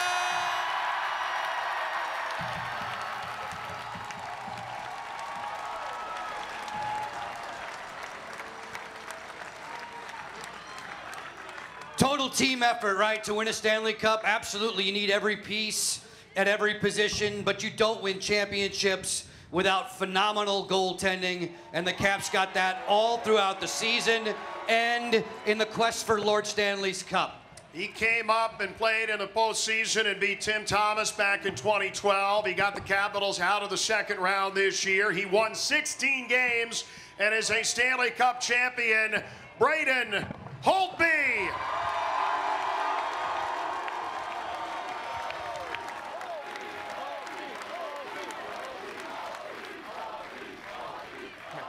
All right, guys, I'm going to keep this real short because, frankly, I really want to get to Ovi's speech. So,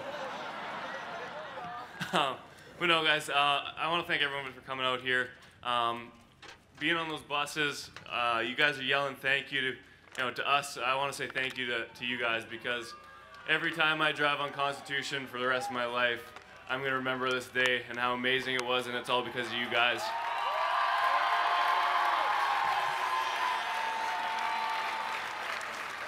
And lastly, to all our training staff and everyone that put on this event, because these guys are running around like crazy people back there to make sure we're putting on a great show for you guys. So thanks again, guys, and we're going to see you next year.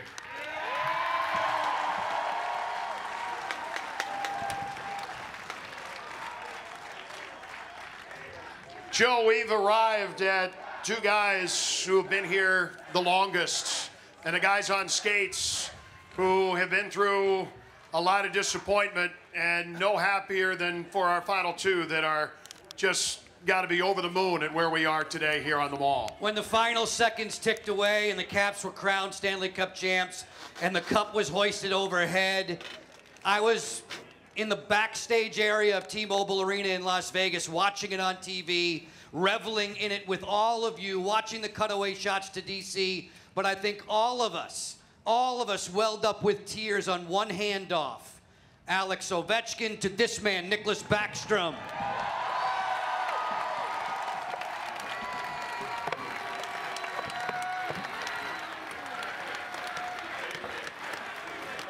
Thanks, guys.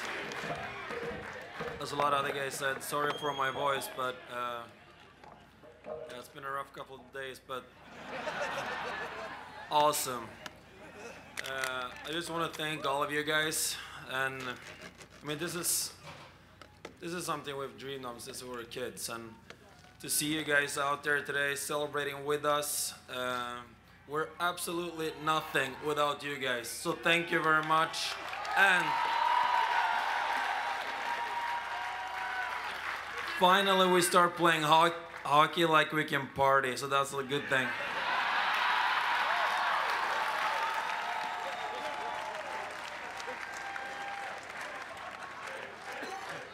Could you imagine if they actually won it like 5 or 6 years ago when they used to travel around like a rock and roll band? Could you imagine? Yeah, they might be dead. Could you imagine? They're unbelievable. Nick mentioned back when he was a kid, we've had the good luxury of knowing these two among the elder statesmen of the Capitals all the way back to when they were kids, to when they were teenagers. And there was always a part of me that wondered, what would it be like? How would he celebrate if he actually won the Stanley Cup? Well, the last 4 and 5 days, you've seen him run the city streets. And you've seen him share all of your joy, all of your elation. He made it the People's Cup. He is the greatest goal scorer of this generation. He is your captain, and he's a Stanley Cup champion, Alex Ovechkin.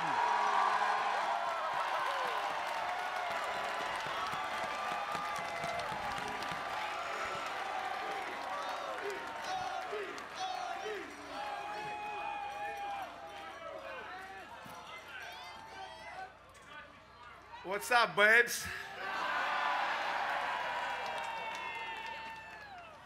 My teammates love it, babes, you know, like Holtz threw me under the bus, under the train actually. Look at this people who's here.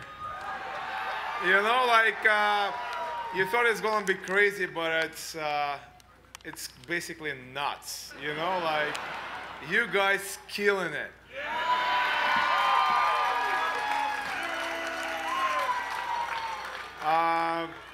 You just bring for us, for our families, for our moms, dads, brothers, wives, kids, just happiness because they support as much as you are. They was all in, and we want to say thanks for our families and for you guys. Thank you very much, babes.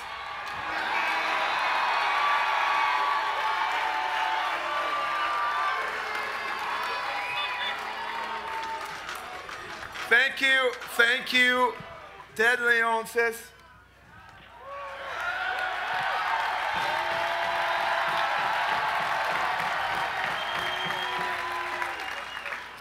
Thank you, coaching staff. Thank you, GM, to bring this team together. And how Babe said, back to back, right?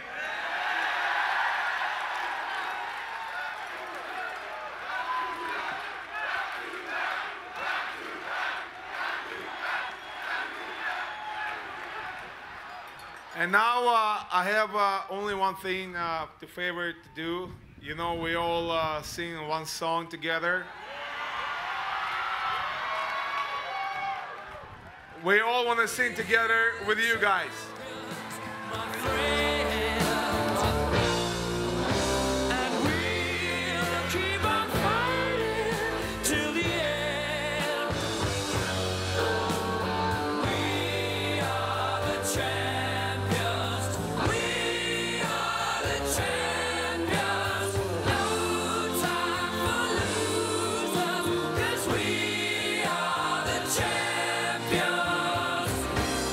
Of the world.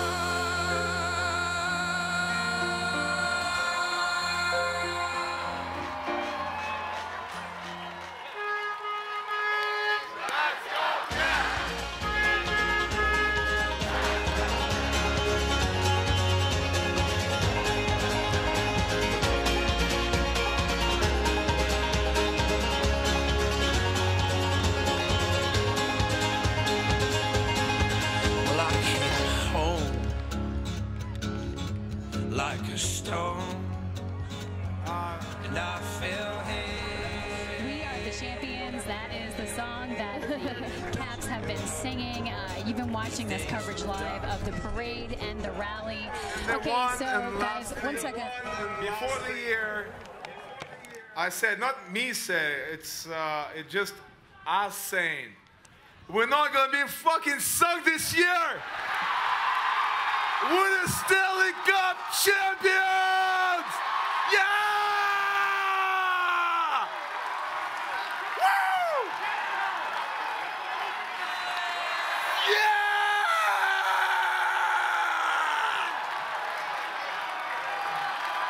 Woo!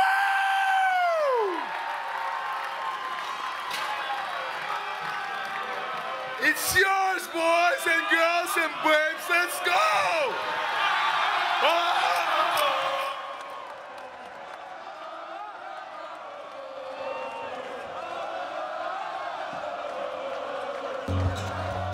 We'll blow away with this new sun, but I'll kneel down, wait for now, and I'll kneel down, know my ground, and I will wait for you, and I will wait for you.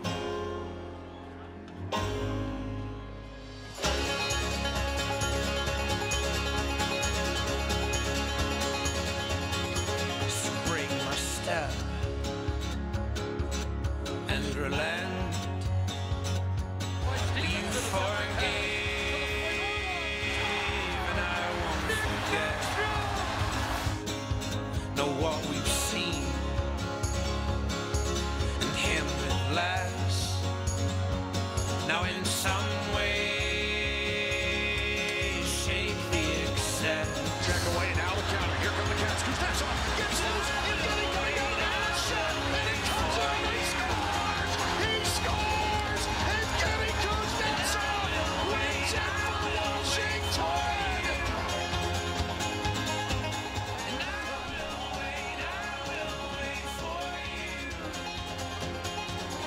These guys, but don't talk like these guys. I think that's the takeaway. You're watching live Washington Post coverage of the Caps victory parade and rally. A lot of heartfelt messages from the team about the fans, which is something that a lot of fans had hoped to hear. Yeah, you can tell that this team appreciates their fan base. They appreciate all their fans, new and old. I mean, this is going to still be the cup for the people, I think. I don't see the party stopping anytime soon after Based on, those speeches. some of those speeches. Yeah, those they're going to be around DC for a little bit over the next couple hours. We also heard a cry of back-to-back. They want to do this again. Yeah, I mean, why not, right? Like, they weren't supposed to win this year. It's really, really hard to do back-to-back, but Pittsburgh did it recently. If they can keep most of the group together, now they have some confidence. Sure, start that rallying cry. Now, they may have to come up with some money for the fines they may get for some of the speeches, but I don't think that counts against the salary cap, so this should be all right. So when Holtby was talking about the experience of being on the buses and coming here, he talked about the fans saying thank you, and he really said, no, like, thank you, right? We're here to thank you guys for what you've given us. Yeah, that's always been a refrain from Ted Leonsis. I mean, he certainly has always embraced the fans and wanted to make sure that, the fans understand that this is their hockey team and want them to feel that way. And I know the fans, I know the players have to go out there. They've always been fan-forward. They've always been fan-centric. I mean, look, I don't think that you could not be that way and then celebrate the way they celebrated with the cup. That's not a switch that you flip on or off. You're that way because you're that way, and the fans are certainly getting the benefits of it. So if we follow the two of you on Twitter and social media, will we be able to track what the Caps are doing as they continue the party here in Washington? Yeah, I mean, hopefully people get your phones out, tweet at me and DC Sportsbog, Dan Steinberg. We will chronicle all of it. We love that stuff. You Isabel know? Yeah. Tell me where it is. I want to know. I want to see the goofy videos. Pull out your cell phone. Bring a charger with you. So did this live up to what fans wanted to hear today and what they wanted to see today? Yeah, I thought it was great to have like all those guys give speeches. I mean, that's who they want to hear from. You know, like they want to hear from the players. And you know, I thought it was just going to be Ovi. It was great that it was like several players. Couple curse words. Fans love that too, I'm sure. But you know, I thought it was cool that they really had those guys speak and sing "We Are the Champions," which is what they're still doing. And I think that's what fans are really excited about more than anything else. And each player had like a unique way to get up to the stage, right? We saw some dancing. We saw the eagle from Kuznetsov. We saw some people surfing. I'm not really sure what they were doing with lifting up players so they can chug beers upside down. But look, adversity brings teams together. We know that. But this is going to bring the team together even more. I mean, all the partying, all the celebration, all the challenges they had to get to this point. I mean, who knows where this team can go? You think about back-to-back, and it's a nice chance, but this team really did play great in the playoffs. And we've seen a lot of teams not have great regular season runs, but then are able to put it together for the playoffs. Now that Washington has shown they can put it together in the playoffs, like Isabel said, as long as most of this team is the same, then there's really no reason to doubt them at this point. Yeah, I've heard other former Stanley Cup champions to talk about how the team you win with, that's the closest group you are. Like there's something about that bonds you. You can have reunion parties 20 years later. I mean, those guys you just form a special connection because you won with. You don't forget who you won with, and it's gonna be like that for this team. They're never gonna be closer. It's always going to be special to the first time. Like I said earlier, Brooks Orpik was the only one who had a cup before, so I think they're going to remember all of their first times together to do it. And Brooks Orpik even said after they won, he said, this might be the best team he played on to win that cup. And he mentioned the Pittsburgh teams, which have a very good player in Sidney Crosby and Evgeny Malkin and others. So, it didn't sound like pandering. It sounded like he actually felt that this team was truly that a team, and that's something special. As we watch the fans filter out here and kind of continue the party of their own, some of them have kids slung over their shoulders, half passed out because they've had such a long day. You see jerseys of a lot of players, right? It's not just Ovechkin. There's a lot of different players that Caps fans love and that they wanted to hear from today and they got to hear from today. I mean, I've seen Ovechkin jersey, Backstrom jersey. I saw a couple of Alan May jerseys. I saw a John Erskine jersey, which, let's face it, you don't wear a John Erskine jersey unless you're a true fan of Erskine. Hardcore. Or are an Erskine or a true fan of the team. So, I mean, you're seeing the blue jersey that they first had when Ovechkin got here. You see old school red jerseys. You see new jerseys. You see jerseys from Holtby, all those guys. Yeah, the Winter Classic, Schmoby jersey. I mean, you really do see all different types of jerseys. So when Backstrom was on the stage, he said, we can finally prove we can play hockey like we can party. I love that. That's pretty scary, actually. That's high praise. I mean, this team has already shown they can take it to a new level in partying. Livers of steel. Yeah. So we'll be following what goes on from here. A lot of the players are still hanging out on stage, taking pictures. Fans were hoping that they might come into the audience here, and there was some speculation about that. But honestly, I don't know how they even would have done that at this point. Just try to find your nearest fountain. Chances are you'll see a Washington Capital flopping around in there. Georgetown, Arlington, those are some of their hot spots. Russian restaurants.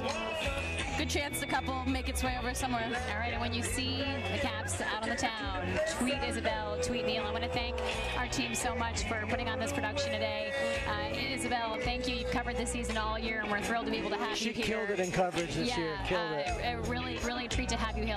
Isabel Kershudian and also Neil Greenberg, who did pretty good this year. So Neil, always great to have you on board talking about this stuff. I'm Libby Casey. Thank you for watching. That's a wrap for our Washington Post coverage. Enjoy your day.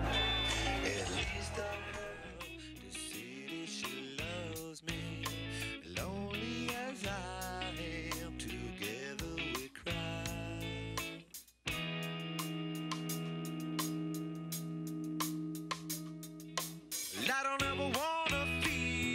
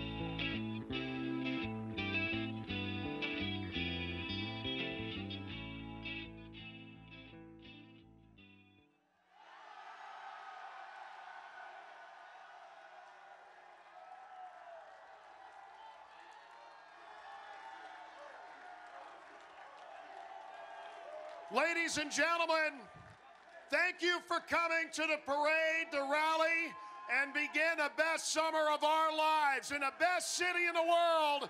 Thank you for coming. Have a great summer. We'll see you next season. Ladies and gentlemen, one last time, for them and for yourselves, one huge ovation, one huge round of applause, and one let's go Caps!